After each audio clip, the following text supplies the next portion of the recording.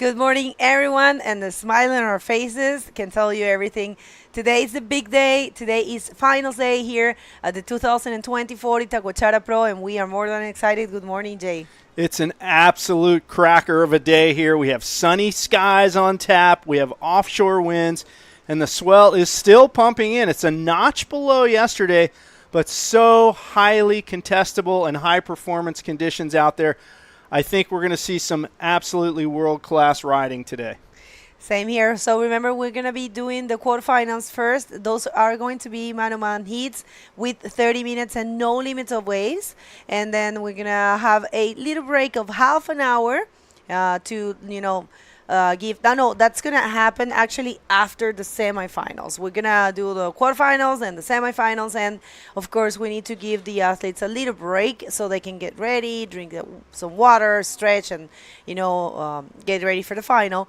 And we're going to be doing a bunch of interviews and a lot of things here. So you can't leave the streaming because we're gonna have some action and some cool things happening out there. Yeah, you don't want to miss a single minute of this day. It's going to be incredible. Quarterfinals, semifinals, and finals. And the wind forecast is light winds all morning. So we are anticipating really good conditions throughout the duration of this morning's heats. And we're going to crown a new champion at this event. It's going to be, a race for points, a race for money, but a new 2024 Itacoatiara Pro champion is going to be crowned today. That's right. Well, we have the highlights from yesterday, so we're going to take them out before the first heat of the day starts. So let's go for the highlights.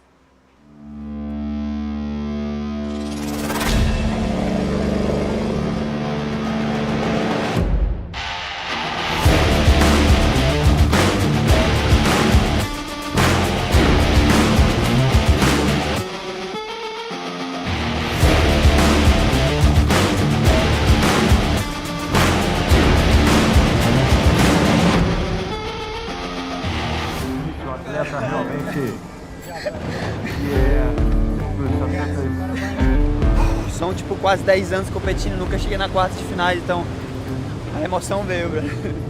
Muito feliz, mano.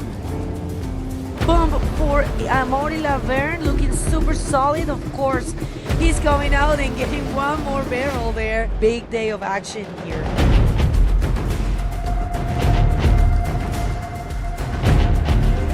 Definitely a high performance event. Love Itacoatiara.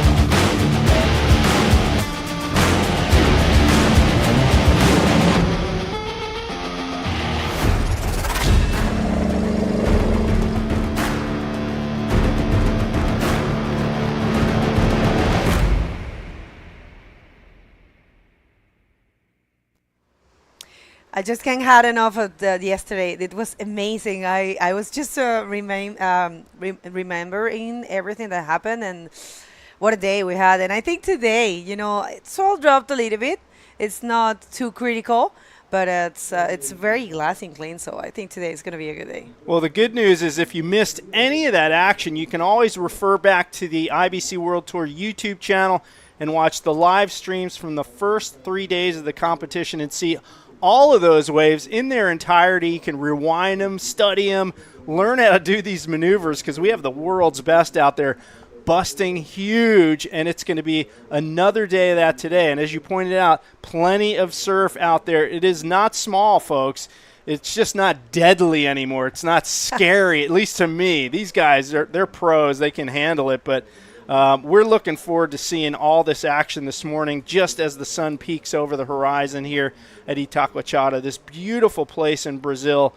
It's sort of like it's like Hawaii. It reminds me of Hawaii. You have the tropical vibe, the warm water, the white sand beach. The chilly mornings. Oh my gosh, yeah, a little cool in the morning, but I'll tell you what, once that sun gets over that hill and warms things up in this little valley here, it's absolute paradise.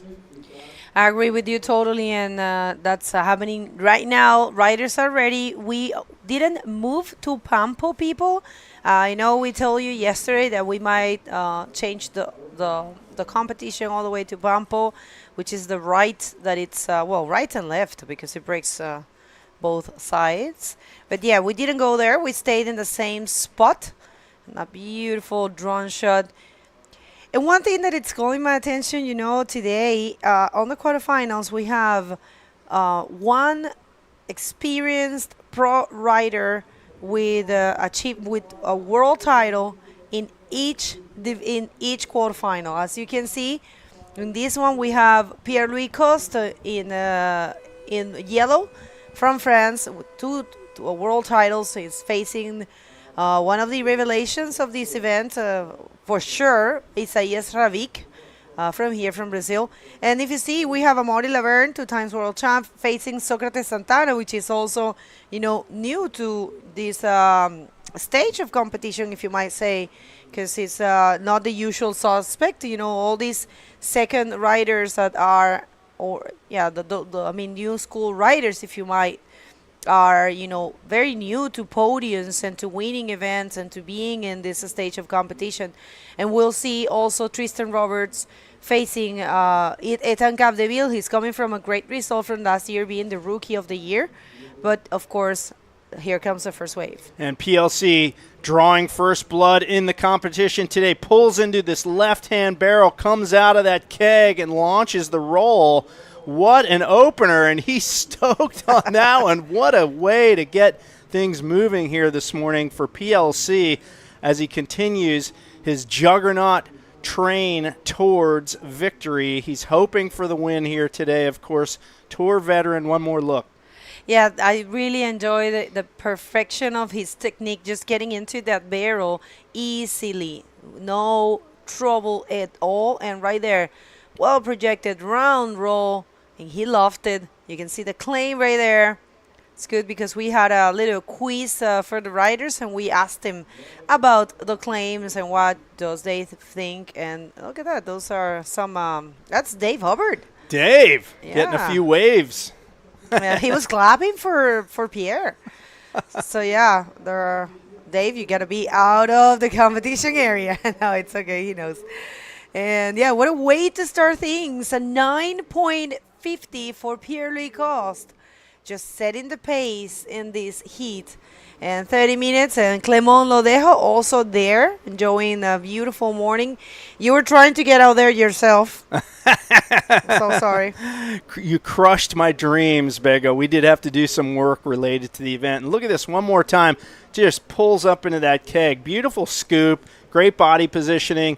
Comes out of that, has that lip section jacking in front of him and times it perfectly, as you would expect from PLC. And he comes down, and you can see right there, yes, I'm stoked. A 9.5.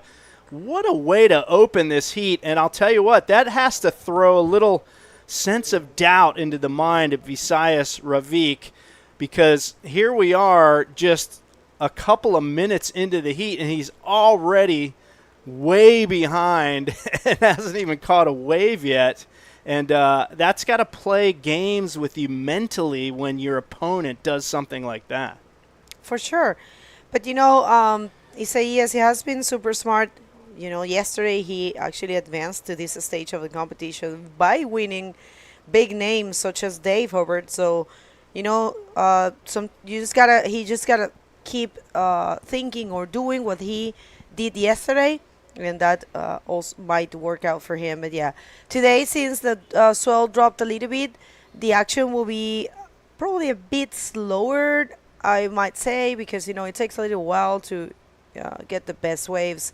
But yeah, that's why the judges and the technical team granted 30 minutes and no wave limits. limit. I'm sorry for these riders. So if you're just getting here today, finals day, and we would like to thank la Prefeitura de Niterói. O futuro é agora. The future is now.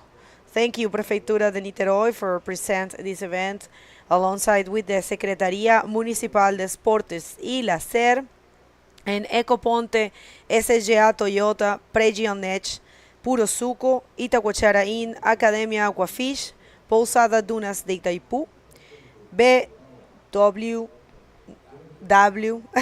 I always get that wrong, BW Servicios, Vitali, Gênesis, Pampo Clube, Casa das Margaridas e Instituto Skate Cuida. Obrigada a todo mundo por fazer esse evento aqui possível.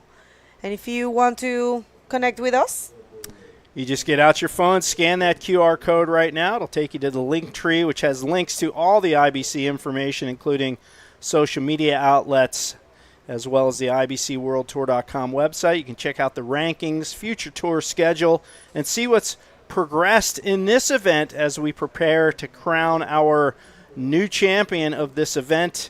It's going to be chock full of information, everything you need. And we get down now under 25 minutes in this heat. And you mentioned the director wanting to give these guys 30 minutes. Lucas and I were out there watching the surf with the competitors before the event. And, yeah, there's, it looks beautiful out there. There's a lot of sets that come in kind of walled from the easterly direction. The swell has swung a little more east today. But then there's a few that just peak up. So these guys have to be really picky. Always wave selection key, obviously, to getting through a heat. But 30 minutes allows them to really be picky and get those high-performance waves with the tapering shoulders that offer them the opportunity to hit the lip, pull in the barrel, whatever the case may be. So, yeah, good to have a 30-minute heat. It takes a little bit of the edge off that sense of urgency. That's right, yeah. 7 minutes has gone, and Pierre-Louis has been very smart to get that first wave and, feel very comfortable for now, of course.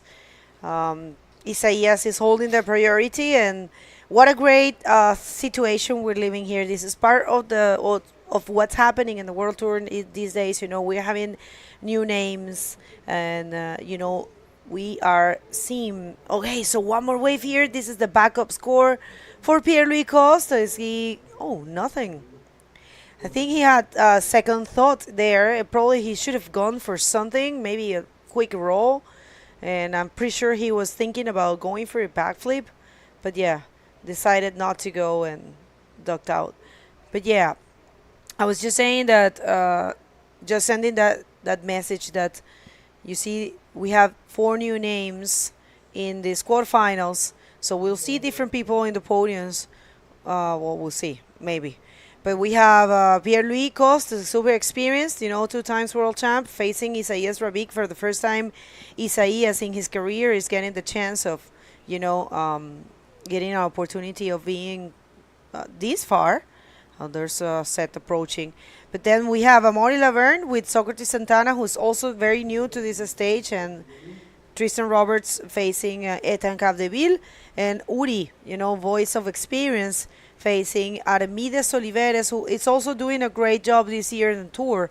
So this year, it's been a year of different names and different nationalities, and it's super refreshing. But of course, also we have big names of the sport with a lot of traditions, such as, these 4 riders are present in the quarterfinals: Tristan, Amori, Uri, and Pia.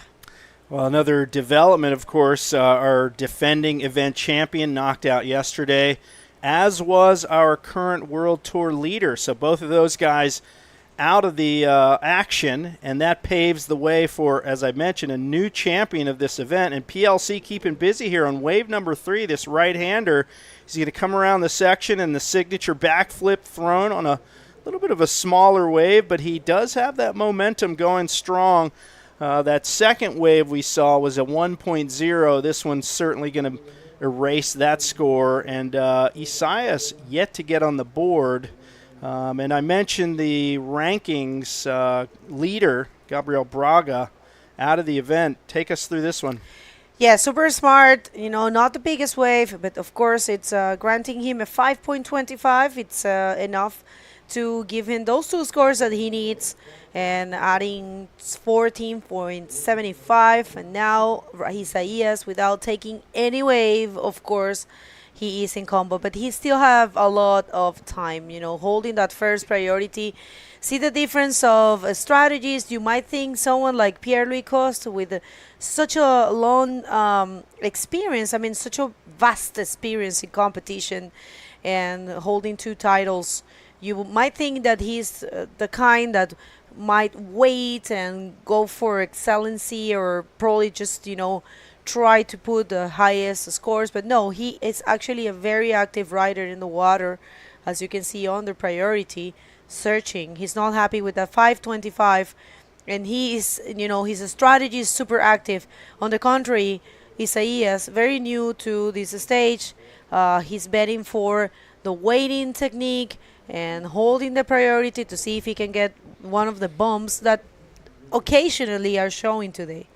Yeah, is this going to be another one of those incredibly one-sided heats? We did see several of those over the last couple of days of competition, where one rider just for whatever reason was completely out of rhythm. We saw one rider just got one wave in the heat. Some riders just couldn't get out of the very low scoring range. So it's it's a frustrating thing when you're a competitor, and there are good waves out there, but you just aren't in the right spot. You're just not there. So if I'm Isaias Ravik, I'm looking over at PLC, who has 3 waves, and I'm going, maybe I should go sit over there next to him. He seems to know something I don't. And, with the priority system, he has first priority. You can see he's pretty far away, probably 30 meters away from PLC, who seems to be, heading towards the east over here, more towards Costal. And you can see like that peak on the outside right now. Pierre just spotted that. It's a left-hander coming in, and Isaias he's just like in no man's land here, waiting for something to happen. Let's see if he can pick off a wave in this set. Então, bom dia a todo mundo que está assistindo, que são brasileiro, português. A gente tem o Isaias aqui, que é muito legal de ter, né? Que ele está fazendo o melhor momento de sua carreira. Take us through this one. All right, PLC putting the pedal to the metal, ramps it up into the lip. Beautiful invert from PLC, and he continues his march towards a heat win here at the 18-minute and 10-second mark. And PLC with yet another good one. He's trying to get rid of a 5.25. Isaias has a look on that left, but that thing just runs away from him. And Isaias still just not able to find that corner that he needs. And PLC is just throwing daggers out there, and Isaias struggling. Yeah, Pierre with this one is going to get a bigger score, and yes, Isaias, he needs to start the engines, and yeah, beautiful inverts for Pierre throughout the whole event, I have to say. So yeah, good way to start things. To continue things, because right now he has a 16 total. Situation is difficult for Isaias. He is. We are still not in the half of the heat, but he needs to get some points done. And I agree with you, but we don't know how is. I haven't really have that feeling of, that's a very personal thing, and nobody really knows what's in other person's head. And you have to, in order to understand, you will have to live his life entirely. So, Isaias yesterday had a very emotional moment, saying that he has been competing for 10 years and he has never smelled the quarterfinals. So, probably he did some meditation, and that looked like a nice one. And maybe this one is the first wave for Isaias. We'll see. We'll see Isaias Ravik, Brazilian, living in Portugal currently, but yeah, not capable of taking off. And maybe the upcoming one. I think this is going to be his first wave. Well, he's trying to scratch his way over to the corner on this one. Let's see if it's going to hold up for him. He pulls up under the hook, but that thing just collapses on that inside sandbar. And Havik, with a frustrating effort there, no doubt he was trying to get to the corner of that wave, and it just didn't work out for him. At least he does get a wave on the board, a 1.5 for that one, and Isaias Havik is now down. We're almost down to the midway point of this heat. One more look. Yeah, you can tell Isaias is starting to feel a little desperate because that wave, I mean, it was clear that it was not going to open.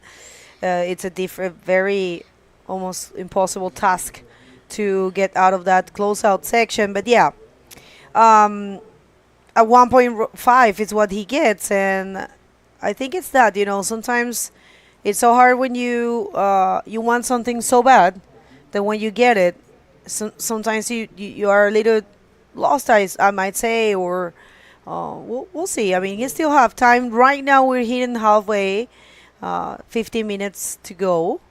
If he finds two very good waves, we have seen many times that happening, So there's a possibility for sure. Well, yeah, I mean, if you're Isaias, you have to now reset yourself mentally. You have to say, okay, I'm going to pretend this is a 15-minute heat. I've done 15-minute heats. I can get two good waves in 15 minutes. That's the only way you can do this and stay in the game mentally. I mean, back in the old days, we'd have 6-man heats, 15 minutes. Oh, I've had 12-minute heats with 6 people in it. So it's doable. It's certainly doable.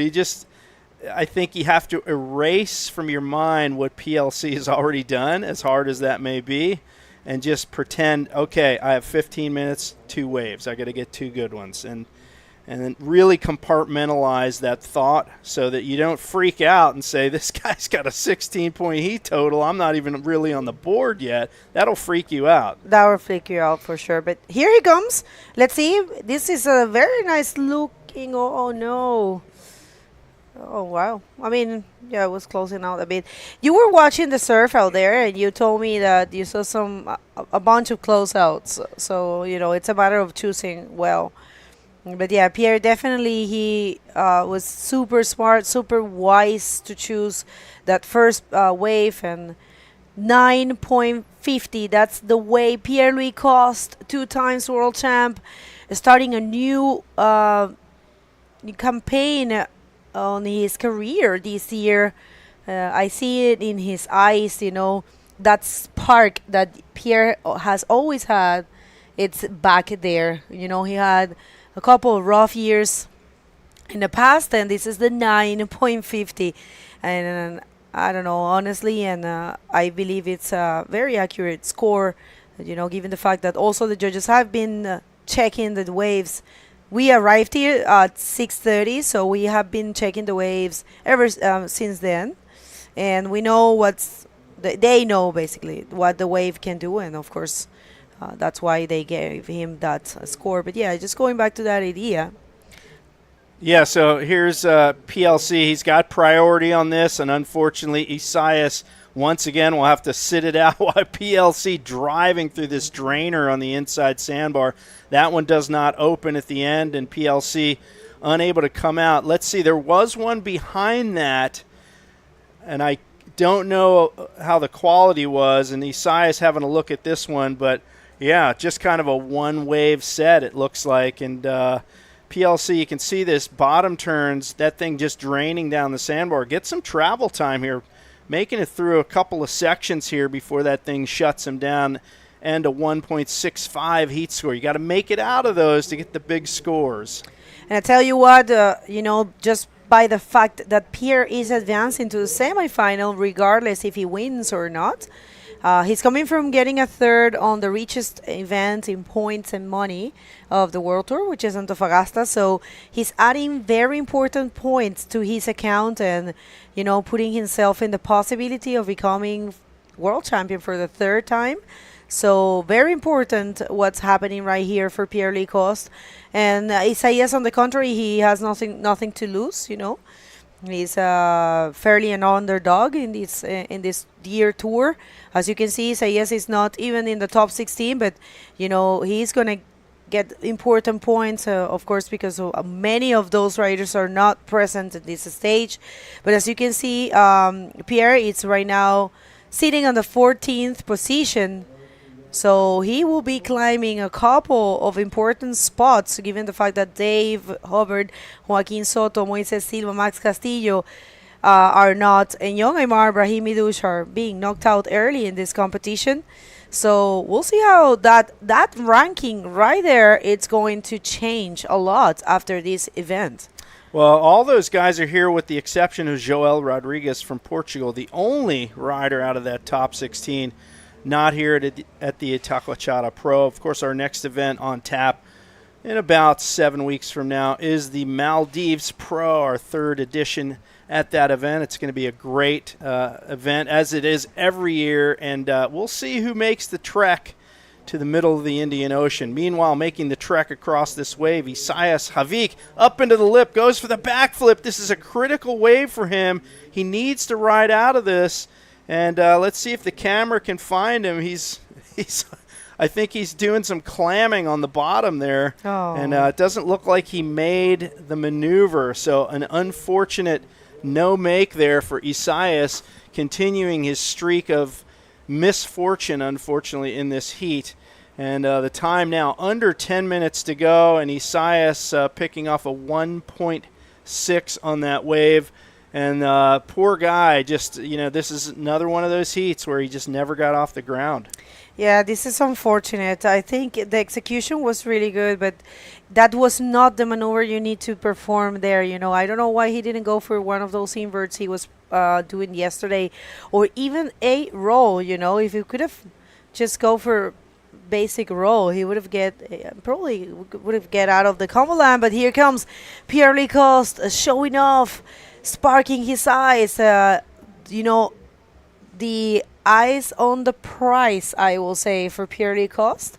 And that invert right there, I don't see more points than what he's holding for that maneuver, but we'll see what the judges think. I believe that was a smaller wave, and, it wasn't a crazy maneuver. I mean, it was beautiful, of course, but comparing to what he already has. Yeah, I mean, Isaias now finding a little corner over here. Let's see if he's going to go for that. And he's going to have to really gun it and run it here as this thing hits the sandbar straight up into the lip, and he just got hung up there and pile driven into the sand. And Isaias, salt thrown into the wound for this poor guy.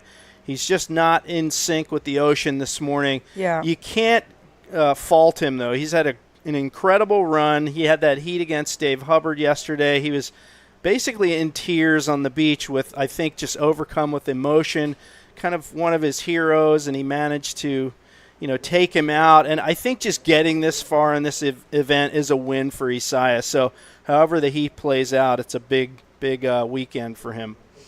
Yeah, this is the 5.5. Nothing there, nothing extra there for Pierre. But yeah, this is unfortunate because this is not the Isaias Rabik that we know, and he knows it. But I just want to say, because he will for sure reviewing this live streaming, Isaias, it's okay. You are already doing great. And, it's part of the road to success. You have to go through many processes in order to, have the mental ability of coping with pressure and knowing what to do in a heat in 30 minutes. And we'll see this one. He might get out of the combo line. It looks like he will, and that's a beautiful backflip. Good job there for Isaias. Is he landing that thing? He is. So good. Saving the honor. Wow, that was heavy. That was a seriously heavy section he nailed right there. And suddenly he's energized. You can see the energy in his paddle. And I'll tell you what, folks, we could have quite an end to this heat. Look at this. Bottom turns a super thick section here. And watch this landing. Boom! And spins it around. And just when you think it's all over, he's consumed in the whitewash. He's kicking. He's fighting. And he gets in front of it. So a great way to turn things around for him. And maybe that's going to be an improvement on, his mental state. An 8.25 for Isaias. And suddenly things are getting a little interesting here. Isaias now needs a 7.76, and he can overtake PLC, who is sitting on the outside with priority. But Isaias is suddenly back in the game. Yeah, he is actually. That's a very good score. It's a completely, look at that, people clapping. Actually, it's Dave. Yeah. I'm loving Dave's attitude. He's such a gentleman, He's cheering for everyone. And I saw him, helping Araya Tabalno there and all the Hawaiian boys. It's pretty cool to see, It's important to try to plant the seed, leave something and pass the stoke, I will say. Pass the torch. Yeah, pass the torch. But yeah, all right. So now Pierre is like, he got an 8.25. One more look here. I very enjoyed this. We really wanted to see Isaias posting a score that was super well executed. A little bit of a accidental continuing on the whitewash, I will say. That was a bit difficult, but he managed to get out of there, and of course very good score, and he's happy with it. 5 minutes, Jay. Could be an heroic, we could be in front of a very heroic thing, I'll like to say, if he managed to get the 7.76 and advance first. Well, there's an old saying in American sports, it ain't over till the fat lady sings. All right. And that's an opera reference, which I could get into the explanation, but essentially it means don't count anybody out until the horn blasts. And Isaias suddenly turning things around a little bit. Although PLC does have priority, there is still over 4 minutes to go in this heat, so it is not out of the realm of possibility for Isaias to turn things around. He needs that 7.76. Obviously, he's capable of that, getting an 8.25 on his last wave. And suddenly, PLC is probably not quite as relaxed as he was 3 or 4 minutes ago before Isaias picked off that wave. I mean, we saw a very active Pierre, so definitely he has been chasing since the very beginning. And I don't see Pierre blocking, using his priority, but you know what? Probably Pierre should have kept that one because that was a small wave, and I don't think Isaias could have done something that grants him the 7.76.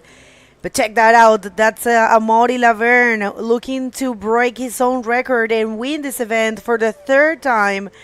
He's the only one that has 2 wins here. So Isaias scooping into that very impossible barrel, I might say. I don't think he's getting out of there.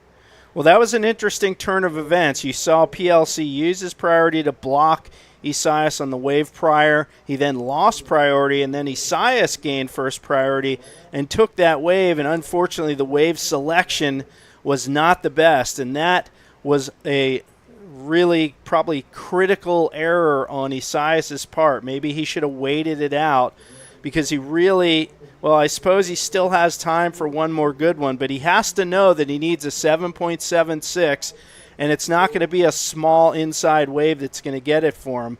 He needs to wait for the bomb. 2.5 minutes is time enough for that, but now he's in second priority, and PLC, it's his heat to lose here or win, in if you want to go down that road, and he can use his priority to keep Isaias off a good wave at this point. So we will see. Some of these waves are coming in 3 and 4 wave sets.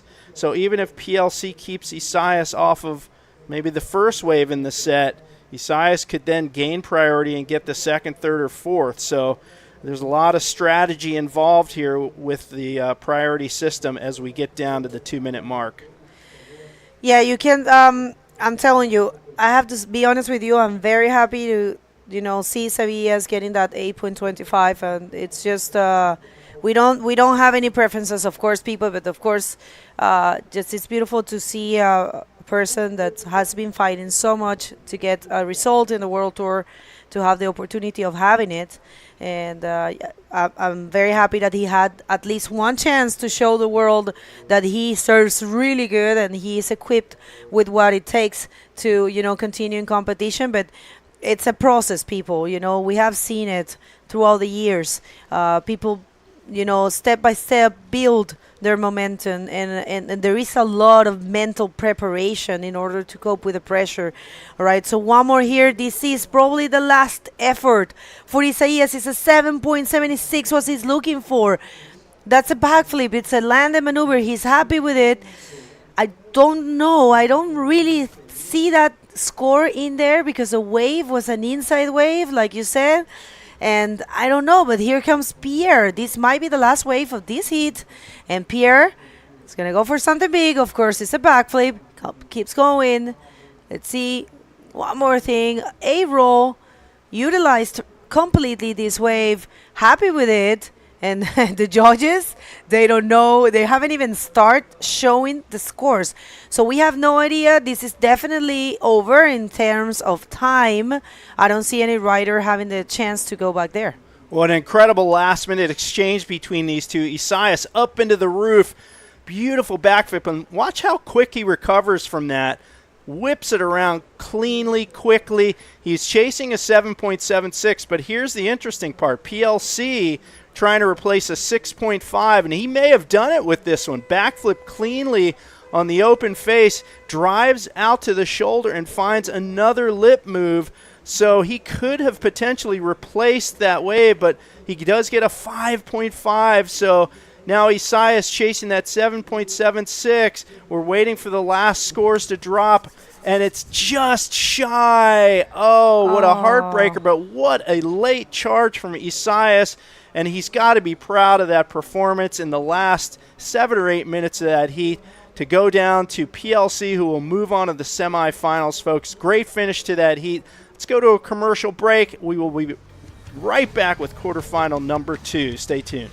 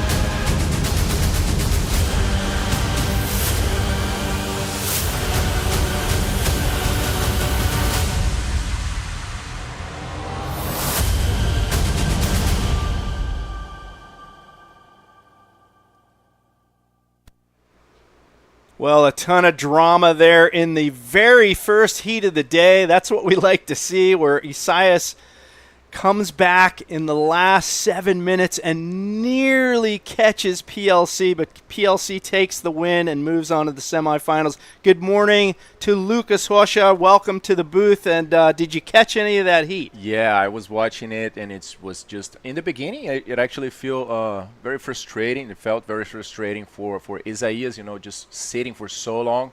But he just managed to bring that emotion in the very last minutes of the heat. But here we have quarterfinals number 2, guys. We're going to have Amori Laverne facing Socrates Santana. Amori in red jersey and Socrates wearing the yellow one.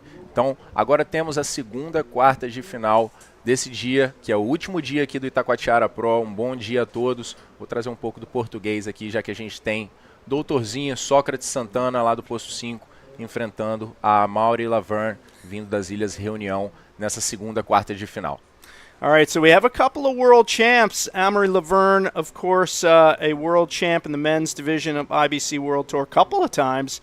Socrates Santana, a junior world champ from back a couple of years ago, and he grew up on Copacabana Beach, Posto Cinco, his local spot, under the tutelage of six-time world champ Guilherme Tamaga initially, and of course he's come into his own as a world-class competitor out here in this heat.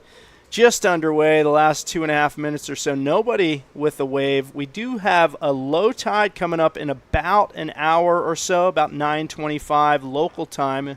It's currently about 8:32 in the morning here on the east coast of South America in Itacoatiara in Brazil. That's it. Some not as much water right now in the morning for these waves to become as shallow as you guys have been seeing. I mean, Pierre-Louis just driving through some big barrels. Isaias Havik as well, just finally showing those waves in the last minutes of the heat. As you guys are seeing, we have good conditions. I mean, first wave of the day, a 9.5, that signals a lot of stuff. It signals the show that this is going to be.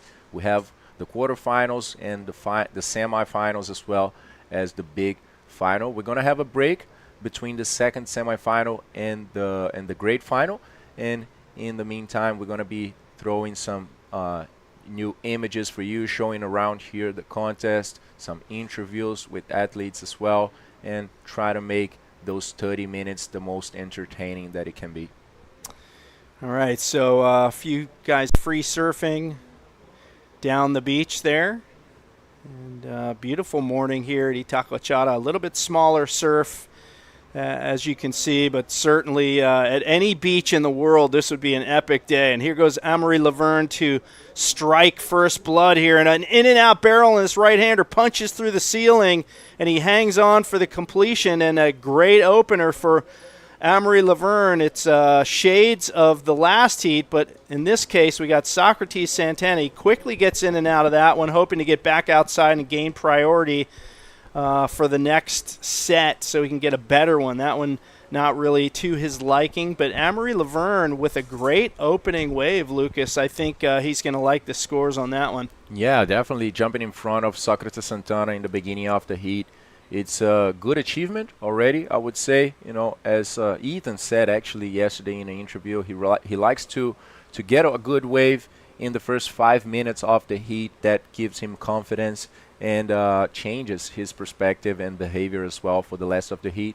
So that's it. I believe that's what's happening with Amori as well, jumping in front. It's a very nice thing, especially when you are dealing with Socrates Santana. Então, Socrates Santana acabou saindo por baixo nesse primeiro intercâmbio que nós tivemos no dia aí, nessa bateria, desculpa. A Amori Laverne tá saindo a nota dele aqui, mas vai ser uma nota boa, com aquela direita ali de um tubo, correu bastante, saiu fazendo um rolo. E o Socrates só remou numa esquerda, que realmente não promoveu nada para ele. Foi 1 ponto para Socrates e 7 pontos para Amori Laverne com essa onda aí, onde ele encontrou um tubo e saiu fazendo um rolo também muito bom.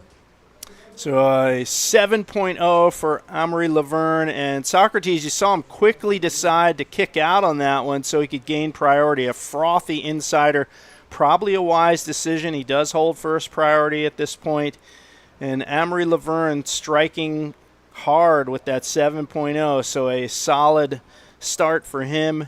And Amori Laverne, long-time tour veteran, of course, from Reunion Island originally, then lived in France for a spell, and then moved on to the Canary Islands, where he's built a pretty nice life, beautiful family there. He's got his family here in Itacoatiara with him, which is great. You know, kind of keeps you grounded and comfortable with your family around you. You're not anxious to get back home to your family because they're here with you.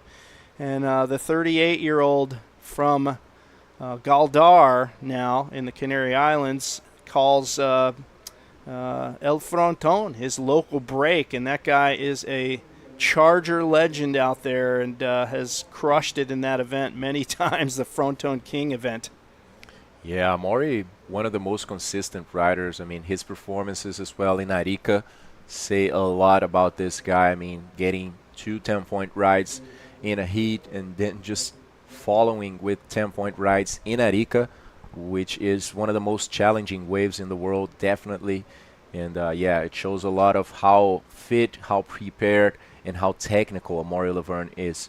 But on the other side, it's very nice to see the contrast between his experience and consistency and Socrates' explosiveness, powerful surfing as well, very sharp guy. And we have been seeing Socrates being explosive like this forever, but what I'm seeing recently is that he is becoming super consistent as well to both sides. Então, vamos ver essa onda do Socrates Santana, joga para dentro do tubo, cai uma espuma ali na frente, que eu não sei se ele vai conseguir passar, e acaba ficando por ali. Socrates Santana nessa segunda esquerda da bateria que ele pegou, segunda onda. So the question is, did Socrates go on that wave to prevent Amori Laverne from catching it? It's entirely possible. He was pretty deep on that wave, but it did in fact keep Amori off that wave, probably trying to prevent Amori from getting yet another high score. So Socrates, the 25-year-old from Rio, pulls into that barrel, and he's just a little too deep. And it could be argued that Amori, who is further out on the shoulder, may have had a chance to make that wave. Hard to say at this point. He gets a 1.5 for that wave, but he does, again, prevent Amori from getting another high-scoring wave. So a little slower pace to this heat. Just 3 waves ridden here as we come down to the 21-minute mark. And it's a waiting game. Amori Laverne just waiting for another high-scoring opportunity. And Socrates Santana playing catch-up, still looking for that one big maneuver, big wave, big barrel, whatever the case may be. In the meantime, while we have a break in the action, our woman on the scene, Begonia Martinez, is with PLC down in front of the scaffolding. Take it away, guys.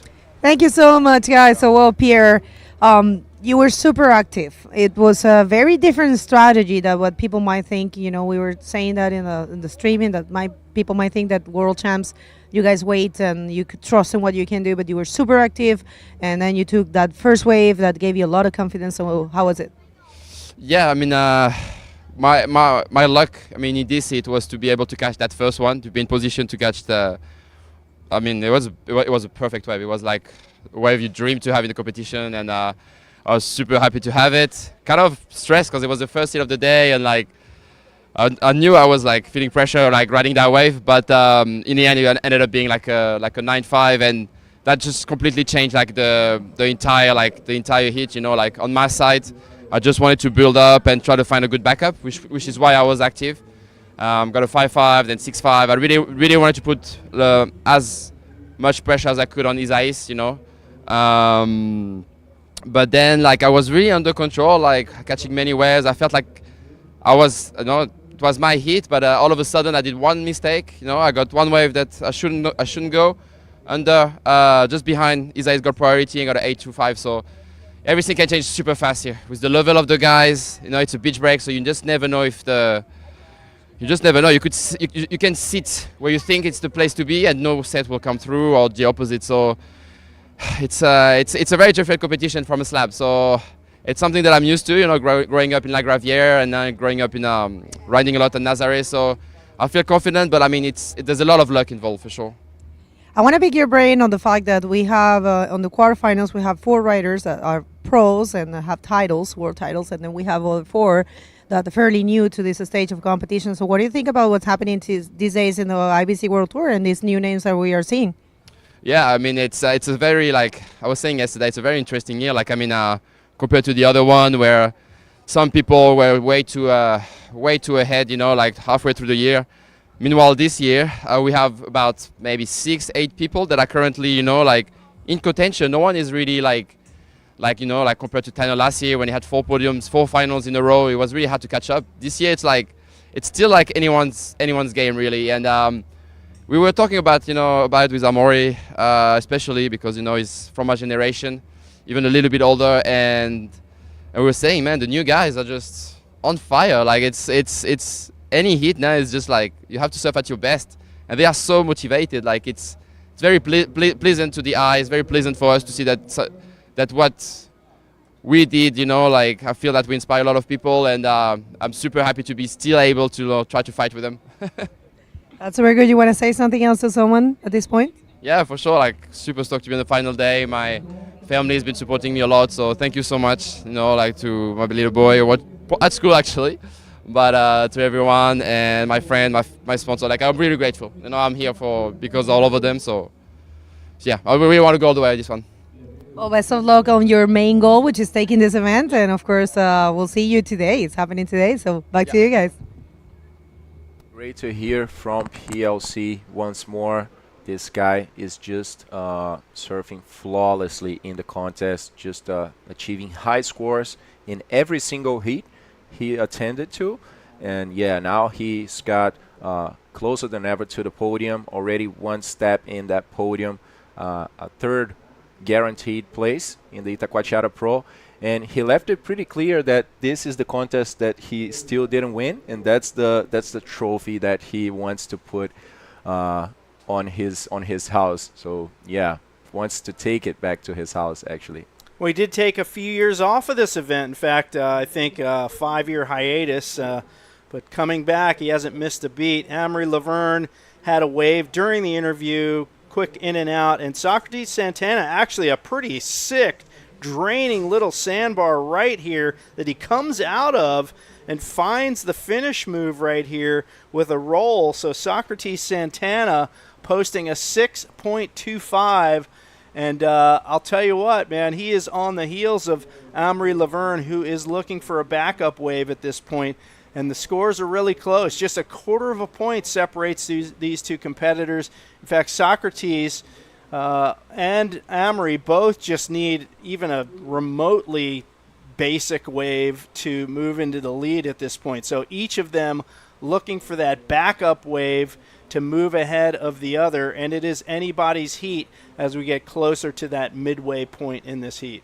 Yeah, different context here, differently from last heat. We have a pretty tight situation between these two, and what a good wave by Socrates we just saw.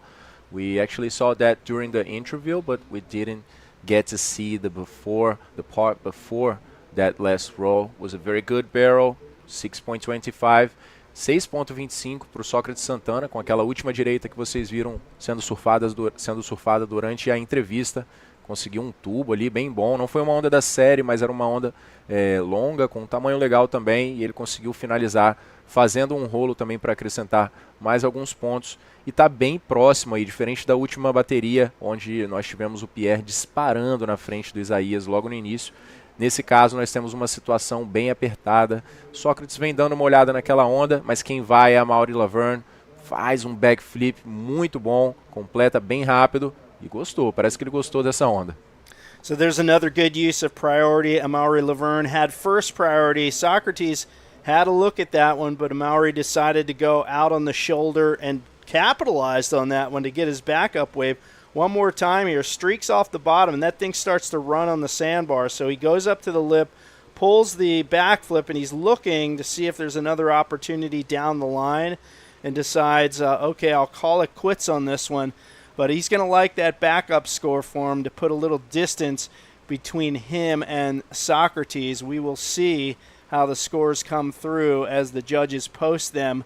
And it's a 6.65, so a good score for Amori Laverne now, putting Socrates in a situation where he needs a 7.4 to overtake Amori Laverne. And suddenly things are getting more difficult for Socrates. He has an uphill battle ahead of him. Então agora Amori Laverne, atleta das Ilhas Reunião, acaba de dar seu segundo passo na frente do Socrates.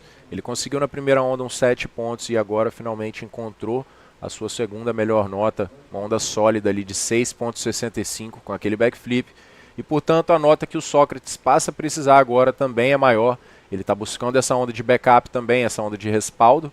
E já que ele tem um 6.25 para superar a Amori Laverne, Socrates vai precisar de 7.4. Então, 13 minutos e 20 segundos restantes nessa bateria e a gente já chega naquele ponto ali onde o nível vai aumentando, as notas começam a sair e a competitividade vai só aumentando, pessoal. Se vocês acabaram de chegar aqui, esse é o último dia de competição aqui no Itacoatiara Pro. Teremos apenas 7 baterias no dia de hoje. Apenas os 8 atletas que restaram de todos os primeiros 3 dias de competição. Tivemos 58 atletas, só os melhores do mundo, em uma das ondas mais pesadas e perigosas também, com as melhores oportunidades para a prática do bodyboard no Brasil. Então, se você está aqui pela região do Rio de Janeiro, não deixa de vir conferir. Está um dia lindo aqui em Itacoatiara, sol, altas ondas e apenas os atletas que surfaram melhor em todos os dias de competição e conseguiram se classificar. Se você está longe, não se preocupa, segue assistindo com a gente aqui e compartilha também essa transmissão para a gente poder alcançar o máximo de pessoas possível. Okay, so the priority situation right now, Socrates Santana gets first pick of the litter, and Amori Laverne trying to sell a wave to him here. And what I mean by that is if you have second priority in a heat like this, you want to pretend that you're going to go on a wave to try to draw first priority into thinking you're going to go. So they'll paddle for the wave to keep you off it, and they'll lose that priority. That's called selling a wave, and you will see that strategy employed occasionally during these, especially during these high-level heats as we get down to the quarters, semis, and finals. And we may see that situation here when we have a super tight heat like this. Of course, Amori Laverne now well into the lead, but again, just needing a backup wave. Socrates just needs that backup wave, and things will change on the turn of a dime. So we'll see if that strategy gets employed as we wind down to the 11-minute mark remaining in this heat. And that would be pretty interesting because we have a very experienced Amori Laverne in competition, and also Socrates knows this very well. You know, I saw Socrates doing this a couple of times in Antofagasta as well. So it's basically a bluff, right, for the other athlete to try and fall into that pedaling. But yeah, these two guys are, as we say here in Brazil, vaccinated to that. So let's see. That would be interesting to see as well. But yeah, surely these two riders will use that priority, especially when he gets to those last minutes of the heat, I would say, Jay. No doubt. Here we go. Socrates Santana going for his backup wave here. He needs a solid score. Beautiful invert. Not sure if he's going to pull off that 7.4 that he needs to move into the lead, but it should be for sure good enough, obviously, to erase his second highest score, which is only a 1.5. May get him a little closer to Amori Laverne, and let's see how the scores come through. One more look at this. Getting some speed and hitting an invert, even though the wave became pretty wide, Socrates managed to get a good projection there, managed to land in front of that white water cleanly. So let's see, probably the wave itself, it's not gonna be the more attractive for the judges, I would say, but the performance by Socrates was pretty good. So 4.75, 4.75 é o que conseguiu Socrates naquela onda. Foi um aéreo bom, porém a onda era um pouco menor, então essa foi a nota que ele mereceu ali. Here goes Amori Laverne, a little section to deal with right there, and that one just comes down right on his head. So he's not going to like that when he's getting basically 1 point for that wave from the judges. And now Santana back in the driver's seat with priority. He's still hunting down a 7.4, so that improved his situation a little bit, but he still needs a solid wave. Ample time remains in this heat, a couple of lines on the outside, as you can see. And Amori Laverne, really a kind of a bad wave selection for him. Sometimes these guys, they see those waves stretching out in front of them, and they think, okay, I can get some speed and at least hit the lip before it closes out. But that one actually just barreled, and he just couldn't get up to the lip in time. So Amori Laverne, not the best wave for him, but he does have those two really solid waves under his belt. And this could be one of those heats that comes down to the wire, Lucas. Yeah, I believe that too, Jay. Amori has two good waves as well. Second wave for Socrates is not that good, but he needs a 7.40. So, yeah, I would say now we are from the sevens on.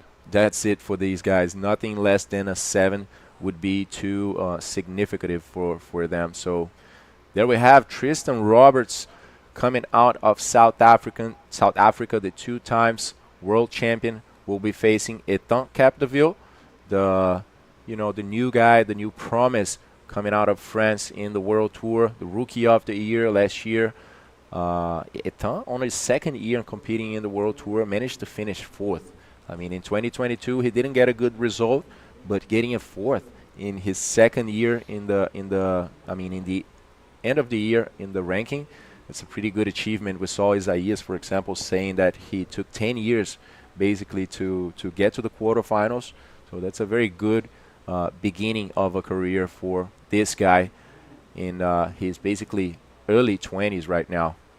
Yeah, he does carry the legacy, of course, of his dad, Nicholas Capdeville, who was one of the top competitors on the World Tour back 20-plus years ago, back when I used to do the World Tour. Nicholas, his dad, one of the top riders from Europe, one of the top riders in the world, and a former ISA world champion as well. So definitely some pedigree coming into play there, and Etan certainly stepping up to the plate there and showing that he has the skills that it takes. And these guys looking a little more desperate here, Lucas. Yeah, or maybe Amori was trying to sell that wave probably to Socrates. I think we might start seeing that. You know, these guys are experts on this. They know the rules very well.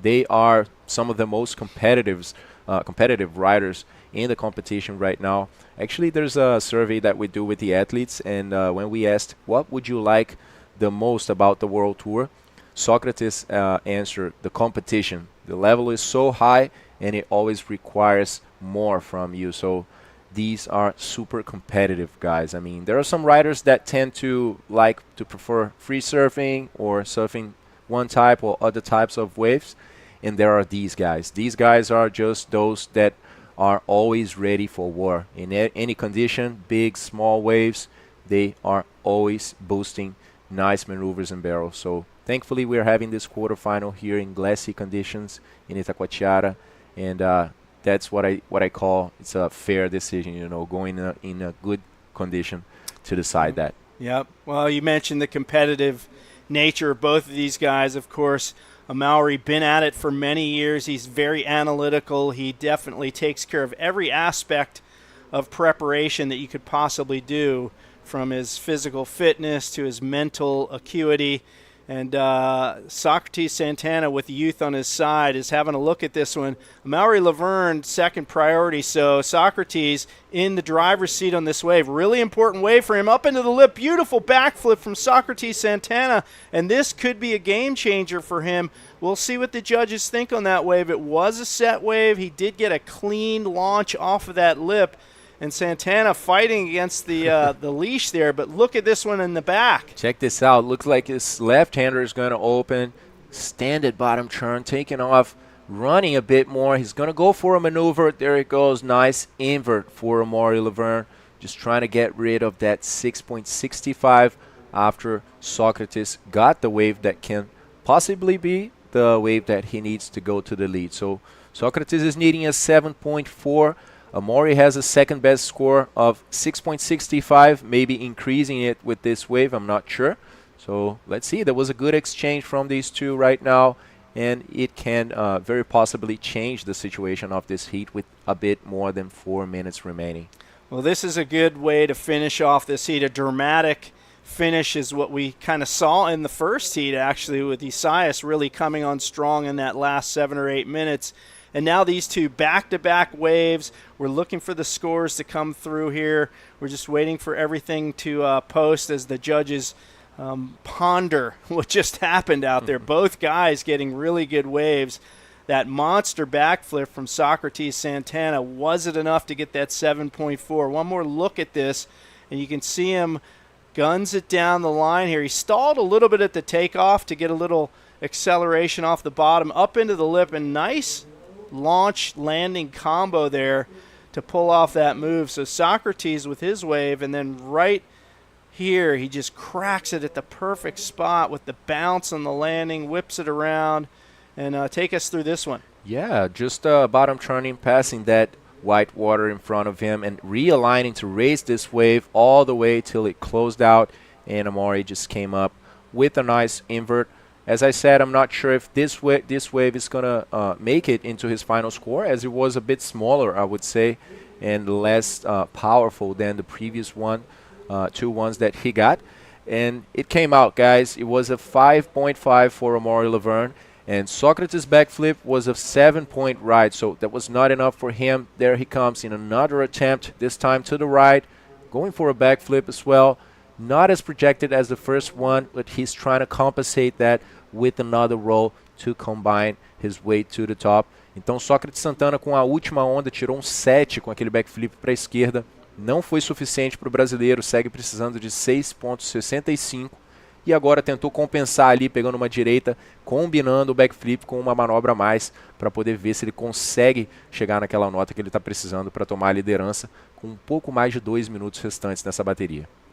So a critical moment here as we see Socrates Santana with that backflip on the right, a smaller inside frothy wave, as you pointed out, Lucas, and that one will not replace one of his existing 2 highest scores. And Amori Laverne now is in control of this heat. He has first priority. There's under 2 minutes to go. He is leading the heat, and there is less than half a point separating these 2 riders. But you can see Amori Laverne. He's heading straight towards Socrates, and he's now going to block him from any good wave that comes in. He has to hope, of course, that there isn't a 2-wave set, because at this point, if he just paddles for a wave and gets under the momentum of the wave, he will lose that priority. So a critical moment here. We will see if a set comes at the end. This could be the deciding factor here, as we see a little bit of a rip running right out through the lineup here.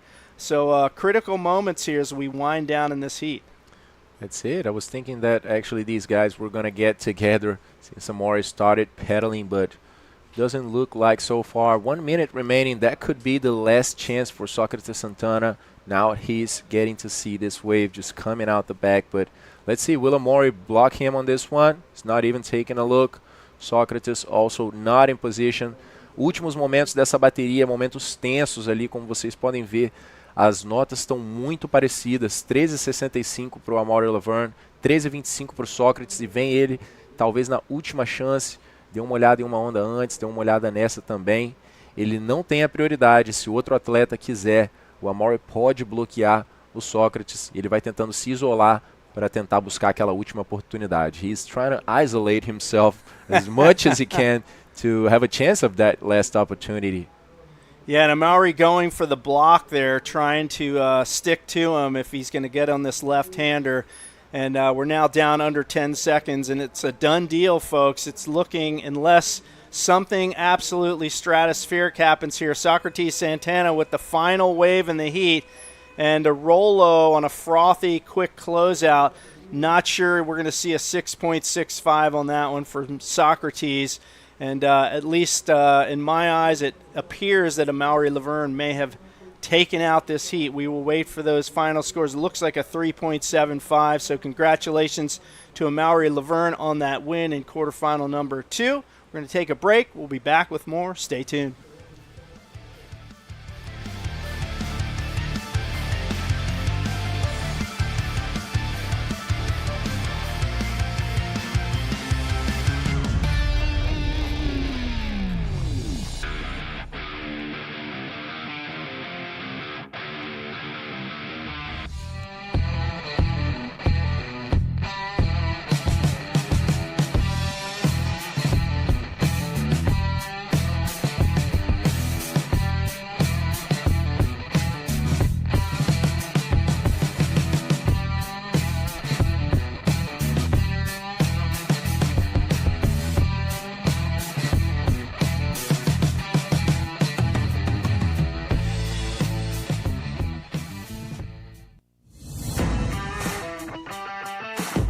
Fala, galera!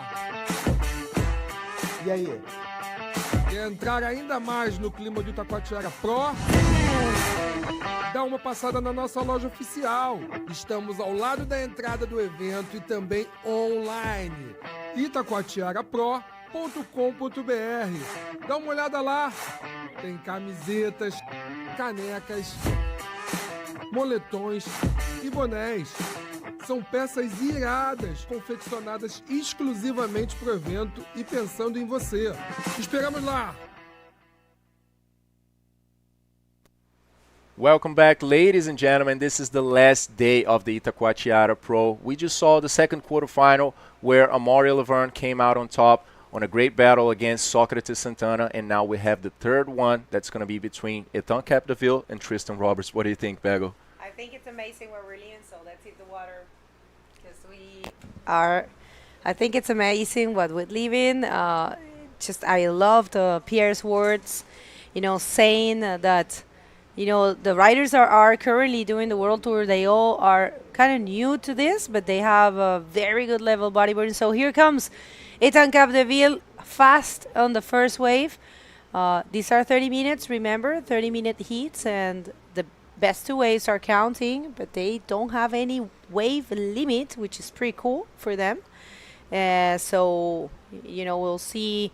Probably, it will be interesting to compare the different strategies from these pro riders, such as Tristan, Amori, Pierre, and coming up in the next heat, the last quarterfinal will be Uri. So we have these 4 professional and experienced riders facing 4 new names for this stage of competition. Of course, Armide, coming from great results this year. And we have also Etan coming from very good results from last year. So, but they're fairly new to a tour. Yeah, Etan actually managed to get 3/3 in the IBC World Tour already.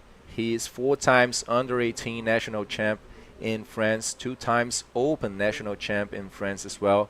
And he won the ETB, the European Tour, back in 2000, when he was 15 years old. Check this out, Tristan Roberts back flipping in that section, just losing the grab of his board, but managing to get it back and realign. He wants to go for a combo, maybe try to squeeze one more roll in that wave, and there he goes.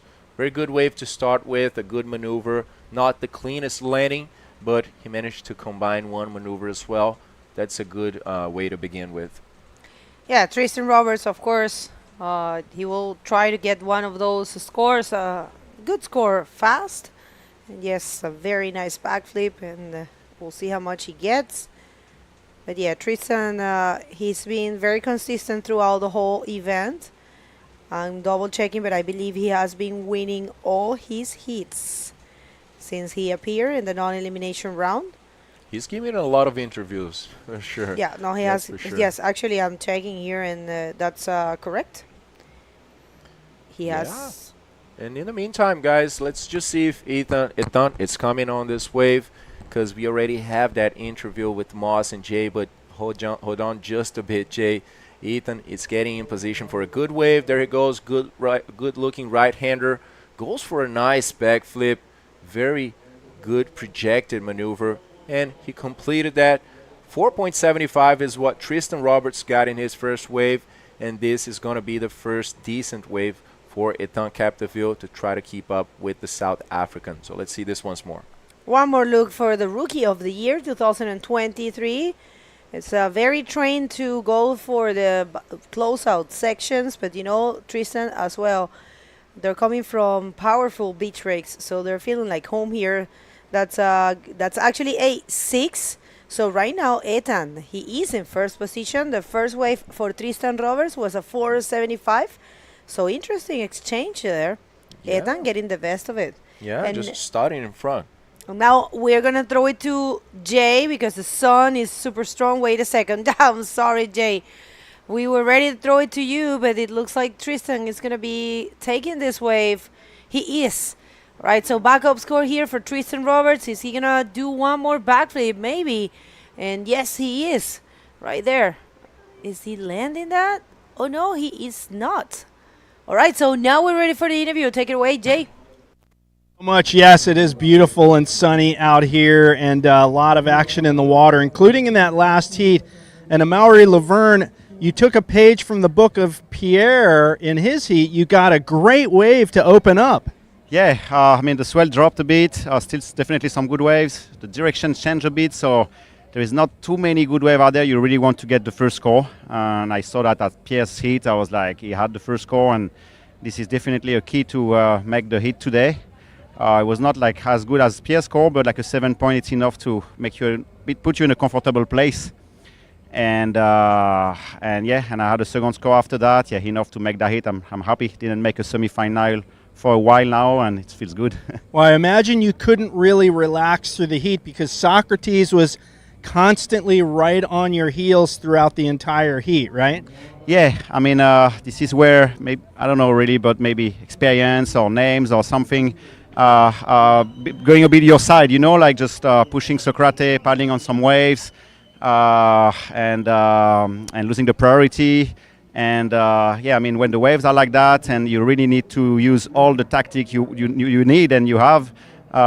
So I've been trying a lot of different strategy, and looks, it's been working.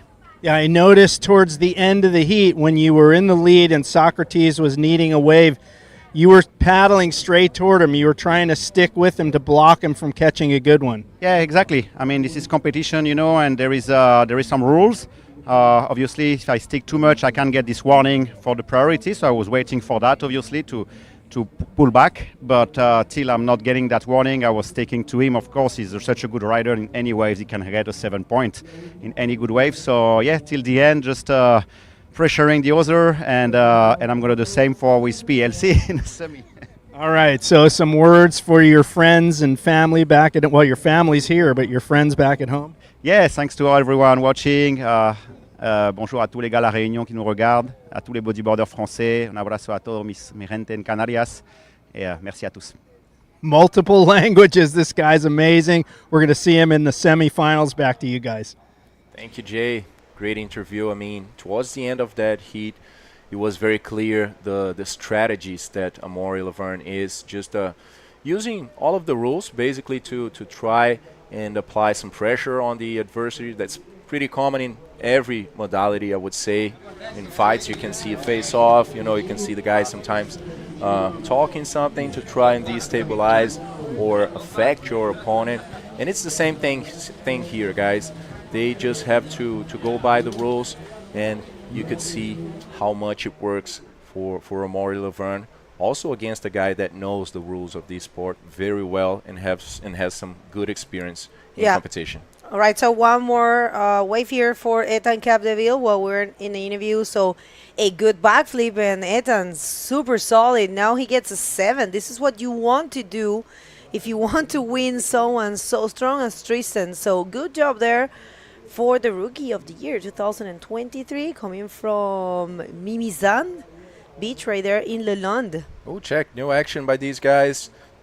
Tristan Roberts just doing one more backflip by what it looks like. Tristan pedaling into a left-hander, but deciding not to go in this wave. He decided to stay out there and maintain that priority. But what we want to see is the wave from this guy, the last wave. We want to see that from the beginning, and there we have it. Just getting a lot of speed, bottom turns, kind of stalling with the leg, and manages to do a very clean completion of this maneuver. Duck diving, just wants to get a backup score, and that's a 6.5 for Tristan Roberts. Yeah, Johnny, as some people call him in South Africa. Johnny. It's been a while since I haven't called him that way. It's a Didn't know that. Yeah, they call him like that, and it's a loving way to call them. So hi to everyone in South Africa. I know Bianca is tuning in, and the Wave Riders are tuning in there, and everyone. Lunina Harman, she has been supporting the event, and Paola Simão, another very good bodyboarder from here. She is from Itacoatiara, so she knows this place perfectly. And we will also like to say hi and thanks to all the French people that has been joining every tour event. We are happy to be, to have the chance to bring you the South American leg. We're finishing the South American leg. We have a pretty cool calendar. We show you, we have a pretty cool calendar this year, and this is the last event of the South American leg, and we're having a very cool break now of a month and a half or so, and then we're going to Maldives Bodyboard Pro, which is actually being modified, guys. That happened after we started this event. It's gonna be from the 1st till the 9th. The Maldives Bodyboard Pro, only one day less. And then, of course, Sintra Pro, that's happening in September. So we have also a break there. And we're waiting for confirmation from Fabio Aquino to see if the wave is going to be happening. That would be pretty cool. Hopefully it's happening. And, of course, sealing the deal, as usual, finishing the World Tour with the Gran Canaria Fronton King. We're going to be crowning men and junior men there, and it's potentially we're going to be crowning the women, depending on what happened with the wave, of course, but we will be crowning the women champ in Sintra. So that's going to be pretty cool to have that choice. That possibility in Sintra again. Happened last year with Sari. Yeah. And how cool is the calendar this year? I mean, we have two novelties, the Wave Pro, which could be the first competition in a wave pool on the Bodyboarding World Tour. We went to Morocco as well, an amazing, very different country than at least me are used to here in South America. Very different culture, food, the people are amazing over there. Such a good reception. The two events in Chile, as it is very traditional, we have to have Chile in the World Tour. Itacoatiara closing as well. We have the Gran Canaria Fronton King, which is one of the best waves for sure. That wave is made for bodyboarding. And thankfully, we just had a few days ago the Maldives event being confirmed. So that's it, guys.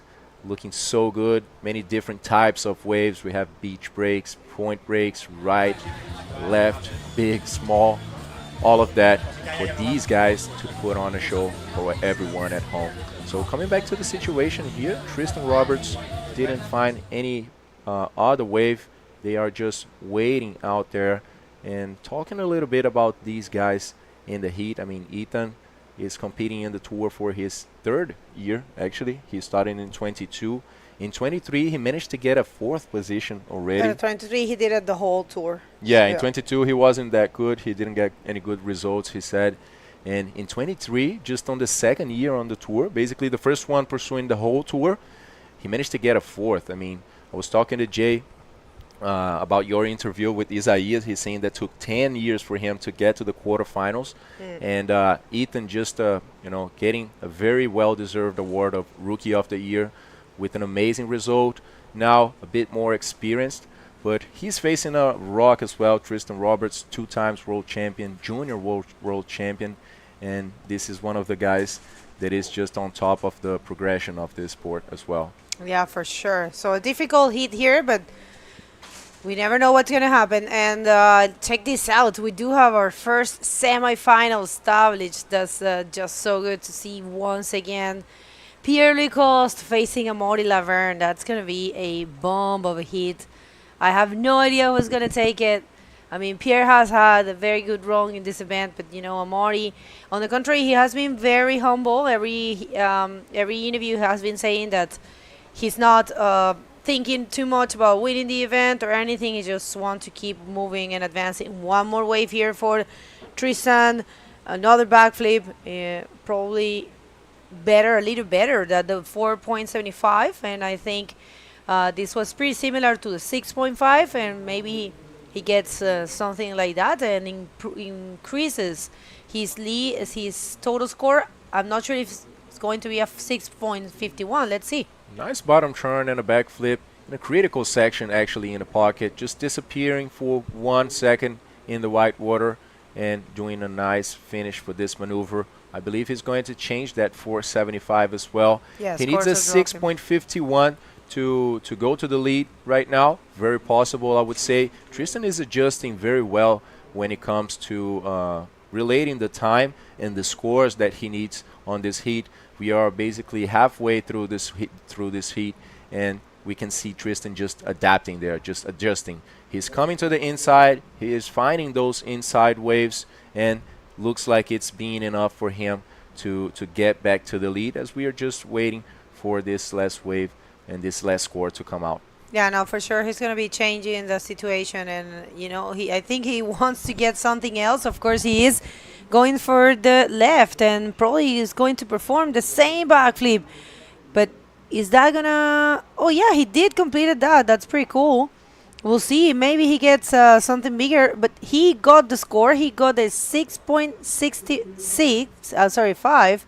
So now he is first.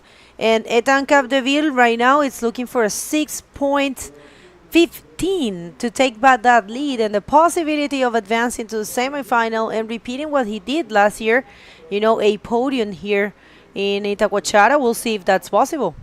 There he goes, Mrs. Tristan Roberts doing another backflip as usual here. This is a scene that you guys have seen quite a while in this contest. And check this out, just going a bit under the lip and managing to get enough rejection to land in front of all of that white water. Very consistent rider, and there he is. 4.25, that's what he got with that last wave. It didn't make it into his final score, but Tristan, with these last 2 waves, managed to change the situation and get back to first. It's not a big score that Etan is needing as well, so I believe this is going to be those heats, one of those heats where we see very tight situation and constant changes of position as well. Yeah, same here. I believe so too, because both riders are capable of posting those scores. I mean, both of them have very good scores, and if you see, Etan has the single wave, the highest single wave, so he has a lot of possibilities. We'll see. There's something approaching there. Etan Capdeville, son of Nicolas Capdeville, an amazing surprise. Amazing rider from France, as well as the rest of the French boogie crew. Loving having them. And here comes, not really. Tristan is taking those lefts and enjoying them, I think. Nothing there for Tristan. Yeah, Tristan not finding really nothing, but we can see that he is taking a look at many of those inside waves. So let's see when the set comes how it is going to turn out, because it looks like Etan on the other side is waiting for a bigger wave, a solid wave to maybe go for a big score and try to put some distance in between him and Tristan. And Tristan on the other side is working very, very well. The smaller waves, trying to put what he needs in the leaderboard. So let's see which strategy is gonna come out on top from these 2 young guys. I'm loving the water photographer, because I saw the video, guys. If you haven't seen it, the highlights from yesterday, that's pretty good. Probably the best day of competition, but today it's actually amazing me a bit, because I thought it's impressive me, because I thought it was going to be smaller though. I thought, I thought it was going to be less waves, but there's actually very good waves. Bits, what it is slower, right? It takes way more time to find a good wave. But yeah, no, it's been a good day so far. And people, remember, we are doing everything today. We only miss 1 quarterfinal, and then we're going to do the semifinals or semifinals. And we're going to have a 30-minute break for the athletes, but we will continue bringing interviews and content for you to watch. All right, so 1 more wave here. Getting ready. Oh, Etan Capdeville, nice backflip, very well executed. And of course, 1 more maneuver, a roll, and 1 more roll. Well trained, and check that out. French boogie crew clapping. Lola, his girlfriend, of course, supporting him. She loves Brazil. She's having a blast, watching her boy and Ziggy and his girlfriend. Another look at this wave from Etan Capdeville, just admiring that leap, and there he goes. Perfect timed backflip in the pocket, just completing it very cleanly and managing to get back in the face of that wave to go for 1 more beautiful roll and squeezing 1 last roll as well to combine 3 maneuvers. Very clean execution for the French guy. That was worth the wait for sure, because Etan was needing a 6 point something, because I can't see 15 anymore, because he just came out 8-point ride for the French guy. Etan Capdeville managing to change that situation and not just getting the first position, but putting a good gap between him and Tristan, now leaving the South African in need of a 8.35, raising the bar. This is only proving what Pierre was saying, that for them, back in, I'll say 3 or 4 years ago, maybe more because of the pandemic. But I remember when you had pro riders with a long career, and experience. The new riders, when they were facing them, they were almost impossible to win. But here he comes again to the left, showing nothing really. But yeah, but now things have changed so much, and that's the beauty of what's happening in the World Tour these days. Yeah, yes, we have different names, but the good thing is that these names, when they face the pros, they are equally as good. They don't have the same experience in competition and, traveling the world and coping with many things, but they have a lot of confidence, and their surf is really good, their performance is really good. So check this out. I mean, Etan Capdeville, he might be, eliminating one of the favorites, of course. I mean, Tristan will always be one of the favorites because of his career, because of what he has done. It's just the same goes for Uri, the same goes for Amori, for Pierre, These people has been surfing and achieving a number of wins. And there he goes, Armide Oliveres. So, yeah, it's pretty cool to see that. Yeah, I love that. I mean, it's how sports work, right? This is the World Tour. It's all about performance, all about high performance here. So many guys of the new generation just show up kicking the door, to be honest. They're just kicking the door. They're providing that good level of bodyboarding in different types of conditions. And a good background won't sustain you here in the World Tour.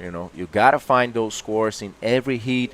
It's always one battle after the other. So check this out. Etan Capdeville going for another good-looking right-hander, just not finding any section in that wave. Did you notice how he points the wave with his mouth? He does something like this. It's pretty cool. I've noticed. He goes, and when he generates the speed, he just raises the mouth like that. Everyone has a different face yeah, when everyone. they're surfing, right? Some people have very weird ones. yeah. Very weird faces. I remember, I don't remember if it was Ayaka. I think it was Ayaka. She told me, you need to have barrel face. You need to train your barrel face. Look at that. Not the face, because we do these expressions, and check this out. This is our shop. If you haven't checked it out, it's Itacoatiara Pro, Itacoatiara, with T, right? Itacoatiara Pro. .com.br, and you can find everything there. There's even a changing room, and some people can buy it, and there's a combi there that has all the goods. So a lot of souvenirs, a lot of cool stuff. Make sure to get your hands on one of those things because they're pretty cool. That's the Itacoatiara shop that we have here present at the event and online as well. So check it out. I love the graphics that they did this year. Beautiful.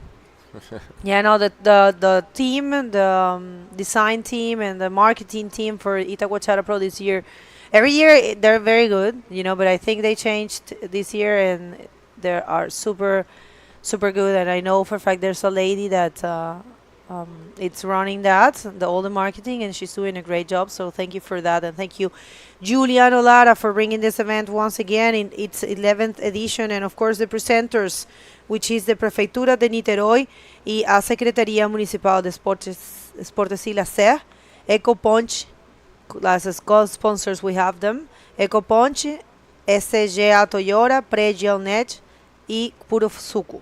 E temos também quem nos suporta para esse evento, né? Itacoatiara In, Academia Aquafish, enquanto vocês veem aí o Guerreiro que está indo para a próxima bateria, Uri Valadão. Tem onda na tela também, Etan Capdeville, going for a left-hander, decides to do a backflip in the closeout. Clean finish for this wave, just not a big trajectory for Etan on that one. All right, here, nothing for Tristan Roberts.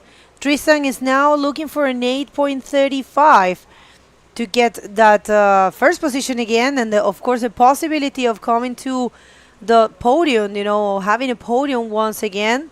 Tristan Roberts, and paddling super fast to try to get that priority, which is so important when you're surfing in a man-to-man heat.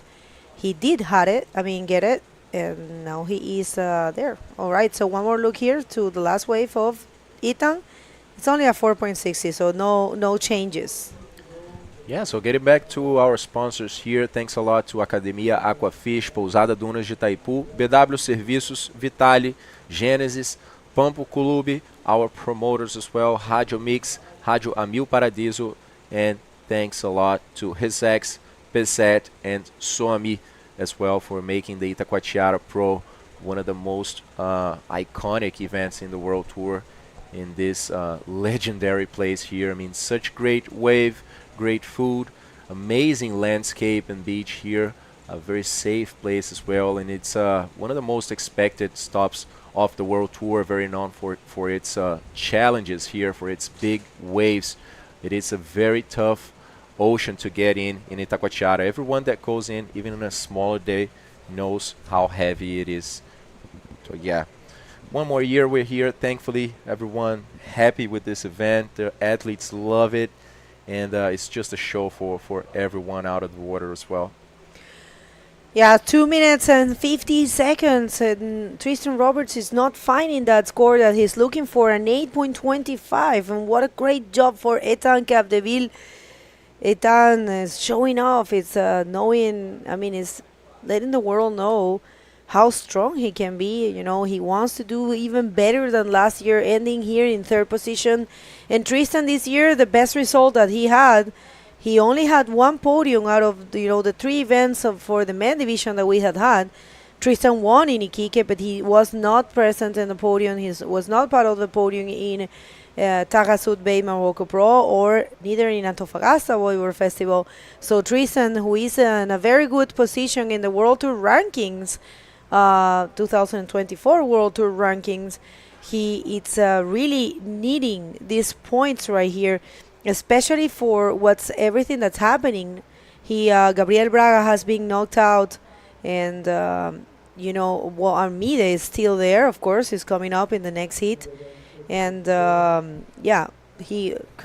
Tristan is sitting in the second position. So if he loses here, is not only losing in this event, he's losing important points, and he's losing a very important spot on his challenge of becoming world champion for the 3rd time. Yeah, that's true. He's the closest guy to Gabriel Braga right now, with a very small difference in the when it comes to the points from these two. So as you said, Gabriel already lost 1 round ago on a big battle as well with Socrates Santana.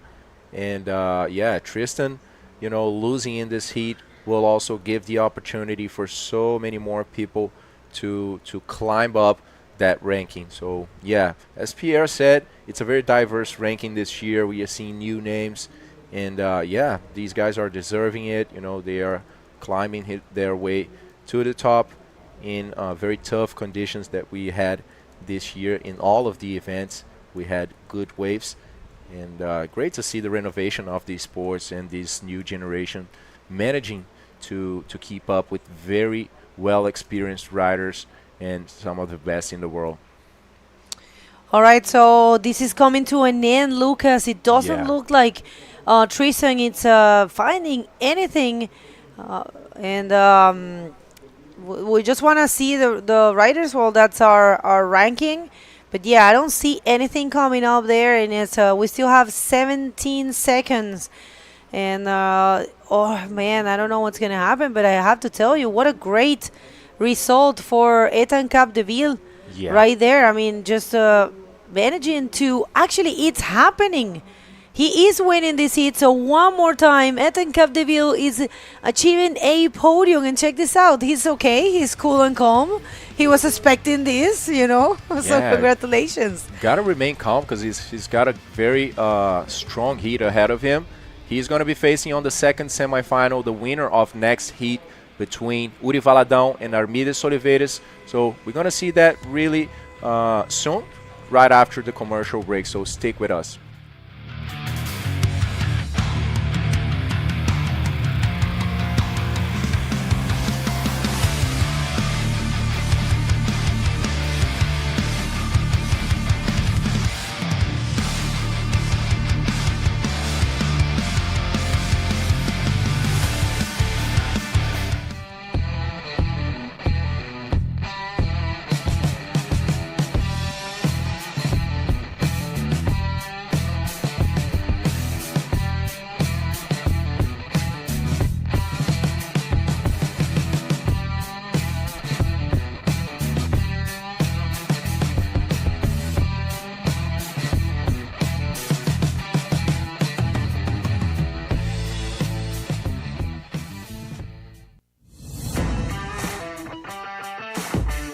Fala, galera! E aí? Quer entrar ainda mais no clima do Itacoatiara Pro? Dá uma passada na nossa loja oficial. Estamos ao lado da entrada do evento e também online. Itacoatiarapro.com.br. Dá uma olhada lá. Tem camisetas, canecas, moletões e bonés. São peças iradas, confeccionadas exclusivamente para o evento e pensando em você. Te esperamos lá! Well, welcome back, everyone, and welcome back, Jay. We are about to start our last quarterfinal for this amazing division and this amazing event, the 2024 Itacoatiara Pro, presented by Prefeitura de Niterói and Secretaría Municipal de Deportes y Lazer. Let's hit the water. We want to see from Urivaladão and Armide Oliveres. So, sorry. Yeah, I was going to say we had a bit of a giant killer in Etan Capdeville in that last heat, taking out Tristan Roberts there. A little bit of a surprise, and that's going to cause a shakeup in the ratings, I think. Yeah, we were saying that with Lucas. I mean, right now there's going to be a lot of changes in the World Tour rankings, and of course depending also of what happened in this heat. But yeah, Armide Oliveres, it's very important for him to advance now. He will be climbing the spots, and probably if he gets to the podium, probably he even get first. And sorry about that. We are fixing a few things here. And sorry, we are on. You know, we're having a problem with the energy here. Remember, this is not a regular building that it's always Right. there. We're at the beach. We're at the beach, and power connections are made only for this moment. Right. So they're not, I these think things happen. Yeah, I think most people would understand that for sure. You're at the beach where there's not normally an internet connection. We're setting everything up on site here. But, all things considered, action's still happening in the water. We're still on the call here, and we're going to tell you what's happening out there as best we can. 26 minutes, 25 seconds remaining in this heat. We do have a wave for Uri Valadao, which we will catch as soon as we get that video back up and running, and a 6.5 for him. So yet again, another heat where the very first wave of the heat sets the pace. And it's always seems like it's the case here, at least this morning, for all of the quarterfinals where these quarterfinalists, one of the two competitors gets the opening ride of the heat and sets that pace. And sometimes it determines how the heat's going to end up. But we've seen some seesaw battles here throughout the morning here as we come down to the 25-minute mark in this heat.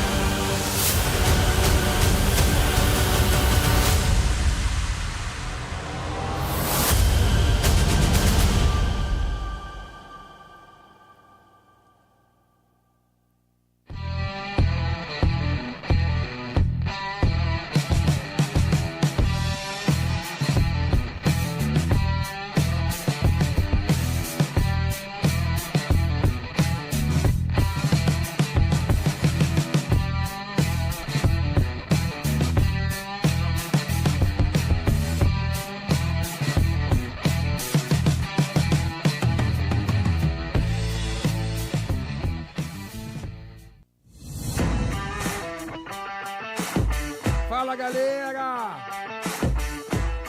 E aí? Quer entrar ainda mais no clima do Itacoatiara Pro?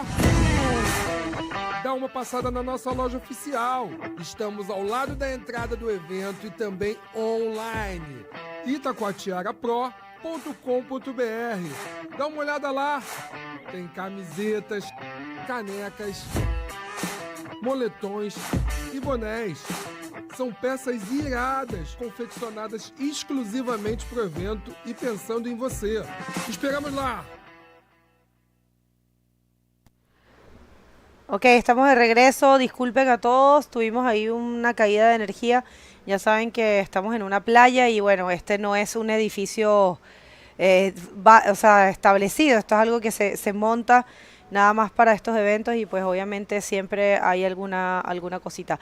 Solamente tuvimos una ola, un 6,5 de Uri Baladao, que lo vamos a mostrar ahora. Esta es la ola de Uri de 6,5. And here he goes, that opening ride for him. Nice backflip for him on a nice peeling right-hander here.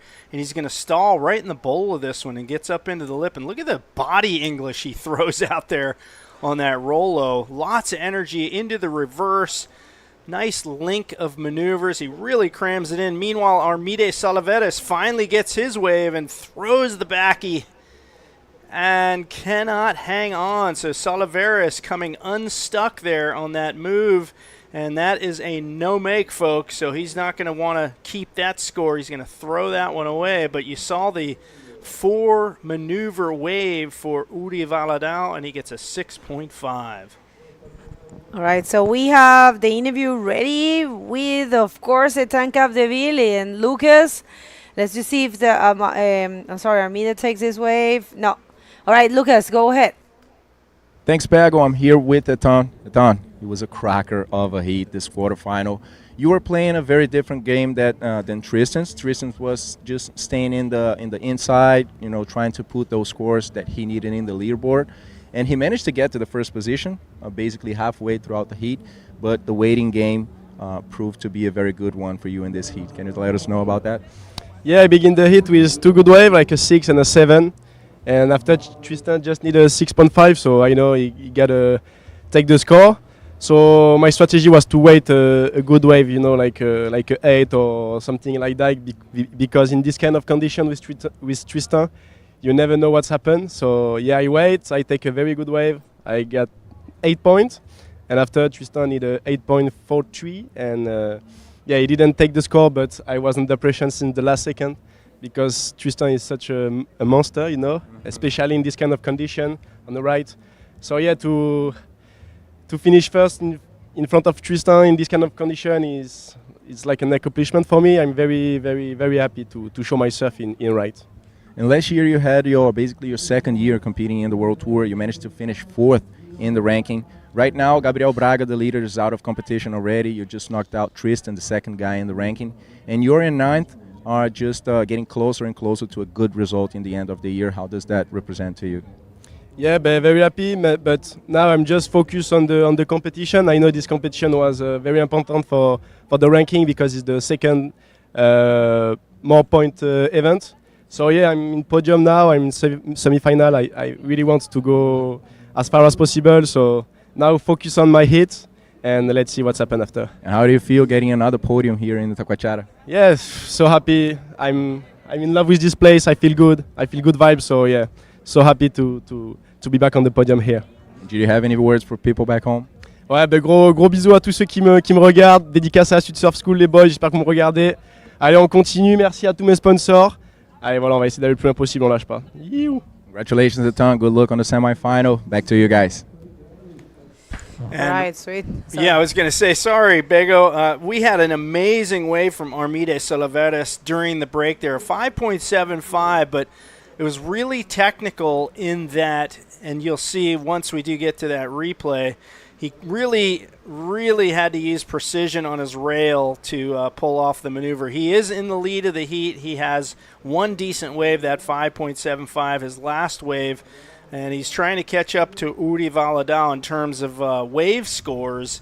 But Uri, with only one wave in his scorecard, He's in the driver's seat at this point. Just gets another good wave, and he's going to move ahead of Armide. But Armide really milked it on that last wave. It was a pretty solid wave. Again, hopefully we can get to that at some point here. But meanwhile, Uri Valadao having a dig on this right-hander. All right, so this is the backup score for Uri. We'll see. He is aiming for a good maneuver. Of course, he is. And yes, I mean, he is looking for nothing as 0.75 to be first, of course. He's going to be first, and I might say pretty comfortably. We'll see how much he gets. What's your take? Well, let's take one more look at this one from Armide. Back flips it, and watch this. He really has to get on that rail hard and just ducks under the roof. He gets the roll, and really it rolled inside the tube and somehow popped out the front. Now, the answer to that was Uri Valadao on his backup wave right here. Nicely positioned, hits the lip, does the ARS, lands with the spin, and quickly in and out of that. So a solid backup wave for Uri Valadao, 2008. That's right, I said 2008 world champion. So it goes to show how long Uri Valadao has been at this game. And he's 39 years old, so certainly the veteran here on the day of competition today. We have a couple other guys in that general age range, of course. Amori Laverne, PLC is getting up there in terms of the upper echelon of age, but these guys are not slowing down at all. They're ripping, and it just goes to show experience counts for a lot. And these guys back it up by staying fit and competitive for many, many years. Armide Salaveras, one of the younger guns, so to speak, on the tour. And Salaveras having a banner year on the tour. He's in third position right now in the rankings. Uri Valadao right behind him in fourth. So placing in this heat, as a matter of fact, can seesaw that back and forth depending on which one of these two advances on. We're going to see some serious ratings changes after this event. Things will be shaken up here as we move into the second half of the tour. Bueno, para quienes recién están llegando, sintonizando, este es el último día de competencia. Armides Oliveres viene en esta ola y él está buscando puntos importantísimos. Hay muchos cambios y miren, precioso invert, a ver si lo logra concretar, si lo logra entrar. Esta va a ser una nota buena, yo creo, para Armide. Él está necesitando de un 6.50 para tomar esa primera posición y la posibilidad de seguir avanzando. Gente, van a haber unos cambios importantísimos en el ranking. And here he goes once again, Armide Salaveras. One more look at that one. Has to quickly get up to the lip as that wave starts to run away from him and gets launched out in front with the backflip, a maneuver Michael Eppelston introduced to competition nearly 30 years ago now, and it has become the staple of winning heats throughout the world of bodyboarding, along with solid inverts, air reverses. We saw all of that yesterday. We're seeing some of it today. And these guys, they know how to do it on a 1-foot wave or a 10-foot wave. Ok, última ola, Armide es a 5.80. No cambia la situación, todavía sigue necesitando de un 6.46 y aquí viene Uri. So Uri takes off in this nice bowly right-hander. He's really milking these rights pretty well. That one crumbles a bit on his head, but he still manages to pull off the ARS, and congratulations to Uri for coming through a difficult lip section and still pulling it off. And this right-hander really seems to be the wave this morning. We saw a lot of lefts in the first couple heats, and here we are in heat number 4 with the rights. Una más para Armide, entra en ese tubo, sale tranquilito, va por un buen rolo redondo. A ver si con esta ola Armide logra conseguir el 6.46. Viene otra nota para Uri, pero no va a ser una nota alta. La RS de Uri está viniendo por ahí, por los 5, por los 4.5. Es un 4.75 la última de Uri y estamos esperando por esa última Armide que probablemente le dé la nota que está buscando para poder avanzar. Esta es la repetición de la última de Uri. Esto es un 4.75. Los jueces me parece que están tomando en consideración el tamaño de la ola. Look at this glassy wave. It slows down and starts bowling and just stays open. And look, our photographer right in the spot. Can't wait to see the highlights on Instagram for that one. And launches into a sky-high Rolo. So a fantastic combination of maneuvers there for Armide Salaveras. And we're going to see some of the highest scores of the heat here from Salaveras for sure as the scores start to pop on the board. And Salaveras is going to see this one launching him into first position with an 8.25. So congratulations on that wave to Salaveras. Uri Valadao now in a situation where he's chasing down a 7.56. So this a seesaw battle back and forth between Salaveras and Valadao. And both of these guys have been in this situation before. Unquestionably, and now it's going to really come down to these last few moments of this heat as to which guy's going to get the good wave and move into that first position at the end. Very good job there for Armide then, getting that 8.25 and now leaving Uri with the need of a 7.56. We'll see how that unfolds for him.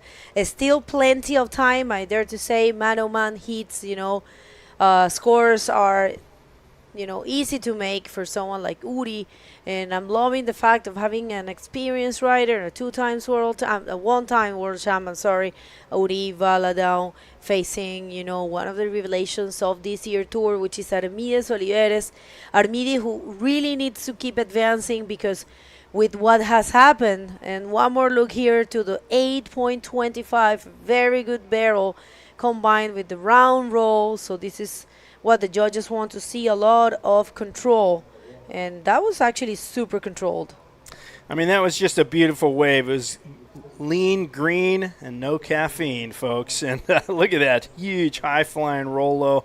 Not many of these waves stay nice and green and open like that, but that one bowled against the grain, so to speak. More easterly swell today coming in at a bit of an angle, and that one was bowling sort of against the grain, as we say, which slowed the wave down, made it bowl up.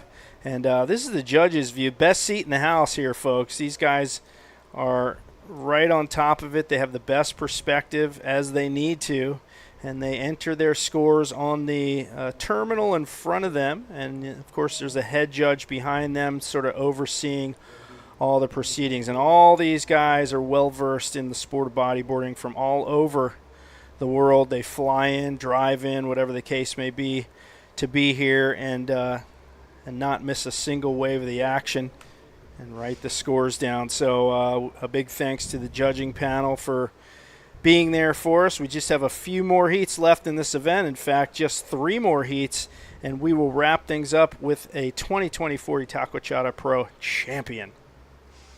That's right. What a great event we had. What a great way to finish the South American leg. And thank you, everyone. We started the year with the Arcelor Mittal Wahine Bodyboard Pro right there in Espiritu Santo, an only woman event. And then we have the 2 middle events in Chile, which was Iquique Bodyboard Pro and then the Antofagasta Bodyboard Festival. And then we came back here for the Itacoatiara Pro for its 11th edition. So that was our South American leg. And we're going to have a quick break, and then we're going to be jumping to Maldives, and we are going to be there. We're super excited to come back to Maldives for the 3rd time. The thing I like most about Maldives is, the spot has a ton of variety. You got rights, lefts, bowls, airs, ramps.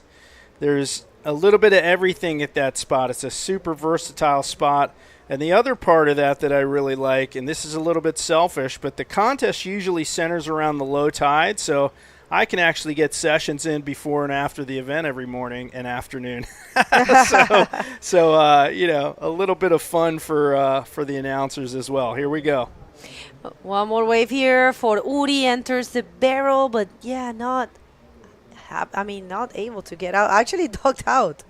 That was very good because, you want to get back out there as fast as possible. So pretty cool to see, the 2 first seats was taken by the experience of Amori Laverne and Pierre-Louis Coste. And these 2 heats, we might see, the new school, the revelation, taking the big names. So we just saw Etan Capdeville knocking Tristan Roberts, a big upset for someone like Tristan, who's currently in the second position of the World Tour rankings, and now we are seeing Armide Oliveres probably taking Uri in this heat, but still time. 9 minutes. We can't really say anything at this point. We have no idea what can happen. Uri, it's one of those amazing riders that can pull a 7.56 for sure. It's an easy task for him. So we'll see. Now he's not holding the priority though, and the waves are taking a little long to show. A little bit of a lull in the action. We mentioned rating shakeups in this heat. Right now, we have number 3 and number 4. So whoever does better in this heat's going to, potentially nudge ahead of the other. Uri Valadao pulling in under the hook here, disappears for a second, pops out, and a beautiful barrel here, and he rolls it off that end section. And what a great wave here down at the 8-minute mark for Uri Valadao. He's trying to replace a 5.75. That could have done it with that draining left-hand barrel. And if he can do that, it's going to potentially lessen the amount of distance between him and Salaveras, who is now on this wave with a giant monster backflip. And Salaveras is answering back with a barrage of maneuvers here. Actually, one big maneuver, and that was a sick backflip. So we saw Uri get a good one, and Armide answering with an even bigger move right there. So, wow, what a battle royale between these two competitors here. Yeah, I really want to see that replay, and I have no idea what the scores are going to look like because the exchange was really good. Both riders took a very good wave. So we'll see how much the judges can give them. Vamos a esperar estas notas. Aquí está la última de Uri. I especially enjoy how he used his craft for, in order to enter the barrel and ride inside the tube and then get out of there and, find that section for the roll. But this single maneuver that's coming here for Armide, muy buena también, salió bien proyectado para izquierda Armide, que surfea de la misma forma para izquierda y para derecha. Eso no lo tienen todos. No se le nota en realidad la diferencia, no se puede decir cuál es su lado natural, la verdad. Se lo vamos a preguntar, pero lo hace muy muy bien para ambos lados. Parece que vienen scores grandes y notas más altas. Armide cambia su score de respaldo, un 7.75, y Uri recibió un 6, pero por supuesto no le alcanza para tomar esa primera posición. Ahora Armide sigue primero con una muy buena sumatoria, tiene un total de 16 puntos y de verdad que lo está haciendo muy bien, y por eso es que Armide es uno de los riders, el rider latino que está más alto en el ranking ahora mismo, y va a conseguir importantes puntos si llega a ganar este hit. Well, suddenly Armide Salaveras has erected a large mountain, and Uri Valadao is now sliding down that mountain. And what I mean by that is Salaveras now really extending that lead to the point where Uri Valadao needs a 9.5 as we approach the 5-minute 30-second mark if he wants to advance onto the semifinals. So difficult road ahead for Uri Valadao. Can he maybe get 2 waves to replace his 2 high scores right now, which are a 6.5 and a 5.75. I apologize. That's a 6.5 and a 6.0. He may have to replace both of those if he wants to have a shot at it. And he does have first priority. We have seen dramatics here in the last 5 minutes of 1 or 2 of these heats already. So it's certainly doable, folks. But Uri Valadao has an uphill battle ahead of him for sure. Y quiero decir algo que dije latinos, pero no es latino, obviamente. Es que lo que pasa es que Canarias es como si fuera Latinoamérica, aunque son hispanos, obviamente los españoles son hispanos, pero yo los llamo latinos a los canarios porque son iguales a nosotros de este lado del mundo. Ya se prepara la segunda, la primera semifinal. Miren eso, 2 amigos, 2 good friends. They know each other for so long. So here he comes, Armide Oliveres, unstoppable. Let's see. Yeah, the rhythm is just in his favor today. He goes for the ARS there out of the barrel, but a sick in and out barrel. And Salaveras probably now in a position where he can relax a little bit. Will he replace that 8.25 or 7.75? I doubt it. Take one more look at this, though. A beautiful barrel. Look at this. Just pulls up under the hook, disappears. Another section falling in front of him. Gets around that and hits it a tiny bit too late to get out in front of it. But, geez, what a bender he is on this heat, especially in the second half of the heat where he's had his two best waves. His fifth and sixth waves back-to-back were his best scores as our videographer in the water gets a shot of him paddling past, probably with a big smile on his face would be my guess. 3 minutos con 30 y ahora Uri está necesitando 9.50. Vamos a ver esta ola de Uri Baladao. ¿Puede conseguir algo? No. Trató un air reverse, pero se quedó atascado, no lo logró entrar. Y ahora sí, Armide está ahí arriba con la prioridad. Yo me pregunto qué va a hacer. ¿Será que cuida su prioridad? ¿Será que trata de quedarse cercano a Uri y no dejarlo bajar nada? ¿Será que busca algo más alto? Tal vez lo mejor que pudiera hacer él es quedarse ahí y tratar de marcar un poco a Uri.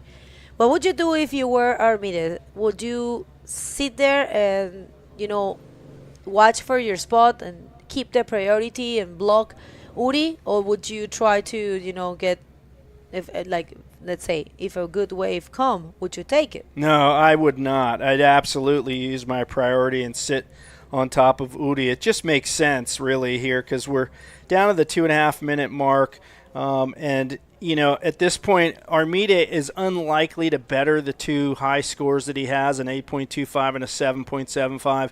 But there is always that remote chance that Uri could get that 9.5. We've seen a couple riders do that this morning. It's not completely impossible. So why even take the chance? Just sit right there next to your opponent. Make sure he doesn't get that good-looking peak that comes in. And to me, that's the best way to play out the rest of this heat for Armide Salaveras. 1 minuto con 54, parece que es así, que Armide está conservando la prioridad, se está quedando cerquita de Uri. Si yo fuera Uri, estuviera corriendo para separarme de Armide, para que no me bloquee, pero obviamente Armide no lo va a permitir y bueno, eso es lo que se tiene que hacer, ¿no? Es parte del juego. Uri lo haría si fuera al revés, obviamente. Y ya, muy buena performance de Armide, bastante separada, 16 puntos. Y Uri 12,50. No fue así, por ejemplo, el hit entre Amori y Socrates, que los puntajes estaban muy, muy cercanos. En este hit sí que se ve la diferencia, así que realmente este chico canario, este canarión, como se dice allá, dando muchísimo de qué hablar y sumando muy, muy importantes puntos para su carrera y su campaña de tratar de ser campeón mundial. Y sería bien, bien refrescante, bien bonito tener un campeón mundial tan joven.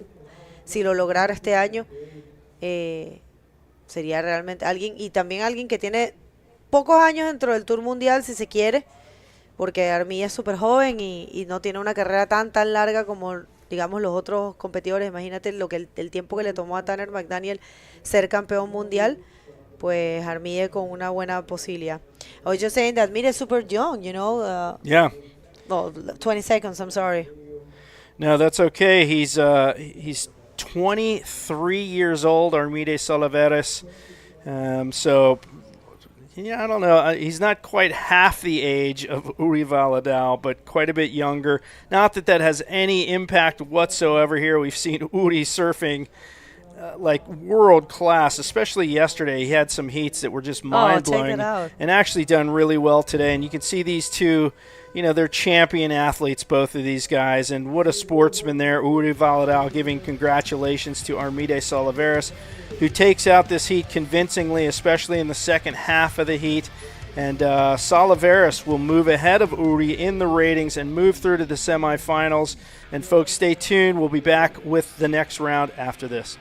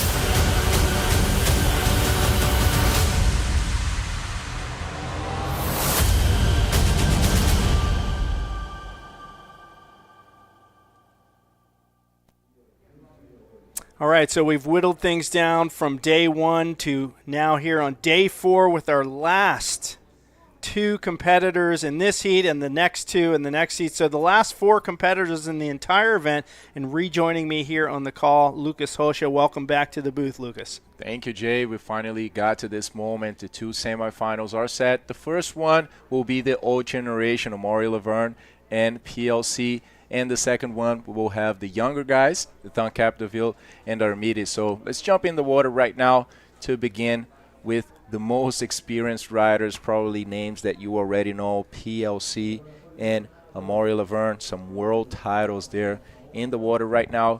And 2 guys representing the French boogie crew, as they call it. Amori Laverne originally coming out of Reunion Island, and Pierre coming from France. So we had action already. All right, Amori Laverne with the first wave. Beautiful, drainy left-hander, and he comes out of the barrel there with the forward spin, throws the little check turn, and he's looking for that section. You can see it pitching up ahead of him, but he can't quite get there. And Amori Laverne with an insane opener with a sick in-and-out barrel there and an 8.0 score on that wave. So he draws the first blood, and both of these guys mentioned how important that is. And Amori Laverne with a slight advantage there by getting that opener. Wow, what a good wave for Amori. Quite some time inside that barrel. Very controlled spin coming out of it as well. Amori, super technical rider, just putting on a bomb in the first moments of this heat, just like Pierre did on the last heat as well. And yeah, let's see how PLC will be answering to that. I bet he's going to find good waves as well, because that's what he's been doing throughout the whole competition. Pierre has been finding those 8-9 point rides in every single heat up until this moment, and there's nothing else that we can expect here except of a show of bodyboarding.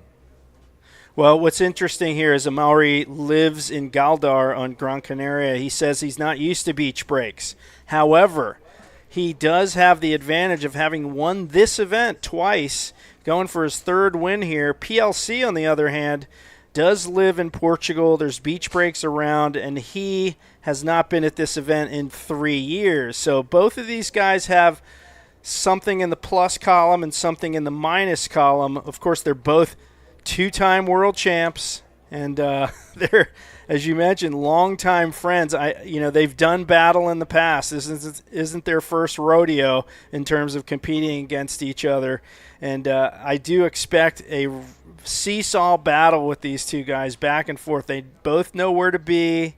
They both know how to be there, and at this point, PLC holding down that first priority, and we're still just 26 or just a few minutes into this heat. There goes Amori on his 2nd wave, looking for that backup. Already got a 8-point ride, and check this out. Nice backflip, textbook execution by Amori Laverne, doing a very good campaign in this heat with less than 4 minutes, actually just putting his 2nd wave on the leaderboard and also some pressure on Pierre's shoulder. So Pierre always starting to move himself a bit more there. We saw a very tough heat where Etan Capdeville managed to get a very good sets, but let's see this one first. All right, so lots of speed, foot on the gas, so to speak, launches into the backflip. Classic move, clean exit from the front of the whitewater, and PLC gets a wave. We did not see the beginning of that one, but a great finish there with the roll-low. And hopefully we can catch up with that one. Meanwhile, scores coming through for the 2nd wave of Laverne at a 5.75. And the man from Reunion Island posting an early lead. And let's take a look at this finally. There he is, PLC's first wave, scooping into the barrel. Nice drive coming out of this one. Spending some more time and coming out with the roll, actually, on the first part of this wave. And there he goes, seeing something more. Trying to combine and extract everything out of this smaller section, and he goes for one more roll. So that's going to be the first score of Pierre in this heat. It's going to be a good one, but probably he will still be needing quite some points to get to the first position and take it from Amori. 6.75 is what Pierre got on this last wave, so he still needs a 7.01 another good wave that he is still looking for. Yeah, he still has to get that backup wave, but the cool, interesting part of that was Amori was paddling out, watching PLC get that barrel. That's always tough to watch. And here goes PLC on his backup wave. Ooh, air forward, gets weightless on that spin and quickly kicks out. So a one-maneuver wave, and you see him really motoring to get back to outside. I think his thought process is that wasn't good enough. I need better, and he's motoring. One more look. Yeah, just getting this wave under the priority, nice bottom turn, and goes for the lip for a classical maneuver that Pierre always comes up with. He tried to go a bit more in the air, but couldn't manage to project himself in that wave. So 4-point ride for the French guy in red, and he still needs the same score, a 7.01. That's the only amount of points that is going to make a difference for Pierre at this point. A lot to go in this heat. These guys managed to get those average scores, and actually a very good score in Amori's case, with less than 6 minutes in this heat. So with 23 remaining, there's so much more to come, guys. And you can see that ring of foam that Amori's paddling through right now. That's the rip from that last set that came out, the rip tide, taking all that water back out to sea. It'll eventually dissipate and calm down. But it seems like there's a nice peak right there. And these guys have kind of migrated back and forth through the morning. We did see the early heats on a left-hander down the beach, further to the west, and now they're moving back to the east here. And look at this bomb coming in, a little bomb.com action, and PLC is in the right spot here for this one. He's going to fade a little bit on the takeoff. He's going to drop down this inside sandbar section and doesn't really offer that pitching lip, and Amori on the one behind. And that's one for Pierre to watch, actually, Jay. He's going under that lip, but just not managing to go through that white water in front of him and stay on the line for the barrel. So just getting dragged back to the inside, and a very deep duck dive on this wave for Amori to try to get as fast as he can to the outside zone before Pierre does. So we have the interview with the second semifinalist of the second semifinal, Armide Oliveira, down at the beach with Bago. Onto you, Bago. Thank you so much, guys. We're here with Armide Oliveira. Armide, we have been so impressed by you, but you managed to, dominate that heat. So tell us a bit about what happened. Cuéntanos un poco. A ver, competir contra Ori no es nada fácil, obviamente. Es de los mejores del mundo, es de los mejores de la historia también. Y yo, como no diera lo mejor de mí, no iba a conseguir nada. Pero lo intenté y pude. Así que muy feliz de estar ahora mismo en semifinales. Well, he said competing against Uri, it's not easy at all. It's one of the best of all times, and definitely he was thinking about that, but he also tried to put the best of himself, and, he achieved it, and very happy to be advanced to the semifinal. So, un podio más, hemos visto otras caras en este tour, hemos visto otros nombres en estos cuartos de final, por ejemplo. Tú que formas parte de esa generación, quiero saber qué piensas, cómo ves la situación, lo que está pasando hoy en día en el Tour Mundial, que ustedes de una generación mucho más joven están avanzando y logrando buenos resultados. La verdad que me encanta que todos nosotros estemos ahora mismo llegando lejos. El Moises, el Bartorro, Lionel, Etan y muchos más que me dejo atrás. Sobre todo hay muchos niños en Canarias, bueno, no niños, gente de mi generación que se están preparando y ahorrando y haciendo lo posible para poder empezar bien el Tour y volver a los campeonatos, porque vamos a darlo todo en los años siguientes y algún canario algún día va a quedar campeón del mundo, eso estoy seguro. Well, he said, I asked him what does he thinks about, new names in the tour and young competitors, advancing to these stages. He says he's super happy to be part of that.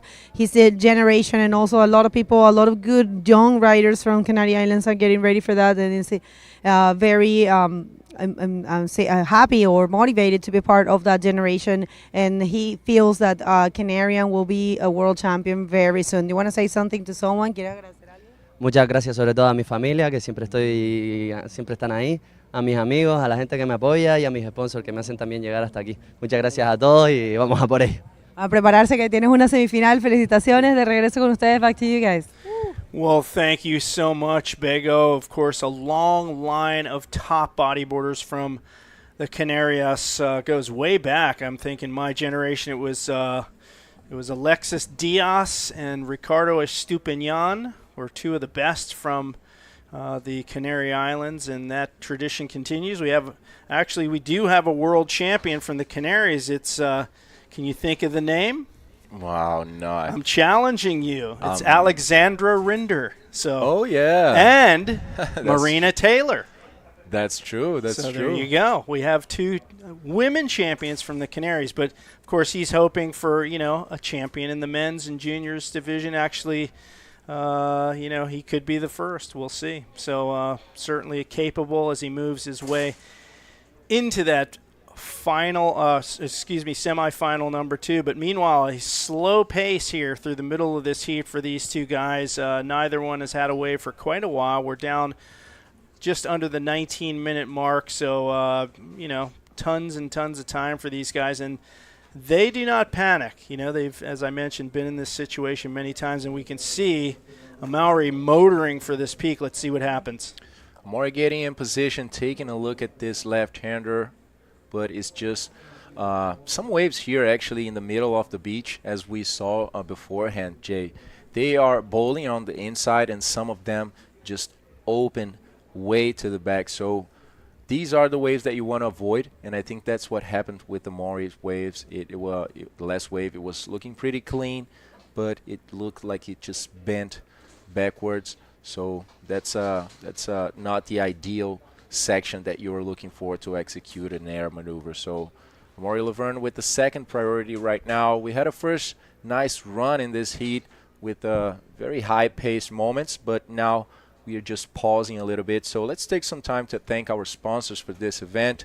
We are getting to the final moments of it. So thanks a lot to Prefeitura de Niterói, Secretaria Municipal de Esportes e Lazer, os principais patrocinadores desse evento. Nossos co-patrocinadores também, Ecoponte, SGA Toyota, Predial Net e Puro Suco. Suporte de Itacoatiara In, Academia Aquafish, Pousada Dunas de Itaipu, BW Serviços, Vitale, Gênesis e Pampo Clube. E esse evento é promovido também por Rádio Mix e Rádio Amil Paradiso. E por último, mas não menos importante, um agradecimento gigante também a Ressex, P7 e Soami, chegando aqui nos últimos momentos desse evento incrível que aconteceu de maneira com bastante sucesso, né, diria, aqui em Itacoatiara. Tivemos boas ondas, dias de sol, dias de Itacoatiara Terror e Pânico também, há 2 dias atrás, como é bem tradicional nesse evento. Então, mais uma vez, obrigado a todos por também trabalharem aqui, várias equipes trabalhando nesse evento, pelos atletas, né, vindo de tantos lados do mundo para poder colocar um show de bodyboarding. E esse é o Itacoatiara Pro no ano de 2024, sendo fechado com chave de ouro, como a gente costuma dizer aqui no Brasil. And we want to thank all the technical staff for making us look good in here. So those guys are working tirelessly through the day, each day of this competition, as well as the event staff, the judging staff, and of course Juliana Lara, our event director, for making all this happen and making sure we're all comfortable and well taken care of here during the day. The athletes are all set up. There's in the athlete zone, there's like 2 zones. There's one in the shade with exercise equipment and water and drinks, and upstairs they got fruit bowls and comfortable seating that overlooks the surf. So I think everybody's taken care of here. It's like almost like a vacation, even though these guys are working hard out here. That's true, especially with 3 consecutive lay days. I mean, everyone's gotta love that. Guys just chilling here and enjoying at the beach, having some more relaxed moments. These are so important for these guys. I mean, we usually get to see them right after the heat during the interviews, and some of these guys come out so stressed, so tired. So having this space there, it's essential, maybe more than you think, guys. And this event has been happening for 12 years right now. The first edition was in 2012. And Giuliano Lara and all of these people working here had the opportunity of, 1 year after the other, just improve and correct everything that could be improved as well.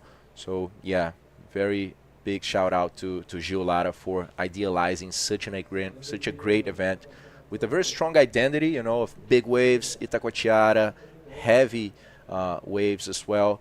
and so many more activities. We had the environment day, I think that was it. We had a good movement here at the beach, people planting some native species as well. We had another very nice event with the kids from the municipal schools here going to get their first waves. So more than 100 kids here, you know, having this opportunity, which sometimes is just the spark that we need to get into a sport like this. So, yeah, I think, you know, 10 years from now, you'll probably have a kid winning this event that says, oh, I was there in 2024 and I had a guy named Pierre Louis Costas push me into the first wave I ever rode, and now I'm champion. So yeah, it can be inspirational for these young riders, you know, to get tutelage from these top level pros.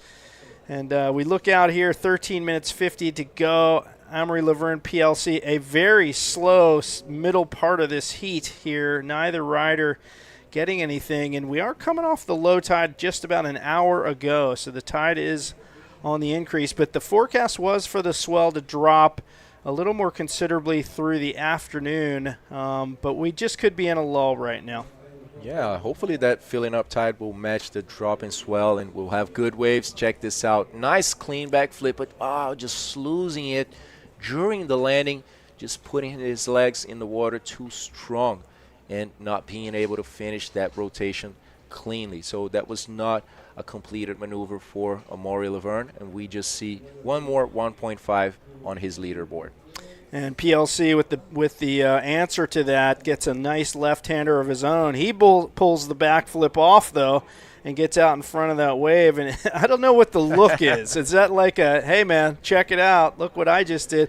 But Amori not sitting on his laurels. He's going to get the next wave in the set and busts a huge backflip, this time successful, and flows into that forward spin. He's going to get one more hit here with the Rolo.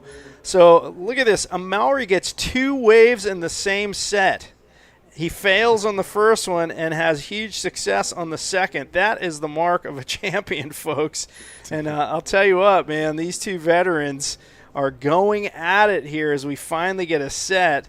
But Amori catching 2 waves in the same set is next level to me. These guys are not losing any opportunity. Check this out. Clean execution, very tough landing, but he managed to turn away very easily. And check this look. But Amori Laverne just managing to do this backflip and land almost on top of Pierre that was coming back, connecting one more 360 and also making a good use of that last section with one more roll.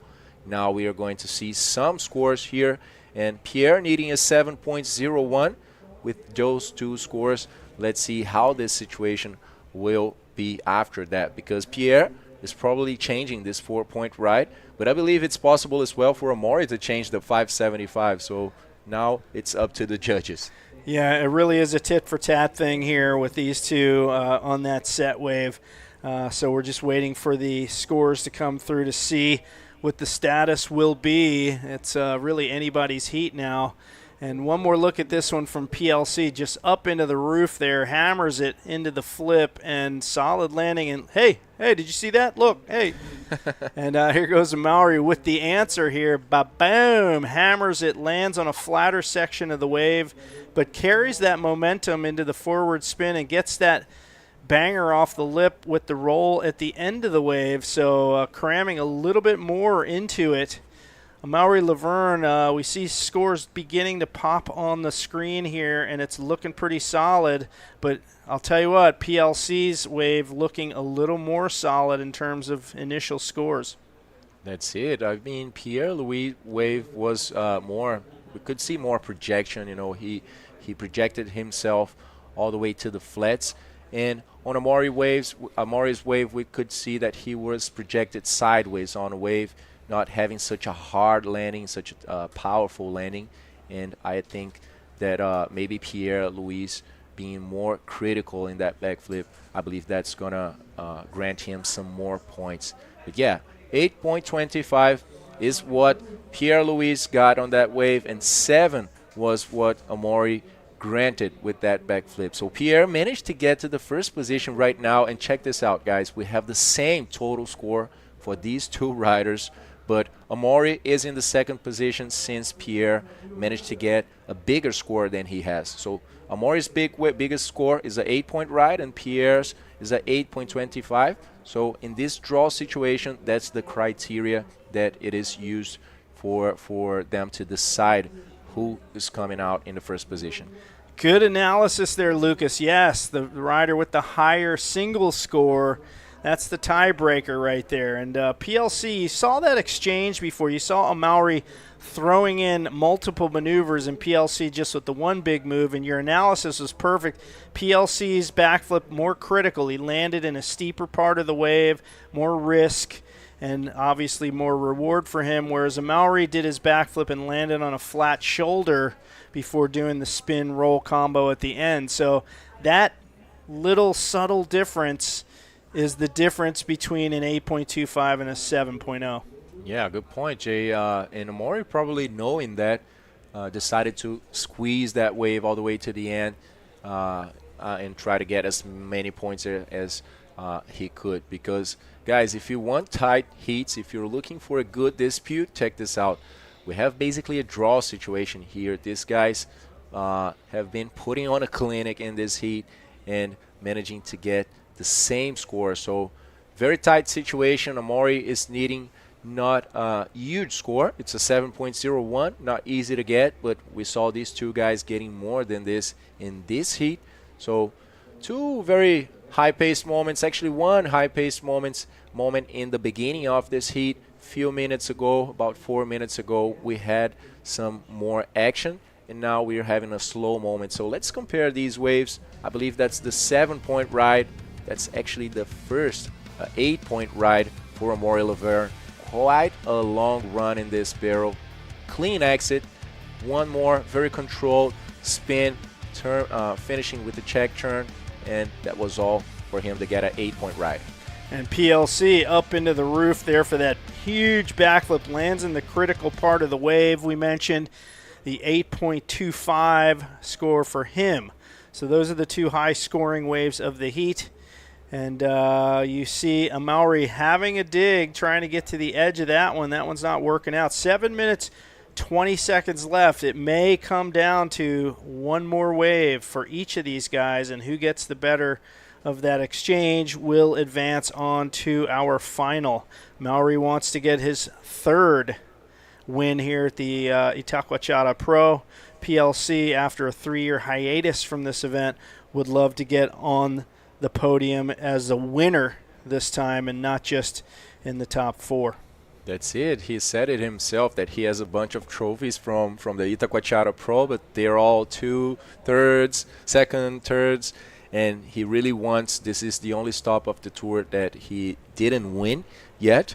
So that's a very prestigious event here we are talking about, guys. So this is one of the main goals, I would say, for Pierre, as he said himself, taking this event. So let's see. Very tight situation. We have no clue of what's coming up, but this is not a moment for these guys to rest. They're just waiting for any opportunity. Amori there needing a 7.01.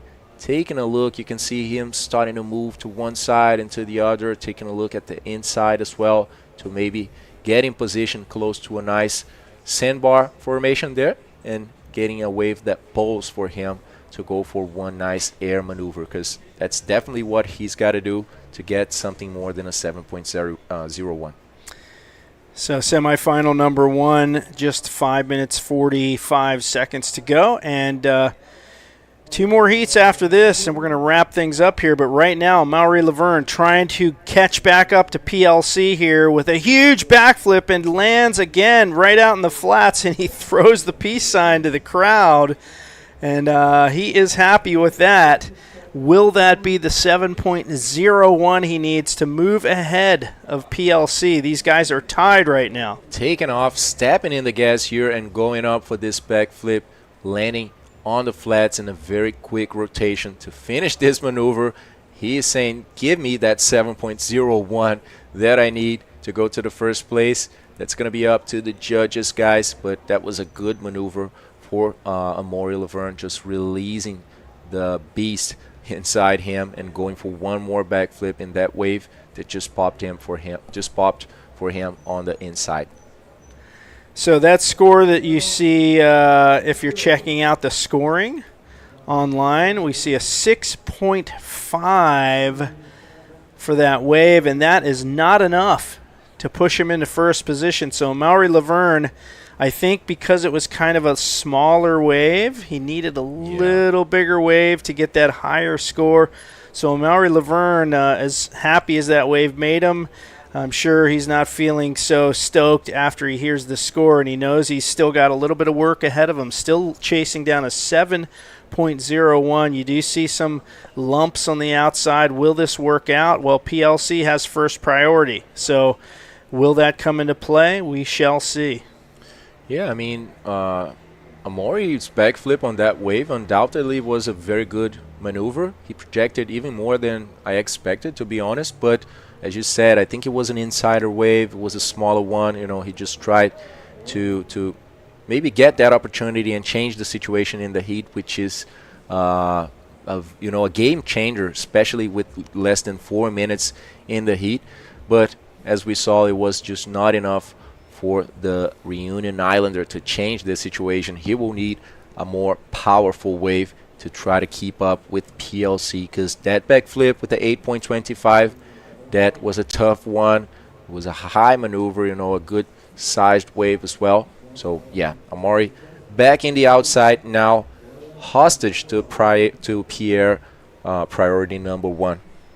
Just about 3 minutes to go in this heat, and we are coming down to a situation where that tiebreaker wave could in fact make the difference. And you don't want that, right? You don't want to wave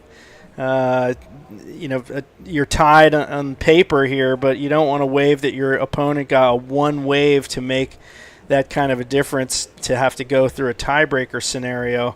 And we see the next heat, the two young guns getting ready to paddle out. But here goes PLC trying to extend his lead, what will end up being his lead if he can get a good one here. Ducks through the back, though, so that one's going to bust his priority hold on Amori Laverne, and Amori Laverne now has the door open to try to find that 7.01, and you can see him paddling, and you can see a set on the outside, Lucas. It could be his last chance.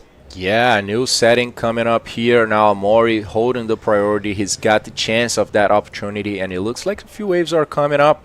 So let's see. He's taking a look at this one, maintaining that calmness, trying to remain composed. And yeah, the second wave looks like it's not entering too well the sandbar where Amori is located. We can see Pierre putting some pressure there, trying to increase his score. Let's see.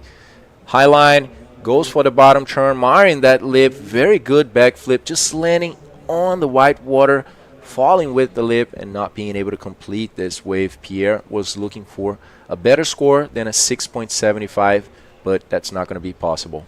Well, that was an interesting attempt there. You saw some explosion come up and hit the tail of his board and actually knock him off as he was coming down for the landing. So an interesting development there that you don't normally see from PLC, but of course he didn't really have any control over that situation.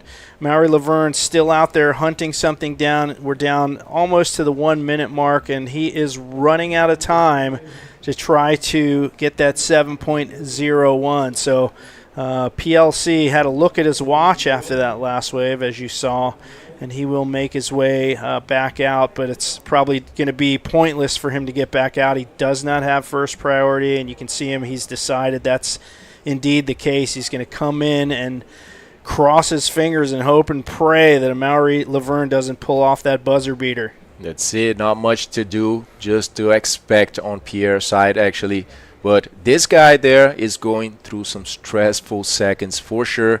Imagine people having the priority, being out there looking for a score that you know it's very achievable for you, a 7.01, and just waiting, looking at the horizon to see if this wave is going to come up for you. I mean, this uncertainty that only wave riding sports bring is what makes it so special, but always also so frustrating for whoever loses. And it looks like the situation is being drawn here, guys. PLC is the first finalist for the 2024 Itacoatiara Pro very well-deserved win. Pierre has been reaping throughout all of his heats and now managing to knock out Amori Laverne as well. Well, yeah, arguably the most consistent competitor we've seen in this event thus far. And he just goes to show why in that semifinal heat. Great job from him. And, folks, we're going to take a quick break. We'll be back shortly.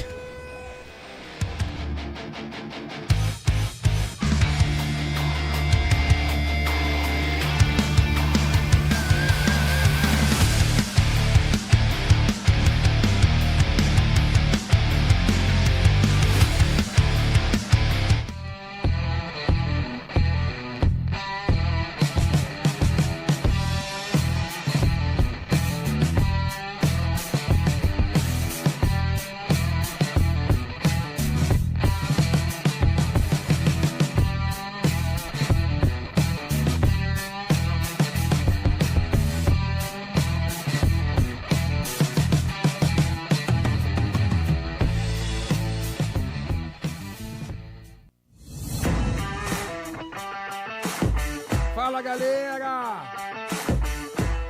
E aí? Quer entrar ainda mais no clima do Itacoatiara Pro? Dá uma passada na nossa loja oficial. Estamos ao lado da entrada do evento e também online. Itacoatiarapro.com.br. Dá uma olhada lá. Tem camisetas, canecas, moletões e bonés. São peças iradas, confeccionadas exclusivamente para o evento e pensando em você. Esperamos lá!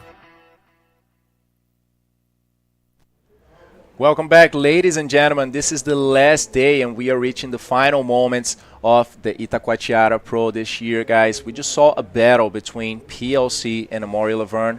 A draw situation. This is the highest heat that we had during the competition. 15 total score for both of them, but it was decided by Pierre's best wave, which was at 8.25. And now we have the second semifinal. Welcome back, Bagel. Thank you so much. Super excited. Let's hit the water, please. We don't want to take any more time from the semis, which is a super important point, and I just love to see those two names in there. Etan Capdeville facing Armide Oliveres. It's not the first time they're surfing to get against each other, so it's going to be great. I was having a look out there to the waves, and there's still some very nice and decent waves, but definitely the swell's dropping, and we have the first wave here for Etan, but it looks like it wasn't much because I see a 1.5 there for him. So yes, he got stuck on that landing. So, and one more here that was also a 1.5. So very weird to see Etan not landing those. Yeah, maybe some anxiety kicking in, but there will be more time for Etan to go for those opportunities. Check this out. Armide Oliveres with a nice bottom turn and a perfect execution on that backflip. Just losing a bit of his momentum there after the rotation and combining one more roll. First solid wave off this heat and first significant score for the Canarian. And one more here for Etan. We'll see if Etan can connect, but yeah, not really. So yeah, very lucky on me that, you know, it's so important to try to get those points very fast. Pierre said it, Amori said it, and that's what he just did right now. We're waiting for the scores, and only one score has dropped right now. We'll see. But yeah, good wave here for Armide. I really enjoy the way he approached that leap. That execution was perfect. He continued and, of course, showed some dominance here with the roll. And that's important for the judges to see that the rider can utilize, can take advantage of the whole wave in itself, and it's not wasting any opportunity. That shows the commitment, and it's definitely very, very important. So we'll see how that unfolds. Muy buena primera ola de Armide, 7.50. Muy, muy bueno. Armide Oliveira is only 22 years old, coming out of Gran Canaria, more specifically from La Cesar. He's coming, surprisingly, he's coming from a beach break. Actually, we expect most of the guys coming out of Canary Islands coming from reef breaks, since there are just endless beach reef breaks out there. But Armide, I would say, a very versatile rider. We can notice that, of course, coming out of his origins, coming out of a beach break, And this guy is having the best results, the best moments of his career, getting a second spot, a second place in Morocco in the first stop of the tour, and advancing so many heats in the last stops of the tour against giants of the sport. So very nice expectation for these two. Bueno, para las personas de Canarias que están sintonizando, que están viendo este gran evento y siguiendo a Armide con un excelente trabajo de verdad en el World Tour, en el Tour Mundial este año, sumando ya un 7.50 muy inteligente Armide, de verdad, haber sabido escoger y haber caído perfectamente esa maniobra. Está buscando un score de respaldo, no logra bajar esa, pero sí. Comentaba Jay en el hit anterior que claro, cuando Armide se refería a un campeón mundial, pues claramente se está refiriendo a la categoría masculina, que es su categoría, ¿no? Se sabe que en la categoría femenina 2 canarias ya han sido campeones mundiales, y no solo eso, Alexandra mantiene el récord de la campeona más joven del mundo. One more wave here for Etan. Etan Capdeville, nice run, bottom turning, but just not finding the moment. Etan is looking a bit different in this heat. We haven't seen the French guy missing so many maneuvers, especially these backflips. But let's see, we do have that interview with PLC, the first finalist of the Itacoatiara Pro this year, and Jay Real. Take it away, Jay. Thank you, Lucas. Pierre, what a close heat with a close friend of yours who you've had many battles with over the years. Does that make it all the more difficult to compete against someone who's such a friend and a rival at the same time? To be honest, like, my relationship with Amori is like a bigger brother to me. It's another brother. He showed me the way. Especially at a stage that European rider were not what you would consider like threats on the tour. Amori came along and just starting to win pipe and win the world title, and especially in weight of consequence. That's where he really showed that we are capable of doing it. And I'll just follow, to be honest. Like, he's been like inspiring me the most out of anyone on tour. And you know, like, it was our first semi-final together. You know, we had a few finals, and the first thing we said before entering the water was like, look, we're still here. You know, we're still in the semis, and it's so much sacrifices, you know, for us to be on tour. He had a very tough travel to Chile with not the result he wanted, away from his family. Now his family is here. I can see he's smiling, he's happy, good energy, and no, I mean, we are like I said, even like on his family side, like, he was an inspiration. Like, he always showed me like what it's possible to have a family and also be on tour. So it was a super close battle, close battle, like, as close as it gets. We are tight and score. I mean, it was. I mean, like, I'm very happy to make that hit because you know, it's good to be on the lucky side, and it gives me one more shot at trying to get the trophy here. All right, so after a 3-year hiatus from this event, you now have a shot at taking the victory. That has to be I know that was your goal coming in, and now you're going to go against one of the young guns. Any strategy changes? Well, yeah, exactly. Like, this hit was different. It was a battle of experience, technique, expertise.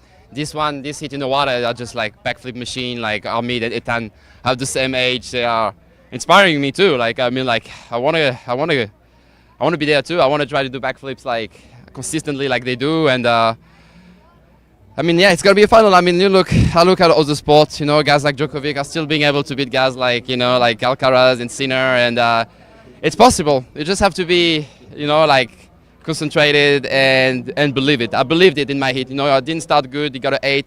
There was no barrels, so I don't know how he got barrels. You know, like, so to be honest, like, you have to believe it, and I'm fully believing it. I can win this event. I love it. We're going to see youth versus experience in the final. It's going to be great to see. Anyone else you want to thank here? Yeah, for sure. Like, hopefully my family is watching. My son probably still at school, but, you know, like, they know how important it is for me to be here. They're supporting me to be here, and my friends, my sponsor. I mean, it's been such a transition year for me. Like, a lot of things changed in my life, and I have a new mindset. And obviously, it doesn't really always work out, but it's been working out the last event and this event. My strategy of, like, not just like being too greedy, you know, like, you know, focusing on the events that I can do, and it's working out this year. So pretty stoked. Love to see it. So congratulations once again to Pierre. He's into the final, and we're going to get in the shade now. Back to you guys. Thanks, Jake. Yeah, we really wanted to hear from Pierre. Good interview there from Jay, and yeah, just he has it in his eyes. I've been saying it. You can tell. Look, it looks like his board is walking along.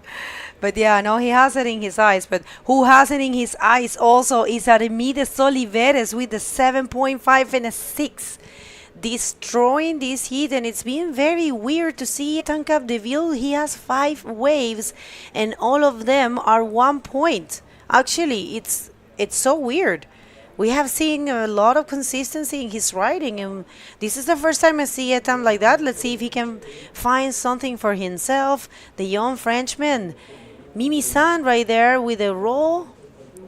And I know Nicolas Capdeville, it's probably without nails. He probably already have beaten all his nails from both hands, just watching his son trying to get a spot in the final.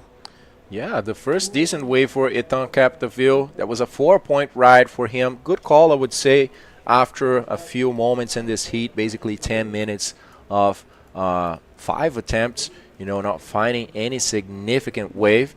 And we also have one wave here by Armide Oliveres, a very nice backflip during the interval. 6-point ride. Check the speed and the projection right now, landing cleanly with the cross legs and getting the backup score that he needed to put Etan in combo situation. And there was one more wave right now. Not sure if this is the last wave for Etan. Yeah, that was the last attempt actually where he got the 1.5 that he found before this point ride. So nice to see Etan adjusting and going back to the basics, doing the roll to get back in the game. Yeah, sort of. I mean, he's looking for a 9.5, so it's a difficult task, not impossible. But yeah, the waves are, considerably dropping. We knew this. That's why technical team and the locals, decided that we have to finish the event today. And one more wave here for Etan is shaping good. Let's see if he can find a backflip. He does. He is. I'm sorry. And yeah, that's gonna put him in a little bit of a possibility of getting that first position and advancing to the great final. Whoever it's advancing has to be very cold because it's meeting Pierre-Louis. There he goes. Very clean wave. Nice ride. A backflip just a bit under the lip and a nice finish as well. 5 points is what Etan managed to get on this wave.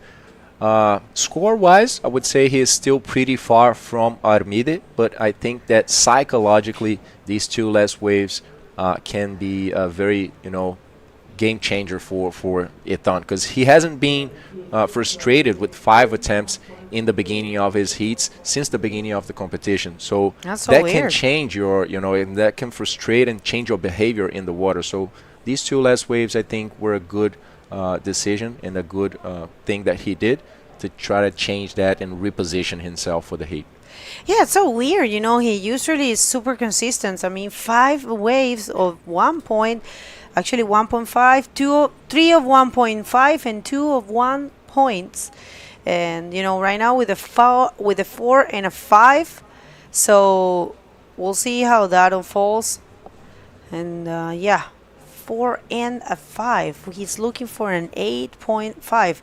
So definitely he has to try to go and do something big.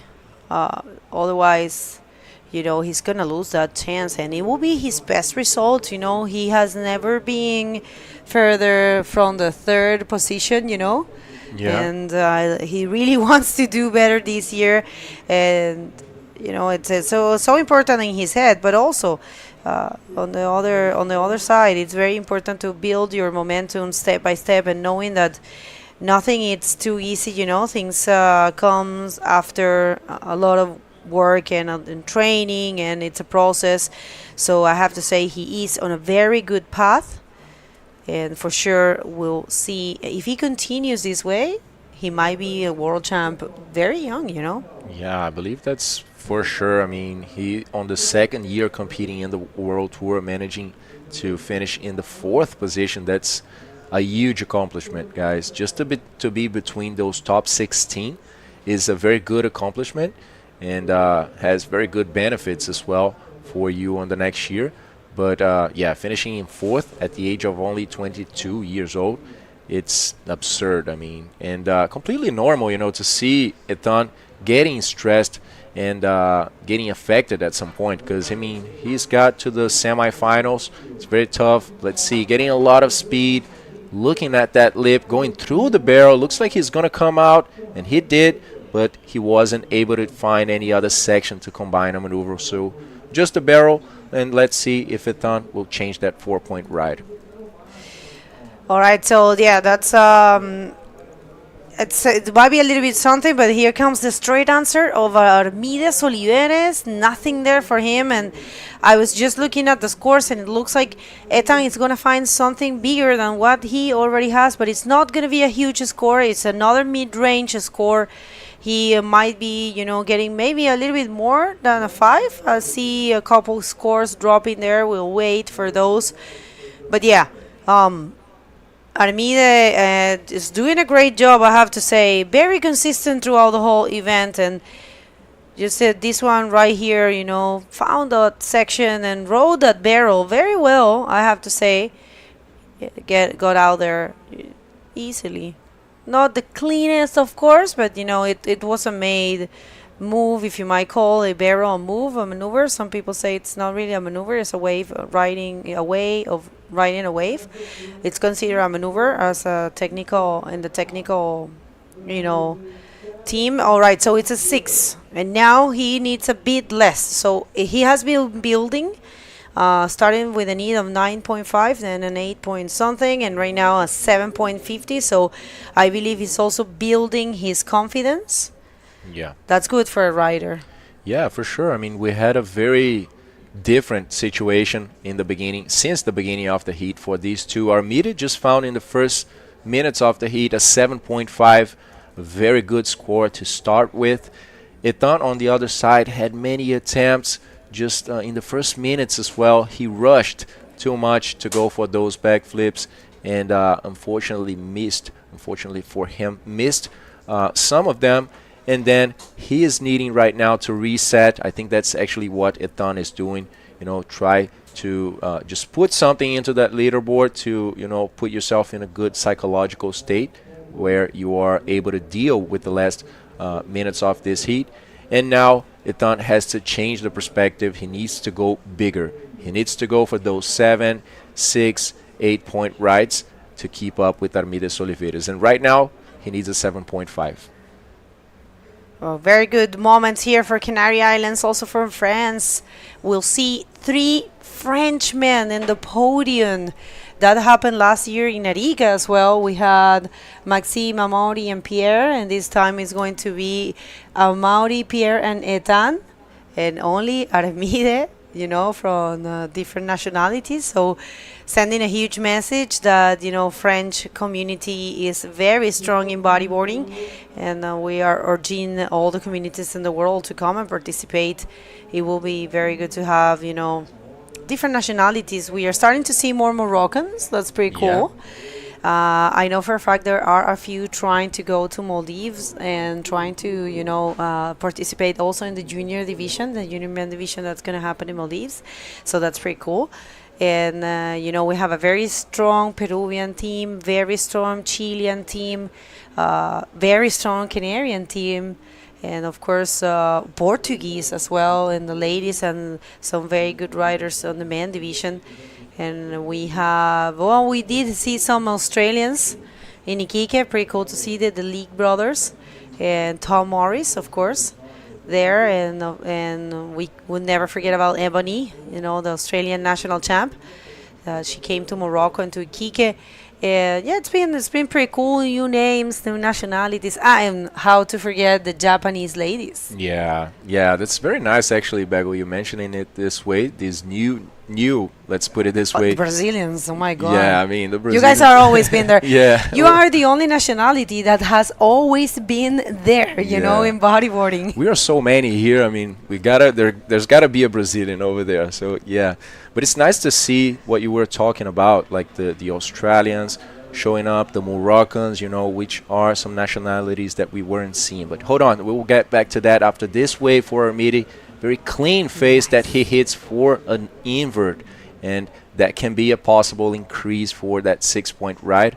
Not sure, as the wave wasn't a set wave, so the judges will decide on that.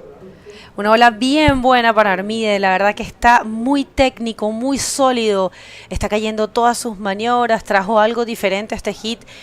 Veníamos viendo full backflips y rolos. Bueno, Etan también trajo un tubo, ¿no?, al espectáculo, pero es muy bonito ver cómo un rider puede caer absolutamente todas las maniobras que intenta.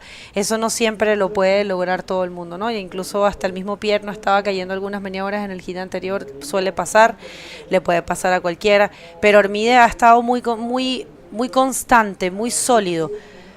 Me gusta cómo vamos a venir con eso después de esto. Etan's taken off late on a smaller wave. There he goes, clean, powerful backflip for him. Oh, he's just losing the board in the last moment. That was a critical wave for Etan Capdeville. He actually managed to complete the rotation, but he just lost the board after it. Yeah, that's so weird. I'm telling you, you know, this is not the Etan Capdeville that we know. That was actually landed. And we had a meeting with the athletes, and one of the points that were there was part of the discussion is, what do you think about those maneuvers that are almost completed? You know, in some cases the rider does land the maneuver and loses the control right at the very end. But yeah, the thing is that, you know, a complete maneuver has to have to meet certain criteria, so you can really, you know, aware of a non-completed maneuver or a partially completed maneuver. So yeah, pretty interesting, that conversation. But yeah, Etan right there, not able to land that one. I'm telling you this, if he would have landed, he would have get the good score. So, oh, actually, it was then as a completed. We're gonna see it again. I'm sorry. I think we did miss something. Yeah. Take us through this one, Bego, please. There we have. Yeah, so what I was going to say is that it is a very thin line, you know, noticing the moment where the athlete completed it. Because you could see that he finished the rotation and he was facing the beach very well in a controlled manner. But right after that, he nose dove on that wave. So that was a made maneuver for Etan Capdeville, 6-point ride for him. As Bego was saying, it is a very thin line to decide between the completed maneuvers, the almost completed maneuvers that are in that middle, and the non-completed. But that was a make for Etan. Now he is still needing an 8.5, guys, because last wave for Armide Oliveira was a 7-point ride. He managed to put one more point in his total score, and there he goes in another attempt. One more wave here for Armide. That was late for him and get over the falls, and that was pretty fun to watch. But yeah, all right, so Etan still needing an 8.50. He's needing to try to find a bigger score. Check how many people surfing today. Of course, it's a beautiful day here in Itacoatiara. We're gonna miss this place, and here he comes. Let's see, an 8.50 is what he's looking for. Goes for the backflip and non-complete maneuver right there.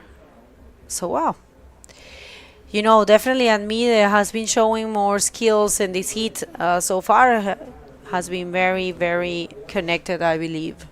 Yeah, Etan hasn't been finding too many opportunities, but with the ones that he found, he actually didn't manage to complete most of them. And yeah, he's still climbing the ladder, you know, he's still trying to get closer and closer to Armide. He's managing to do that, but now he's got to go for the high score. Now it's not the time to climb the ladder anymore. It's just one shot for him. You know, he needs that big and powerful maneuver, maybe also a combination after one powerful maneuver to get this excellent score and grant his spot on the final. Yeah, I totally believe so. All right, and we would just like to thank all of our sponsors. This event is presented by Prefeitura de Niterói e a Secretaría Municipal de Esportes y Lazer. Thank you so much for bringing us back to Itacoatiara, one of the paradise of this world, and Eco Ponche, SGA Toyota, Pregial Nech, y puro suco. Thank you, everyone. And we also have a long list of supporters. We have Itacoatiara Inn, Academia Aquafish, Pousada Dunas de Itaipu, BW Serviços, Vitale, Gênesis e Pampo Clube. Esse evento também é promovido por Rádio Mix e Rádio Amil Paradiso, e um agradecimento especial a Ressex, P7 e Soami. Right, one more wave here for Etan. He's been desperately trying to change that those scores, trying to find that 8.5 and not able to as of yet.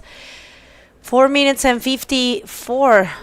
We'll see if he can, do that without priority. Armide being very smart, being very composed. What a great rider, Armide, in general, but also Etan. Maybe he is having a lot of pressure. Imagine, that thought of really wanting to get important points and also wanting to break his own spell of only achieving third places. He had a bunch of third places last year, and now he really wants to do better. And including this event here, he was a third. So we'll see how that unfolds. But yeah, 8.5, and the one that has been proven more skills or more control. Check this out. He's actually looking at him. It's not gonna let him take this left, but that's a nice looking wave. What's coming there? Let's see Armide using very well that left, goes for the backflip, and we'll see what Etan can do in this beautiful wave that it's rolling there. Is he gonna enter the barrel? He is. Is he gonna come out? Wow. Oh no. That was a good attempt, though. Yeah, for one moment I actually thought he was gonna come out, but a section just ran too far in front of him. But yes, guys, that was a nice exchange. Let's see if Armide will be able to change that 7-point ride, because I think it's possible. It was a very good backflip. We saw it through the drone vision. Let's see it looking from the beach. Very nice bottom turn on the critical section.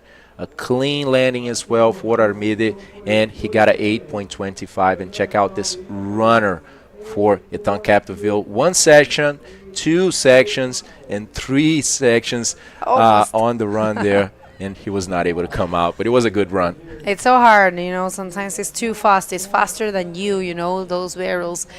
And sometimes you actually get the chance to ride inside the tube, and get out. But some others is just too fast, and gets you in there. But And that was the case. Yeah, that was the case. And now, Armides Oliveras just got a higher score. He is with an 8.25, and he is leaving Etan Capdeville on the need of 9.75. That's a huge score. That's close to perfection. Yeah, Bergo, and we are seeing right now Etan dealing with the pressure of a situation that hasn't been going on in this contest for him, at least. He said in an interview, I remember that he always tries to go for one good wave or an average wave at least in the first 5 minutes of the heat. And he has been managing to do that in all of his heats. But on this one, he missed those maneuvers, so he started differently, So I believe that this break of rhythm for sure influenced on the Etan's psychological condition right now. We can see that he's not surfing as he has been surfing. That's he right. already caught 12 waves. We didn't see that so far from Etan. So pretty normal situation actually, getting to the semifinals, the tension is just rising, and it affects the behaviors of the riders. Yeah, I agree with you. That's the case here, but it's okay. Etan is your best result of this year. He hasn't been in a podium this year, so it's important for him. And people, we just want to remind you that we are going to have a break, but we are not, putting the event on hold or anything. We are doing the interview, and we are going to do a couple interviews around and show you the area. If you want to meet Itacoatiara Pro from inside, why we're doing this? Because Armide needs a little break, He's going to get Armide, if he wins his heat, which is very probable. He needs a little break. So we're going to have a break of 30 minutes. We will continue here with you, showing you the event. We're going to do the interview for Armide if he wants to. Maybe he doesn't. And we wait for them to get ready. Pierre-Louis Coste will be facing Armides Oliveras in the final only if Etan don't take this wave Etan is with the priority, but yeah, I don't see that score in waves like that. You know, those are the inside waves. Yeah, it's all in moment right now. It's all or nothing for Etan Capdeville. We're not seeing any waves come by, but if any wave come over, Etan will definitely have to send it and do something very special, very different to surprise the judges. But look at the turtle. yeah, beautiful, clean waters here in Itacoatiara. That's the last wave for Etan Capdeville. Yeah, one more effort here, but yeah, I don't see that score. He knows it. It's okay, Etan. Congratulations. Félicitations pour la France. Félicitations à tout le monde de là, à Mimi-san, à tous les Français, parce qu'on a 3 Français à le podium et ça, c'est très, très cool. Felicitaciones gigantes a Armide Soliveres por pasar a esta gran final. Una vez más este año, Armide consigue estar en una final. Lo hizo en Marruecos y ahora lo vuelve a hacer y se va a enfrentar con uno de los nombres más fuertes del deporte, que es Pierre-Louis Coste. Eso va a ser la gran final. Recuerden, vamos a hacer un pequeño parón, pero no vamos a apagar la transmisión ni vamos a dejar de mostrarles nada. Vamos a ver si Armide quiere la entrevista o quiere descansar. Le vamos a dar, eso sí, 30 minutos en los que vamos a ir mostrando un poquito el área del evento y después vamos a volver con el último hit de este gran campeonato. That's it, ladies and gentlemen. So we have a final for the Itacoatiara Pro in this year. It is between PLC and Armide Soliveres. As Bego said in Spanish right now, don't leave us, guys. We're going to call a quick commercial break, and right after that, we will come back with some interesting footage for you guys, going all over the contest with Bego interviewing some of the athletes, showing the different zones here, and that's going to be amazing for this guy there to get some rest for the final. So we're going to call a commercial break, and we will be back with you pretty soon.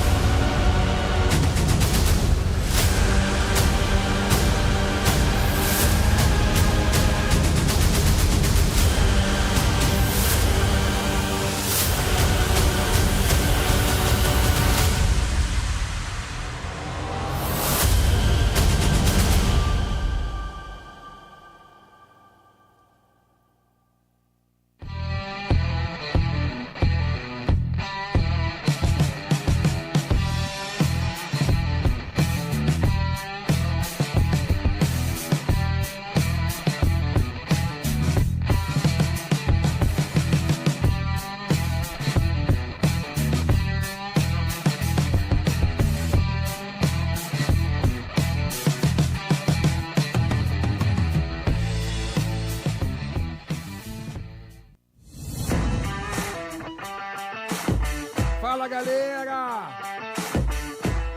E aí? Quer entrar ainda mais no clima do Itacoatiara Pro? Dá uma passada na nossa loja oficial. Estamos ao lado da entrada do evento e também online. Itacoatiarapro.com.br. Dá uma olhada lá. Tem camisetas, canecas, moletões e bonés. São peças iradas, confeccionadas exclusivamente para o evento e pensando em você. Esperamos lá!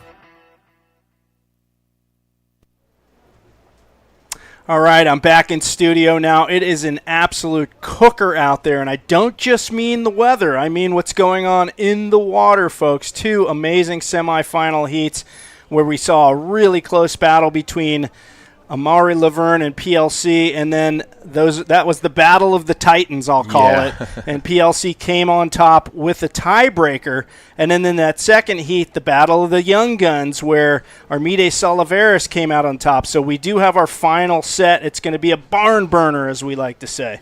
That's it. And talking still on the semifinals, I mean, we had the tightest heat of the competition, just the same score, 15-point ride for both of those guys. And as you said, the tiebreaker, Pierre, just having a slight advantage at 8.25 over 8 on Amori's side. And on the second semifinal, we saw the pressure kicking in on Etan Capdeville's side. You know, he wasn't finding those waves in the first moments of the heat and ended up falling into the pressure of Armide, that on the other hand found very good waves and managed to increase them to grant his spot on the big final. So we have one French guy that you probably know, PLC, 2 times world champion, facing the new generation of Canary Island, Armide Soliveres, that also got a second position in the first stop of the World Tour, the Morocco Pro. So yeah, just getting at least a second position right now, but having a chance of winning his first event ever in the World Tour. And, of course, PLC, a hiatus from this event for 3 years. He really wants to take a victory here. You know, he's chasing another world title, a second world title, and it's been a while for him. And, you know, he's probably starting to think about his future and how long he's going to be in this sport competitively. But while it's within reach and he's still at the top of his game, he wants to put out the big performance there and get that third world title. So it's going to be a real interesting battle as we get to the final. And I will point out the wave conditions holding up. We still have really glassy conditions. Sun is out. It's going to be amazing. So please go nowhere, of course. We're going to keep you dialed in to every wave ridden, and we'll find out who our 2024 Itacoatiara Pro champion will be. Amazing. So just throwing up update in Portuguese as well for our public speaking Portuguese. Hold on. Looks like we have the interview right now with Armide. We weren't certain about this because he could have chosen this time to get rest, but actually we just had the news here that Bago is ready with the second semifinalist, Armide Soliveres. So let us know, Bago. All right, guys, Armide, please tell the world how you're feeling. You did it again. You served super good this year. You're super consistent, and now you are in another final this year. So please, some words. No puedo estar más feliz ahora mismo. Una final contra Pierre es uno de los sueños que siempre he tenido. Siempre había querido llegar hasta aquí. Vamos a darlo todo. Gracias, Etan, también por la rivalidad que me da siempre en los campeonatos. Gracias a toda mi familia, amigos, sponsors. Y vamos allá. Oh, it says it could be happier. A final with Pierre is something that he has wished all his life, and he's also thanking Etan for, you know, putting a very good battle and always motivating him and pushing him to serve better. So just say hi to everyone, and you want to add something else? We want to leave you to rest, so it's your moment. Nada, me voy a comer un platanito ahora para coger fuerza. Y con todo. ¡Woo! Felicitaciones, Armide. Mucha suerte para la final. De regreso a ustedes. Back to you guys. This guy's in his 20s, man. He doesn't need to rest. He's like, I'm going to get a banana and just get to rest, like a classic Canarian. I love it. So he's ready to do battle. He has plenty of energy. He has one more heat to go. We're in our 4th day of competition. And, you know, the call by the officials was 3 lay days and then the swell was going to hit. We were skeptical, I think, because Tuesday evening the surf was really small, but man, we woke up Wednesday morning and it was throbbing out here, folks. Well overhead. To me, a little scary out there with the big beach break waves, and it's been a slow decline through the last couple of days, but still super good out there today. Yeah, I mean, it just shows a bit of this phenomena that happened here in Itacoatiara. You know, we had a storm during the late afternoon on Tuesday.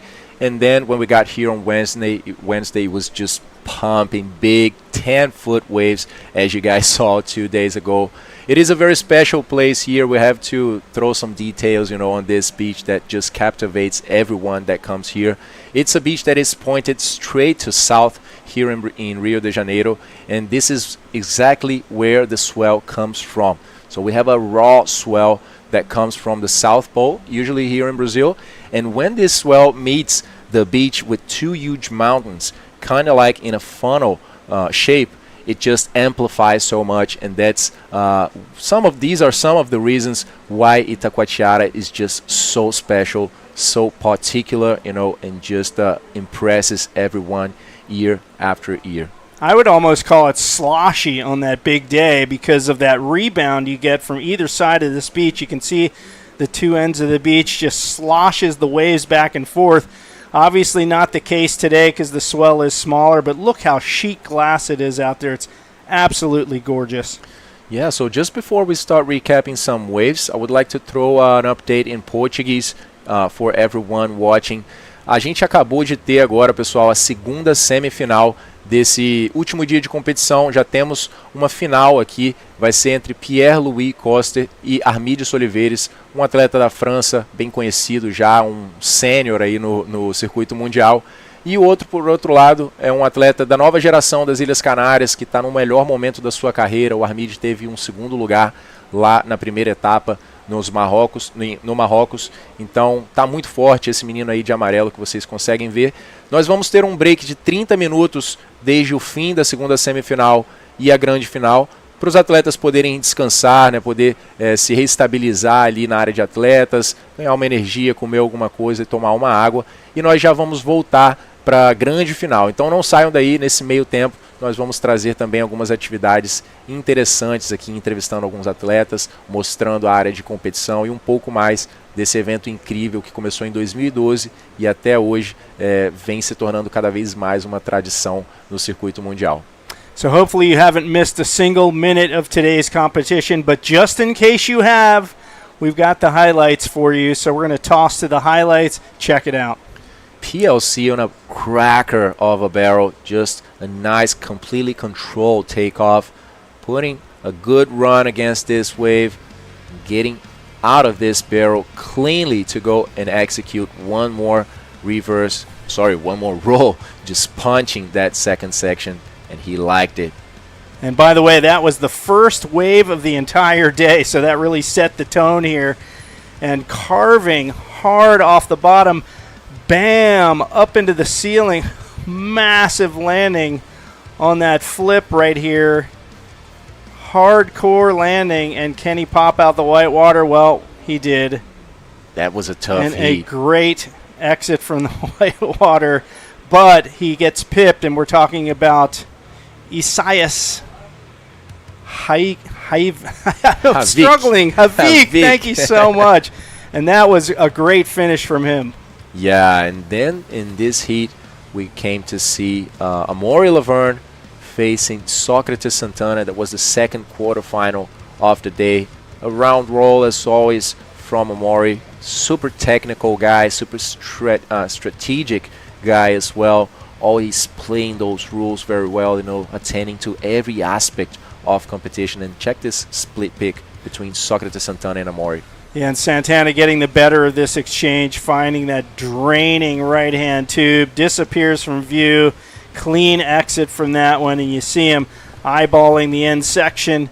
And in this heat, he found that end section for the one final air roll there, and the young Brazilian making his stamp on the world stage. Another wave by Moss, just maintaining that very nice stance and going for a backflip. What a projection this guy manages to get always when hitting the lip. He knows so much. And once more, this one from Amori. And these, of course, some of the high scores of the day. Amori Laverne in rare form, actually not rare, in normal form for him, showing why he made it all the way to the semifinal, really ripping on that wave. And it looks like we have an interview as well with Etan Capdeville. That's going to be interesting. But let's see this last wave for Uri Valadão, the flying Baiano, as we call here in Brazil. Baiano voador.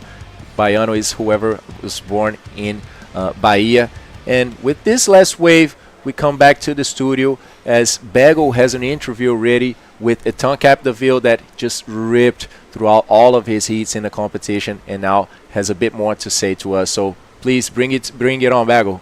Thank you so much, guys. Well, we just grabbed Etan. It wasn't really a prepared thing, but we want to hear from you. What happened to you? Why so many one-point rides? Were you nervous? Not nervous, but I tried to to get every opportunity. But that wasn't a good strategy. Armide way, take good waves, and he killing the spot. So yeah, congratulations to Armide.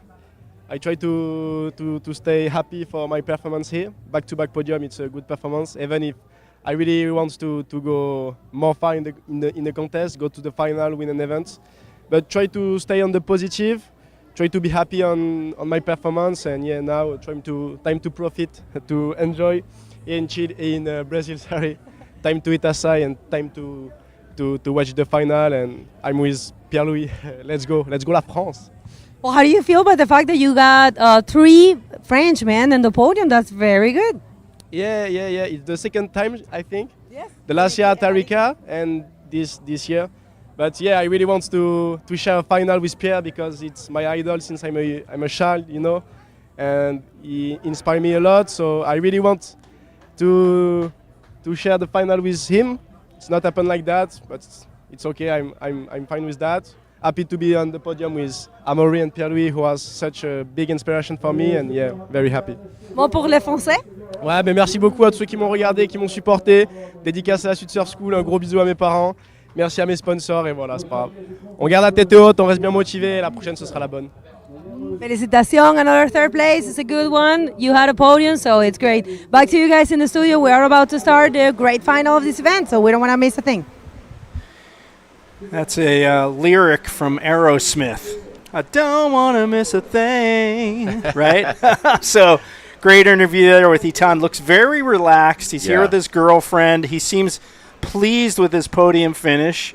You know, he didn't get it all the way to the final, but he has to be pleased with that result, especially as a young guy coming up. Yeah, and I think a special thing is that Etan looks like, despite the young age, you know, he looks like a very stable-minded guy. You know, he's dealing with the loss very, very well. You know, sometimes it can be very frustrating just getting so close to your goal and losing in a crushing way. But we can see that Etan is looking for the long term there. And yes, it's a good interview that we just saw. We're going to call a quick commercial break. And I'm not sure, but I think that we might see the big final happening after it. We'll let you guys know. Stick with us.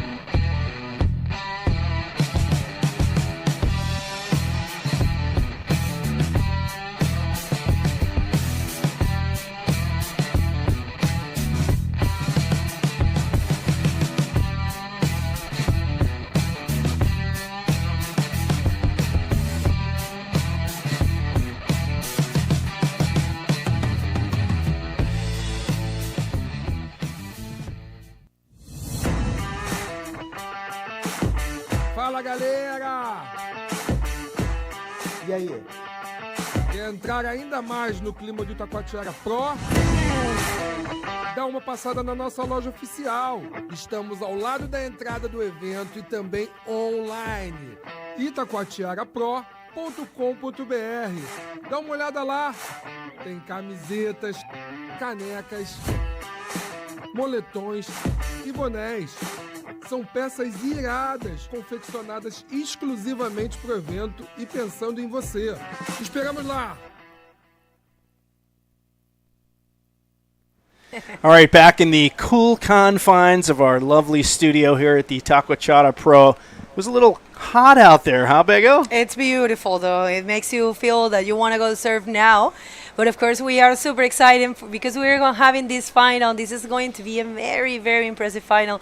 Two of the very humble riders in this event. Both of them have been, surfing very consistent, winning their heats, surfing, landing all their maneuvers, and, new school, the old school, if you might say, if you might call Pierre the old school of these days, and just with the words that we have been listening from these two riders, we want to see what we are calling the road to the final. So we're going to see the best waves for these two riders that made them today to reach this point. Yep, let's see it. So here we go, Armide Salaveras, one of his best waves of the day, beautifully executed backflip and punches the roll somehow, miraculously, after the wave closes out over top of him. And what a strong wave for him. All right, yeah, no, I mean, he was super consistent. Those backflips were like, a piece of cake for him. A walk in the park, as you guys say, looks so easy. And he was landing almost all of them. And this one right here was, I remember, the 825, a barrel, and coming out with a roll, if I'm not wrong, I think. There it is, an air roll. You had it spot on. And, that would have been one of the best ways of my life right there. But it's just another day for him. That's right. And one more look to this one. For me, the same, huh? Don't think. All right, beautiful wave, an 8.25 for Armide Oliveres. This is the best of each rider today, whatever took them to this point. And this is Armide on an amazing backflip, and it just called my attention how good he can serve. Equally as good to both sides. We have been saying that not everyone can do that. Very true, and now here he is on a right, once again, flipping out. So you see the legs cross, good form, solid landing, makes his way out to the shoulder and finds one more hit on that one. So another of his best waves today.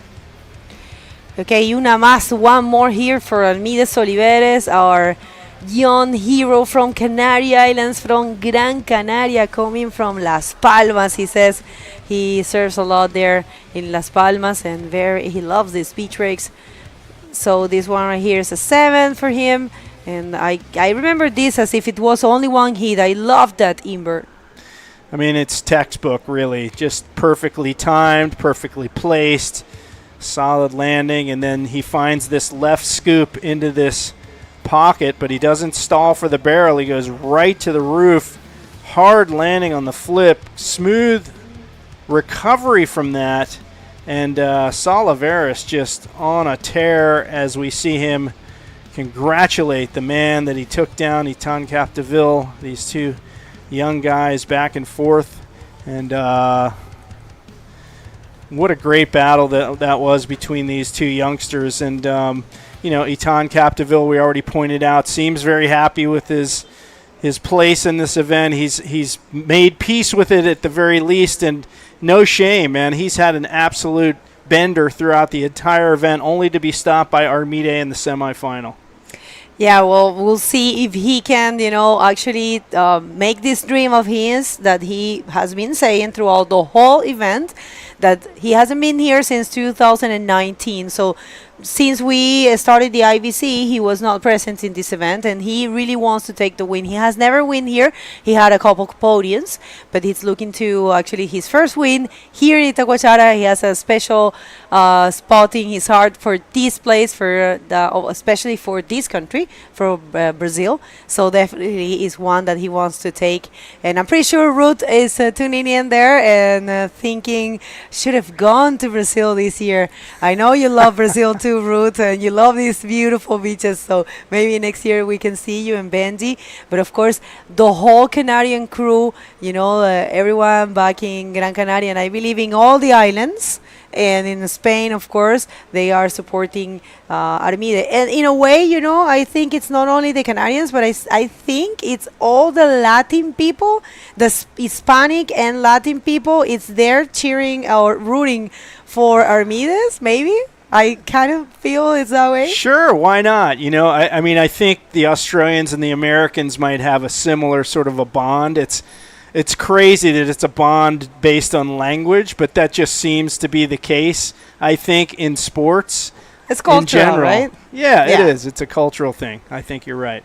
Yeah, no, for sure. And yeah, we do have this strong side for the French man, which, we were having this talk with Etan right now, and he was saying that for him it's great to have the opportunity of being in this podium for the second time. That we have seen a podium with 3 Frenchmen. We saw it in Arica with Amori, Pierre, and Maxime Castillo. And now we're going to see Amori, Pierre, and Etan Capdeville, so it's going to be pretty cool. So we are looking forward to see that. We're going to see now the best waves of Pierre Lacoste, whatever took him to this point. And look at this again. This is the opening wave of the entire event this morning. Pulls into that draining left-hander and opens things up for the day with a super high bar set for the rest of the riders behind him. And look at this fist pump. Yeah, I'm on a roll, baby. I kind of knew there that he was completely equipped to make it to the final. And check this perfect execution right here of an invert. He is on point. He's back on track. The Pierre Lacoste that has been surfing like that, as Amori says, he has been surfing like that since he was 14 years old, or probably even younger. And really working over these left-handers this morning. Costas got another one right here that threw him up into a nice invert with a smooth landing and a quick duck out. Yeah, super impressive. Choosing the best waves in every heat and performing super fluently and super smooth. So one more backflip there, and of course he combined that. I remember this also perfectly. He combined that with that roll. That was, I think, while he was surfing with Isaias, right? Yeah, and there he is congratulating Isaias, and what a great accomplishment for Isaias. And there he is congratulating Amori after he took him down. And let's check this one out. He drains his way through this barrel, packs it the pit, and rolls out of it. That's the way you want to do it. Exit with the roll, and he's trying to plane for more speed, a little quick kick to get a boost into this inside closeout section. So PLC working over these left-handers this morning. Yeah, one more backflip. I remember back in the day when he was the one that was boosting these backflips like no one else.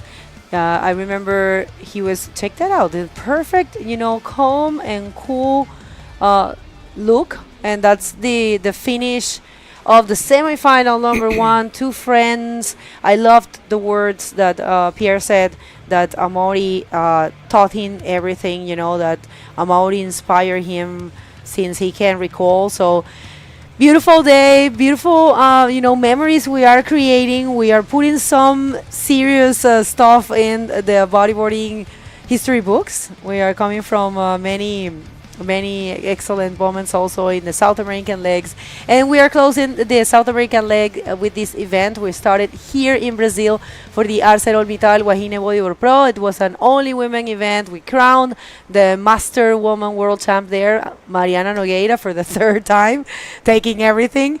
And then we went to Chile for 2 events. So that was the Iquique Bodyboard Pro, and then we had the Antofagasta Bodyboard Festival, and very good events. And we crowned some world champions over there in Chile as well, right? Exactly. We crowned, that's pretty cool that you're mentioning that. We crowned the junior woman world champ, which was Luna Harman, the last time that she can actually get that award, because she is already 18, so no more junior for her. That was really beautiful to watch, and also her advancing all the way to the semifinal in the women division, and she has a very important spot in the rankings right now.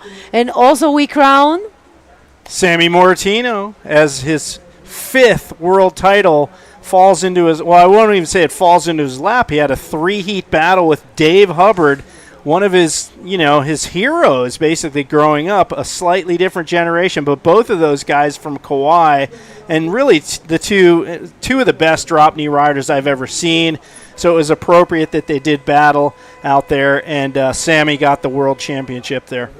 I can hear the horn, so let's hit the water. Last hit of the day and of the event and of the South American leg. So Pierre Lacoste right there, super fast in the red singlet, goes for the backflip. Pocket maneuver, but not able to land it.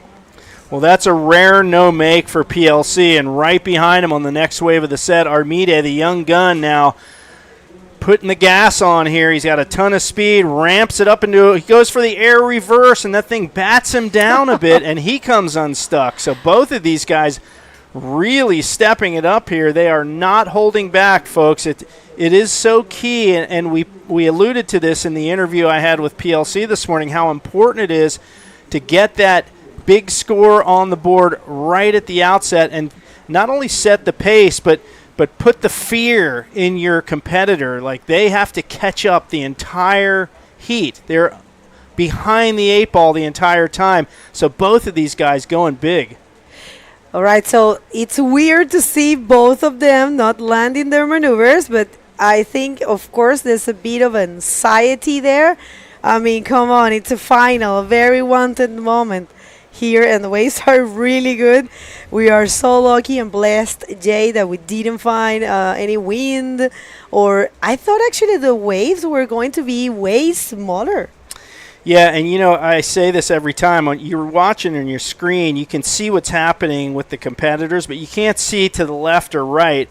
It is bigger than it looks. I mean, it looks like it's maybe small on some of these waves. Trust me, folks, there are overhead waves still coming through out here from end to end of this beach. And my call is, as soon as this heat's over, it's going to be flooded with people out there. It's going to be a free-for-all. But I think we're gonna clear the water for the staff.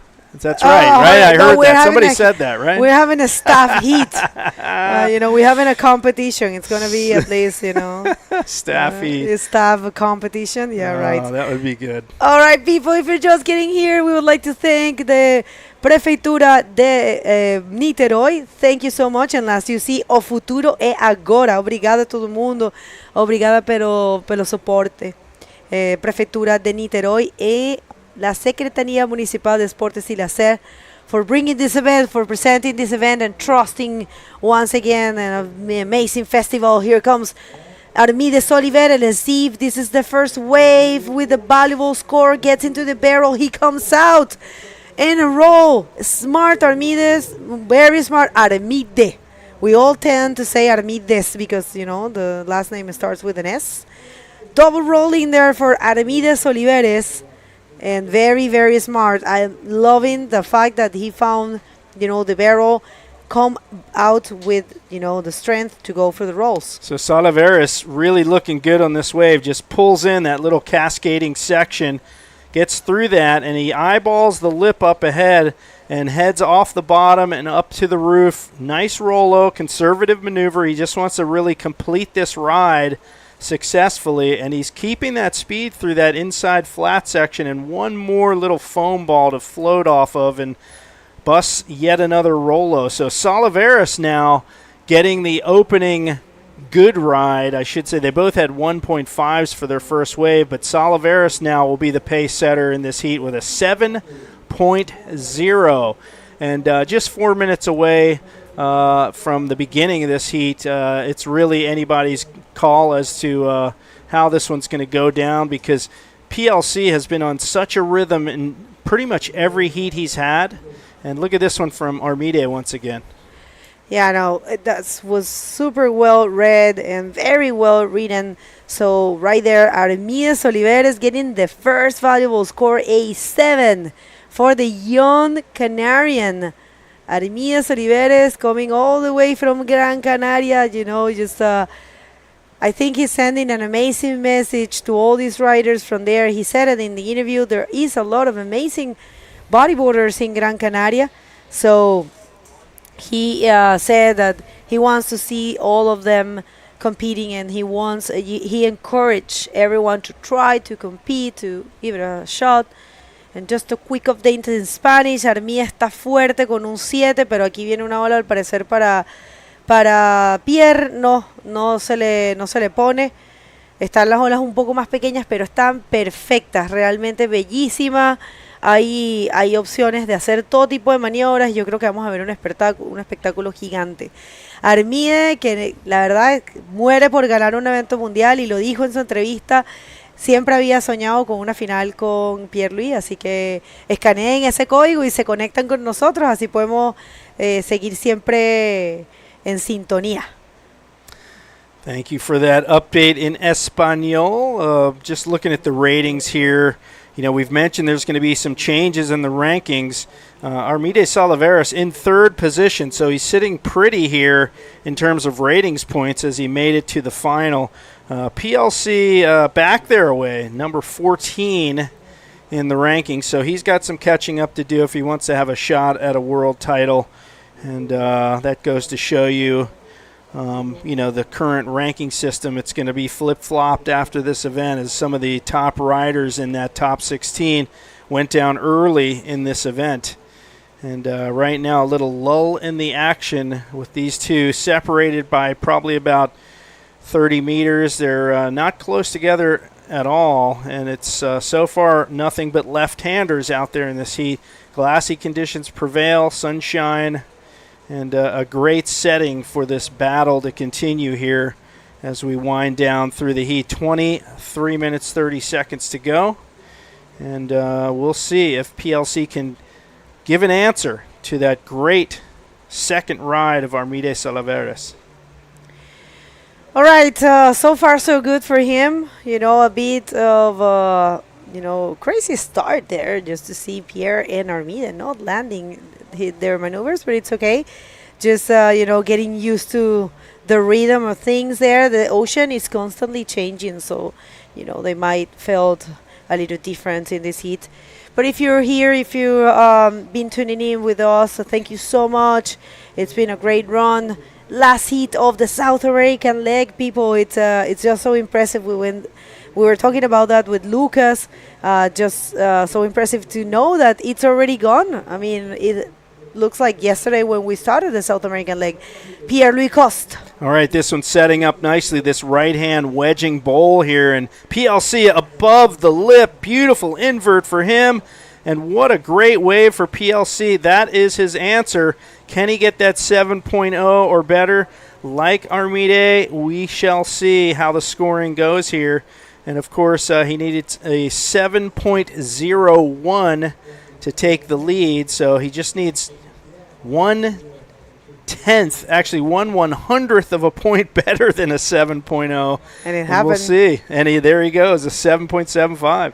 Very nice invert here for Pierre. Super well projected, executed perfectly. And, thinking that what Armide said, Armide has a style that looks like him a little bit, So just thinking that this is one of his heroes and, having the chance of proving that he learned properly, he studied, he did his homework, and he can serve equally as good as such a name as Pierre-Louis Coste. It's really refreshing. But right now, Armide, also holding a 7, looking for a tiny score, a 2.26. It's, of course, nothing. So, of course, I'm telling you, Pierre, right now, it's not comfortable at all. He wants to find a big score as a main, actually. He doesn't want a backup. He wants a main, bigger score than a 7.75. Absolutely, and we've seen him do it time and time again. A 9.75 score yesterday, matching one of the highest scores of the day today that I believe Etan Capdeville pulled off maybe in an earlier heat. I could be wrong about that, but 9.75 is the highest score I think we've seen in the event yet, and we'll see if PLC can match that score that he got yesterday. Look at this right-hander setting up for him, and he drops down the face, comes down with speed, and decides that one's not going to provide the canvas that he needs to paint the championship score. And he'll head back out for more now. Salaveras holding down that first priority, and Salaveras is going to make his way over to that peak, which seems to be working now. Right, if you were with us here, thank you so much. Muchas gracias a todos. Merci à tous. Obrigada a todo el mundo. It's been an amazing event. I can't stop saying it. Thank you so much, Juliano Lara, everyone that has been supporting. Prefeitura de Niterói, Secretaría Municipal de Esportes y Lazer, Ecoponch, SGA Toyota, Pregionet, Puro Suco, Itacoatiara Inn, Academia Aquafish, Pousada Dunas de Itaipú, BW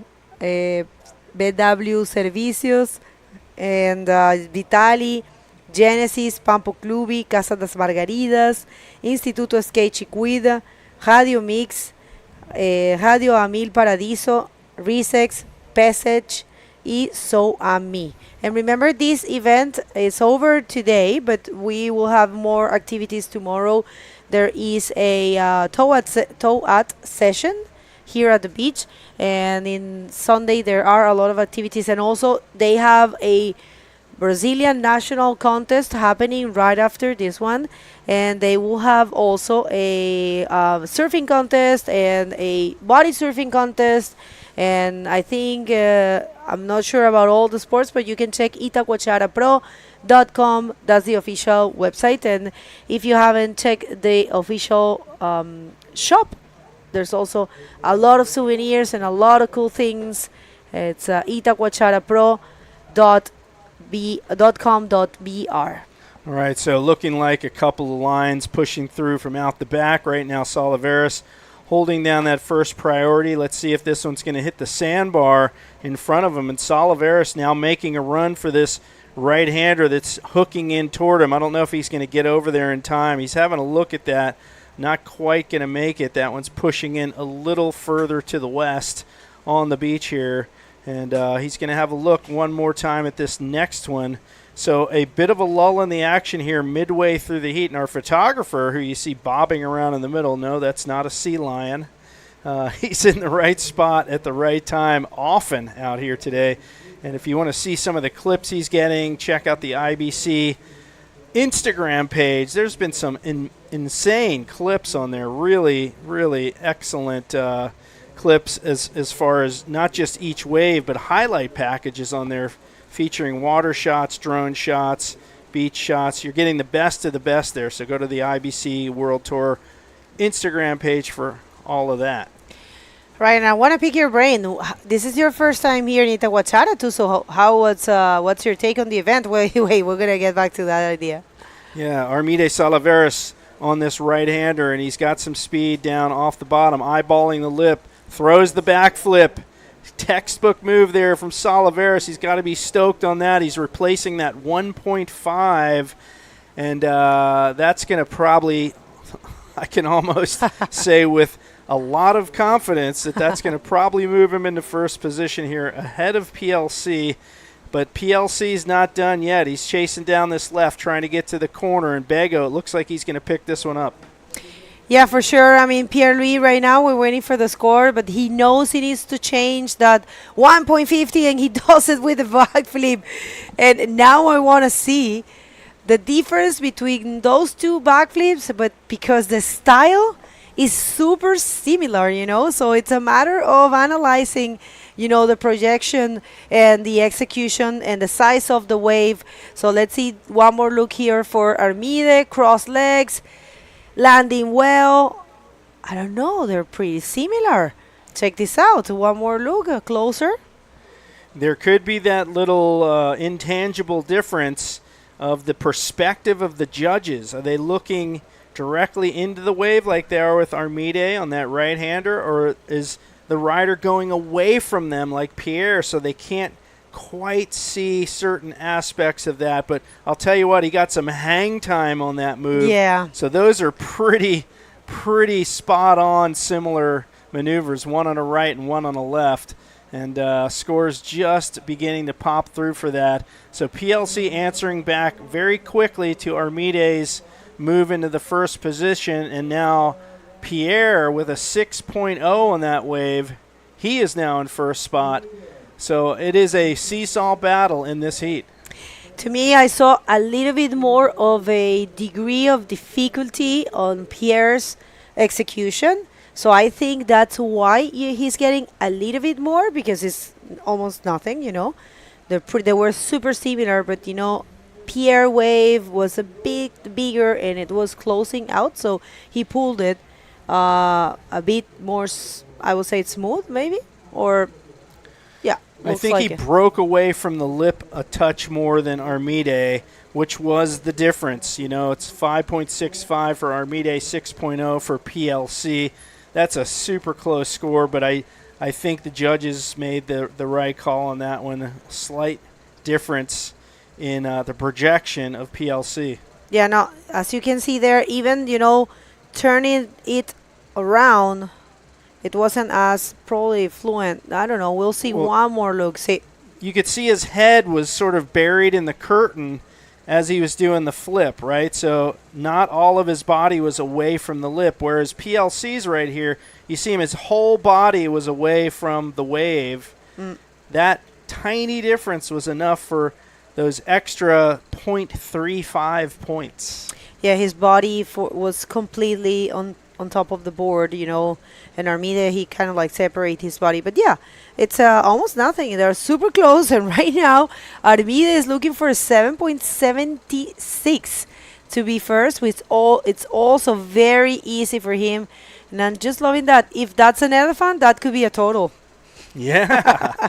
Well, There's Costão, where both you and I chickened out on our attempt to climb it. What you can't see, folks, is that little section down to the left, that wooded area. There's a very steep section that you have to climb up, and there's some cables. You can grab onto those, but then they end, and you're on this steep rock, and if you slip, man, it's not going to be pretty. So yeah, we decided that discretion was the better part of valor and called it quits. But thousands of people a year hike up to the top of that, and you can see that just the view that they get of this absolutely gorgeous beach here. Itacoatiara is one of the nicest beaches I've been to for sure on the planet. I've been to some great places, but this is so picturesque, and the sand is squeaky. Did you get some squeak when you walked through the sand? Yep. Yeah. I felt it. I thought I was the only one. I love it. Look at that rip, by the way, running out. You can see that white Perfect. area. It's a little finger of water that's pushing back outside. Good demonstration of how riptide works. And you can get back out in the rip and then just move to either side of it, and you're out of the rip. Super simple. There's your J-Reel lifeguard tip of the day. No, that's super valuable. And all right, so we still have 12 minutes, last 12 minutes of the South American leg, and right now is Pierre-Louis Coste, who is winning this event. And here he comes, Armide Oliveres. Let's see, 6.76. Is he going to find it? He goes for the backflip, of course. We're going to see if that's going to be the score. The drum fools you a little bit. Wow. Well, I'll tell you what, he went right over top of our videographer, so that, again, is going to be another epic shot. This guy's in the right spot, but speaking of the right spot, look at Armide Oliveres. He bypasses that initial crumbly section and, bam, just hammers it, and beautiful, almost an ARS. He started the rotation in the air and finished it cleanly, quick, clean, and so beautiful out there. Armide Oliveres ramping it up, trying to replace that 5.65, and the scores popping through are proof in the pudding there. 7.0 for that wave, and so now 2 sevens for Armide Oliveres, and suddenly PLC has his back against the wall here. He needs a 6.25 to retake the lead. That's pretty much standard issue, though, for PLC. Some riders you might think, oh, that's going to be tough, but you expect that from PLC, and tons of time remaining in this heat. Oh my, so there is a change of situation. Se cambió la situación. 7 puntos para Armide Oliveres. Ahora él está primero. Ahora él es el campeón de este evento. Y este evento que ha traído campeones solo hispanos. Desde que la IBC World Tour comenzó, Alan Muñoz lo ganó en el 2022. Moisés Silva de Chile lo ganó en el 2023 y ahora sería Armide Oliveres desde Gran Canaria que lo podría ganar aquí, pero obviamente tiene que pasar por Pierre-Louis Coste, que no se va a rendir, que está buscando un 6.25, es una nota posible para alguien como Pierre, por supuesto. Vamos a ver que si lo puede lograr, pero me está encantando esta final porque la veo muy pareja, muy similar, con estilos muy parecidos de ambos riders, con unas líneas preciosas y de verdad una novedad para el Tour Mundial de tener a un rider bastante joven como lo es Armide Oliveres enfrentándose a una de las leyendas ya vivas en nuestro deporte, que obviamente Pierre es muy joven todavía, hay que decirlo, todavía tiene un montón de años para poder seguir compitiendo, pero en comparación a Armide pues hay más o menos una brecha de probablemente creo que son 10 años o así. Así que muy bonito lo que está pasando y todo esto se va a escribir en los libros de historia del bodyboard. Well, here we go, another lull in the action. So it is in fits and starts out here today. There's long breaks between the sets, and that's can be dangerous as a competitor. It gives you time to think about what you have to do and really puts you in a situation of anxiety. I got to think PLC, he's used to handling this, but a younger rider like Armide, maybe not. And a bomb set coming through. Here we go, folks. Bomb.com, still some energy pulsing through. The Atlantic remains frantic out there, as they say. But this one kind of walling up a little bit. Not a whole lot of corner action on this, but Armide is going to have a go. Armide incansable, no se conforma con esas notas, quiere algo más, quiere algo grande. Quiere poner buena distancia contra Pierre, un backflon, como lo decimos en Chile. A ver si lo logra sostener, parece que sí. ¡Wow! Vamos a ver si logra conseguir algo más estos momentos de tensión para Pierre-Louis. 8 minutos con 26.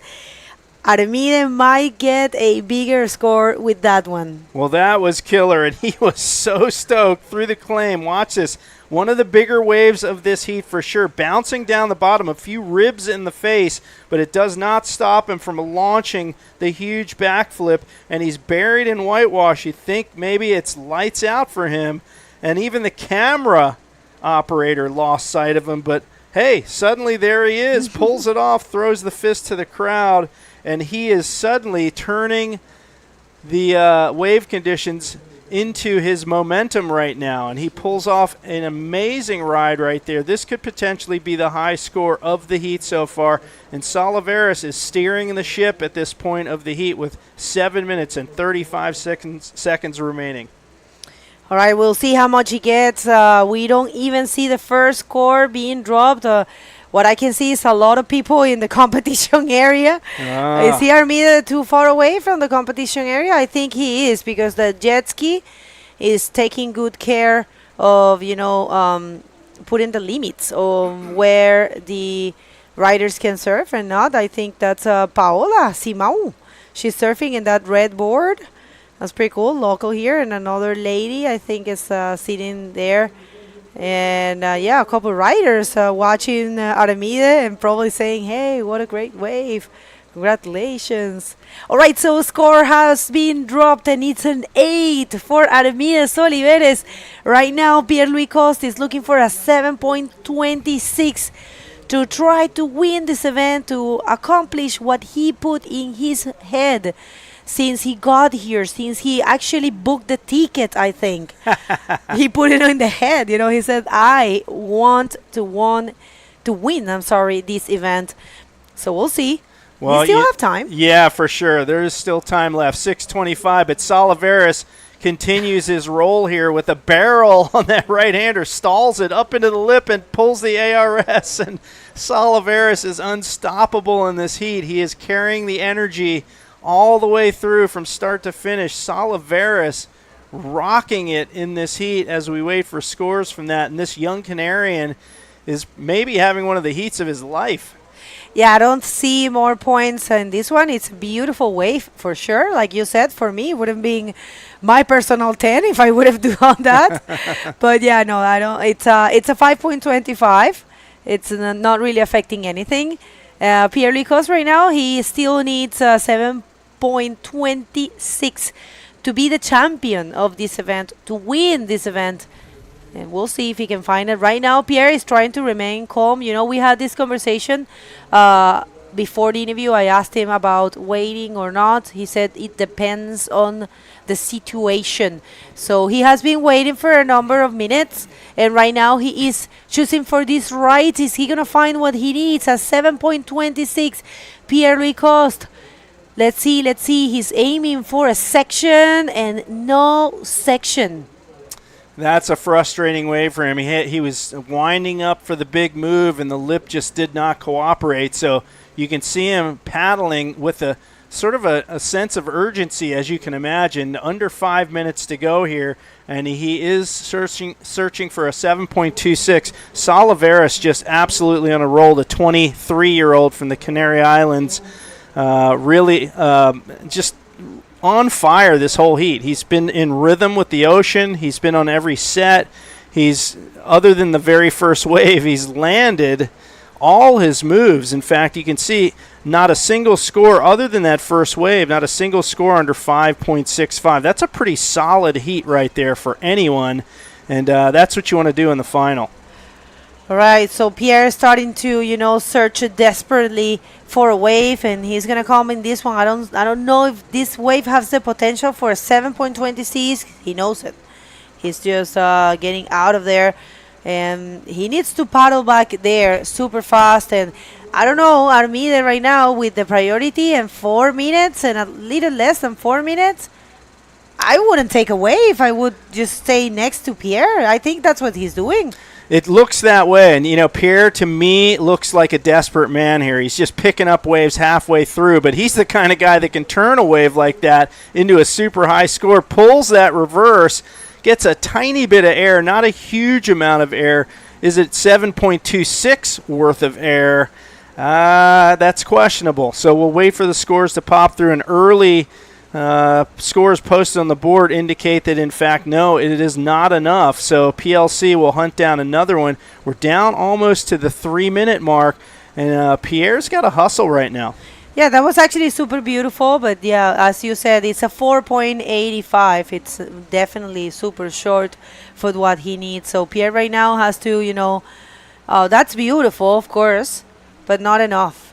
And yeah, he has to go back there and try to, regroup and try to assess the conditions, assess what's happening, and maybe, take a few breaths and check. He's actually very far away from Armide, so this could be a good moment. If there's a wave coming, there's no way Armide can block him if there's a right.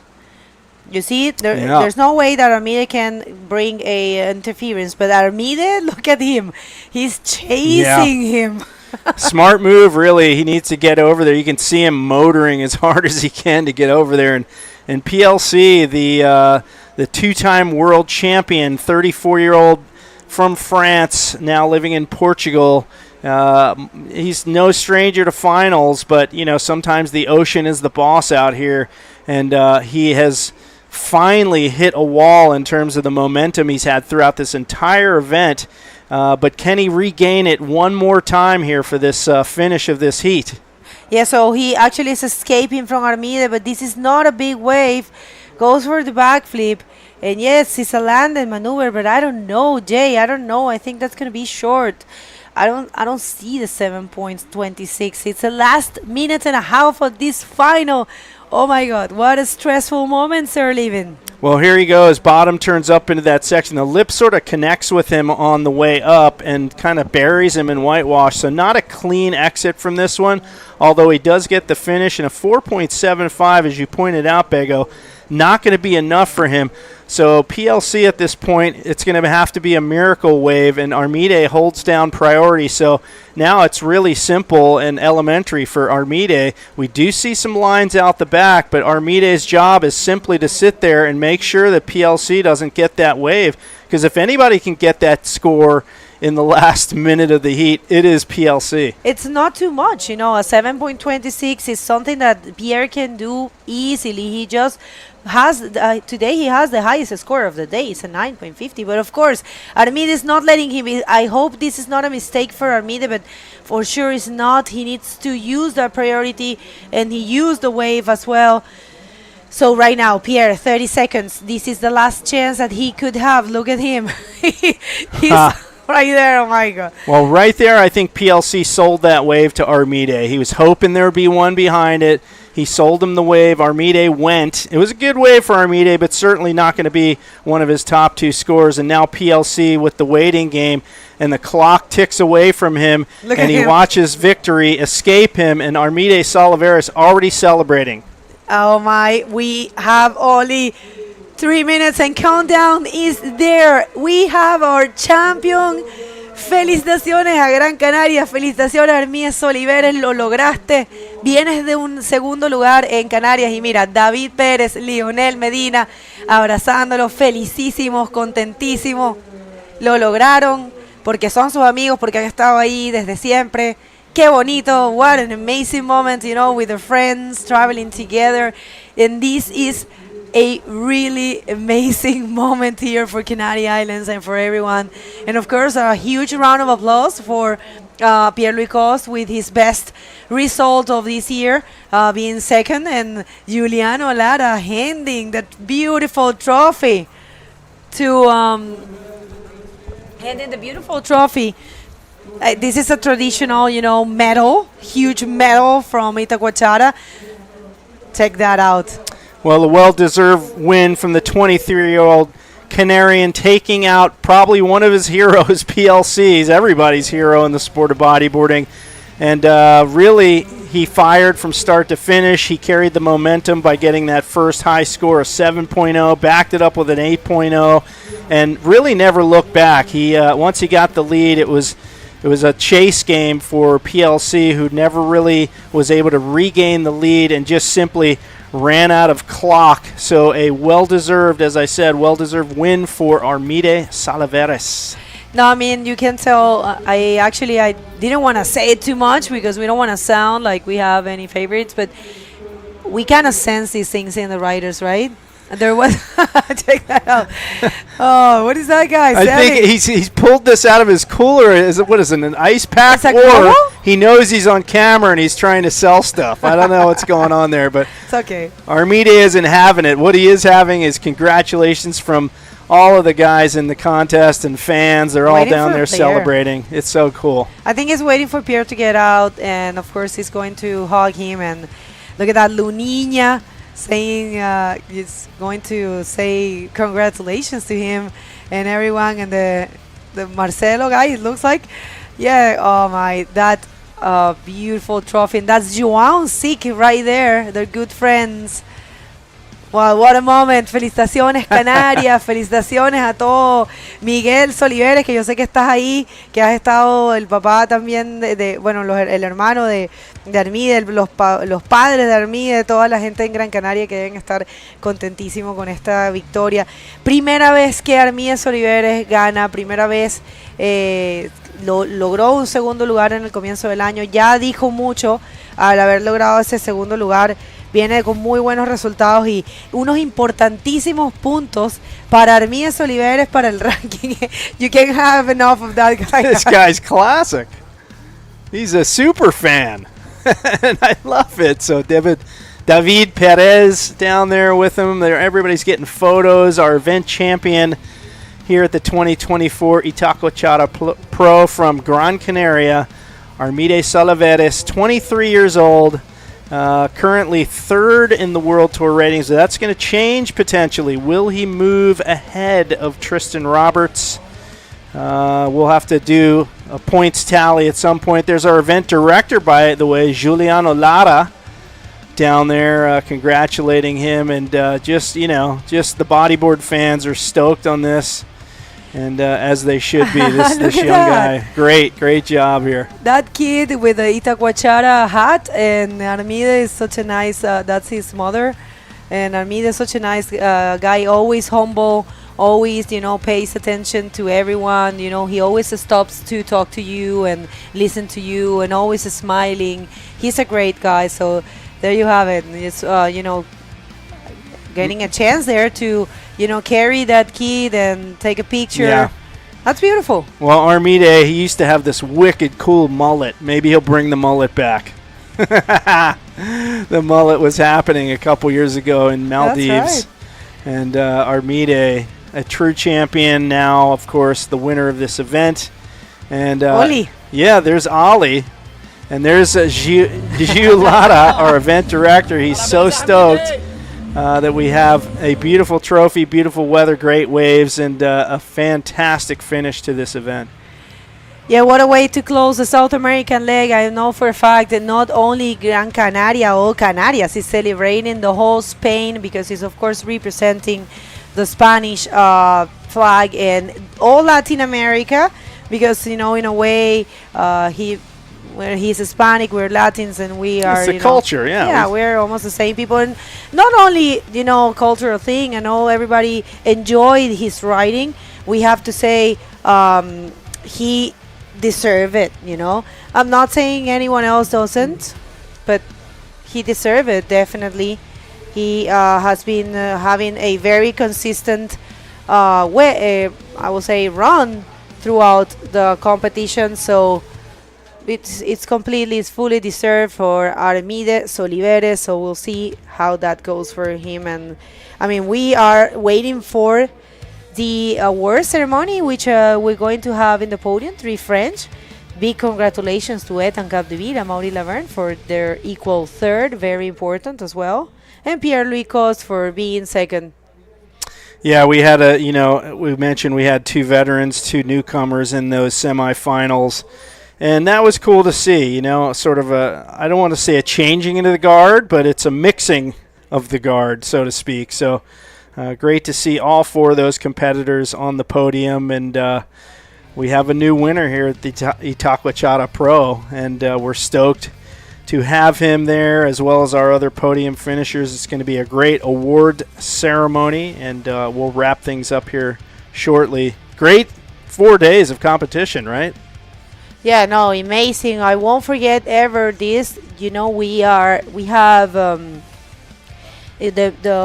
what it's very good is to know that we had 3 Spanish speakers or 3 Hispanics winning these events.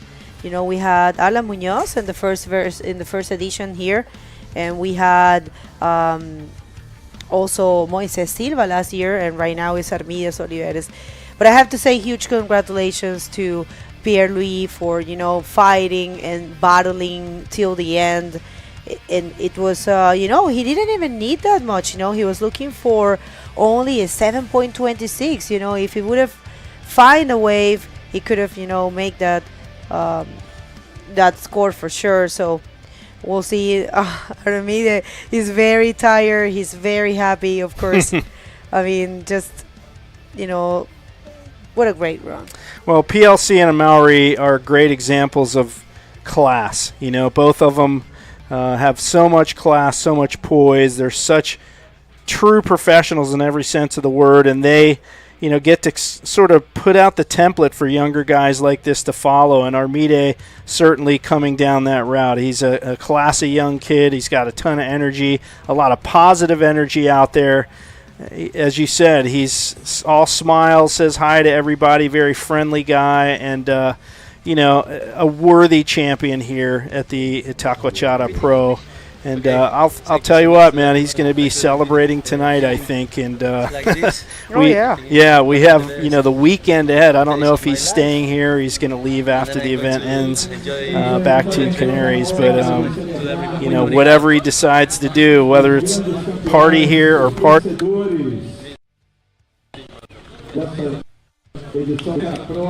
Chegou do slot? Amor. Aqui, ó. Não sabia quando ia ser, foi hoje.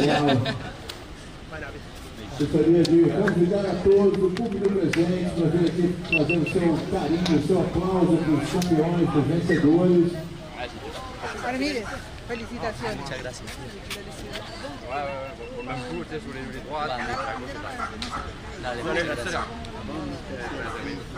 Vai, Pedro Socrates, Itacoatiara, Amori Laverne, da Armide Soliveres.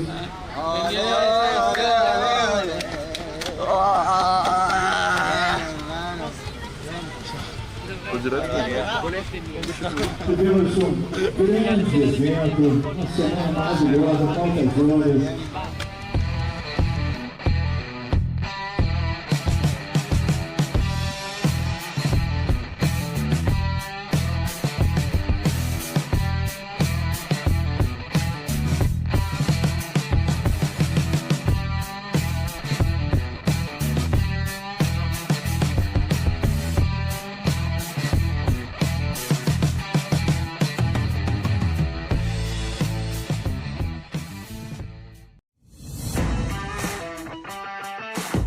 Fala, galera! E aí? Quer entrar ainda mais no clima do Itacoatiara Pro? Dá uma passada na nossa loja oficial. Estamos ao lado da entrada do evento e também online. Itacoatiara Pro Dá uma olhada lá. Tem camisetas, canecas, moletões e bonés. São peças iradas, confeccionadas exclusivamente para o evento e pensando em você. Te esperamos lá!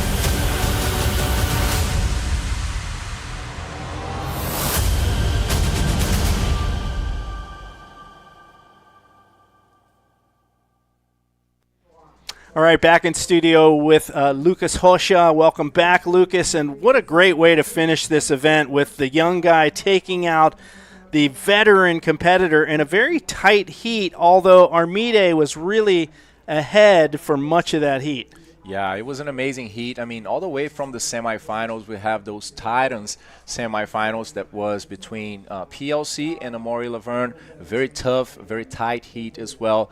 And the other one, Armide managed to knock out a big guy as well that is popping out on tour. That was Etan Capdeville. But yeah, what a big final it was. Armide Oliveira just not leaving Pierre standing a chance and managing to become the 2024 Itacoatiara Pro champion. Well, he did set the pace early on in that heat. He got the first good wave. They both started out with throwaway waves, and then Armide struck first with that big 7 and then just continued the momentum through the heat. So he created a situation where PLC had to play catch-up through the entire heat. Então é isso, nós terminamos por aqui o Itacoatiara Pro 2024. Vamos ter uma cerimônia de premiação já. Então, muito obrigado a todos que assistiram e a gente fica por aqui. All right, we're going to toss to the award ceremony right now and give away all the goods. See you. Evento, o circuito mundial de bodyboard, passando por Itacoatiara é muito importante. A gente entende que Itacoatiara é uma das melhores ondas do país e do mundo para a prática do bodyboard, e a prefeitura entende que tem que incentivar bastante esse esporte na cidade. E assim vem sendo feito essa parceria do Juliano com o Bill, Zeca, o vereador Galo, que é o ex-secretário e teve que se descompatibilizar, que sempre apoiou muito esse evento. São pessoas que fazem parte desse grande projeto. Então, só queria agradecer a todos os presentes e a todos os competidores, e que venha 2025. Queria chamar aqui meu querido secretário de esportes honorário. No momento ele não é, mas ele sempre é. Por favor, Luiz Carlos Galo, sua presença é fundamental nesse momento. A salva de palmas, esse cara é fundamental para que esse evento aconteça. A gente sabe que a gente precisa do poder público para as coisas acontecerem, e existem pessoas envolvidas no poder público que realmente compram a casa do esporte, e o Galo é um grande exemplo que a gente tem aqui em Niterói. Obrigado, irmão. É um prazer ter você aqui em cima. Você é titular do nosso time. Obrigado. Obrigado, gente. Primeiramente, bom dia para todos. Parabenizar a organização da 12ª etapa, fantástica. E eu tive o privilégio do prefeito me autorizar a indicar meu substituto. Eu acho que não tem ninguém melhor do que o Rubinho. Rubinho é uma pessoa que já foi presidente da SN, a pessoa que tem uma relação muito forte com o Itacoatiara. E esse é o 12º, eu tenho certeza que ano que vem nós vamos ter a 13ª edição, mas uma 13ª edição com mais projeção, com mais trabalho. Cada dia que passa, a exigência é maior. Então, eu queria parabenizar você, parabenizar todos os atletas, o Bill, o Zeca, que estão nessa organização, que não é fácil, não. Quem está de fora acha que é uma coisa simples. Mas nós estamos encerrando aqui, mas o Itacoatiara Pro vai até o dia 16. Valeu, parabéns, meus atletas, campeões, vocês são os donos da festa. É isso aí, lembrando o que o nosso vereador disse, o Itacoatiara Pro, como etapa de circuito mundial, ele se encerra aqui, porém, a gente tem atividades amanhã previstas, vai ter um tow-out aí com todos os atletas profissionais, aí a galera vai dar altos aéreos, tem programação vindo aí, tem campeonato de body surf, tem campeonato de surf, tem um campeonato lindo de skate profissional que vai rolar na pista do skate park lá nos dias 15 e 16, tem show do Oriente, tem show do Supla, tem batalha de rima, tem uma série de coisas acontecendo, então se antenem aí nas redes sociais do Itacoatiara Pro. Muito obrigado a todos, vou deixar aqui com o mestre de cerimônia, querido Ronaldo Jacaré, para premiar os atletas. Mais uma vez, muito obrigado a todos e até ano que vem, galera, valeu! É isso aí, Gil. Muito obrigado, então. E nada melhor do que termos aqui no pódio os atletas que foram os vencedores, eles que são os responsáveis pelo sucesso desse campeonato. Please, I would like to invite the athletes, the finalists here, the first place and the champion, the second place, the runner-up. All of you would come here, please. Congratulations, great champions. They have French crew came strong for this contest. Gil, quem entrega prêmio? O Galo. Rubinho, Galo, por favor, vocês podem chegar aqui para entregar, alô, entregar a premiação. Vamos aplaudir, put your hands together for the third place. Amori Laverne and Etan Capdeville.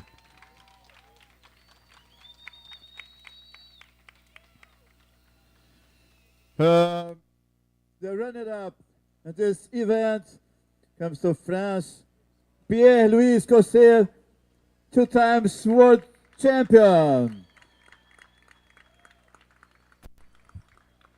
The great champion from Canary Islands, Junior World Champion, Armide Soliveres.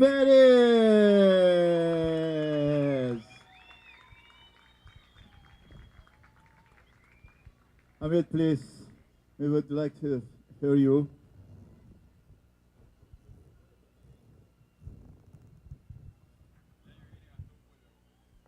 Ok, olá, eu vou tentar falar português. Muito obrigado a todos. É um prazer ficar aqui em Itacoatiara, minha primeira vez. Eu também gosto muito do clima, é parecido a Canárias. Então eu fico muito com um feeling muito bom. As ondas são muito boas. Eu gosto também de beach break. Então, obrigado a todos. Caralho!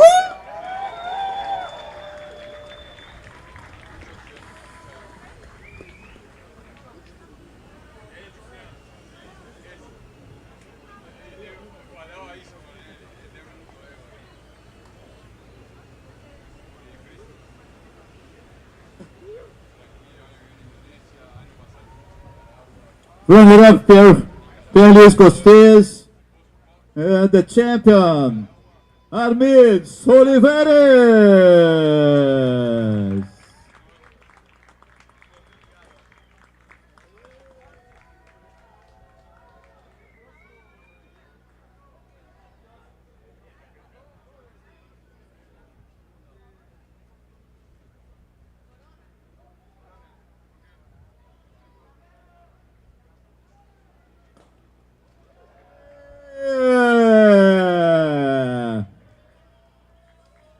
Of the champions.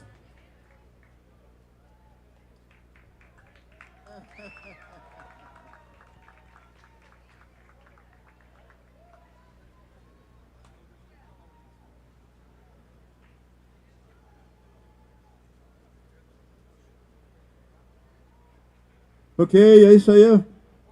Estamos ali mais uma vez com os finalistas desse grande evento. Itacoatiara Pro chegando mais uma vez com um final feliz, um final alegre. Um final em que a gente celebra esses grandes atletas.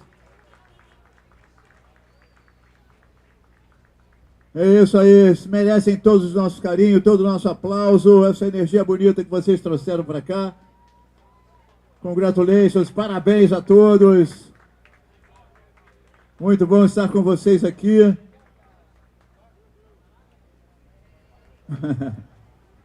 É isso aí, galera. Então, ano que vem, com certeza teremos mais. Agradecemos a presença de todos vocês, essa energia bacana que vocês trouxeram aqui para Itacoatiara, nesses lindos dias de competição. Foi um prazer estar com vocês, participando aqui desse evento. Temos mais alguns troféus ali para o Amori Laverne. É isso, uma salva de palmas para essa família do Bodyboard, the Bodyboard Family. É isso aí, rapaziada. Muito bom, vamos comemorar. Agora é hora de comemorar, agora é hora de festejar.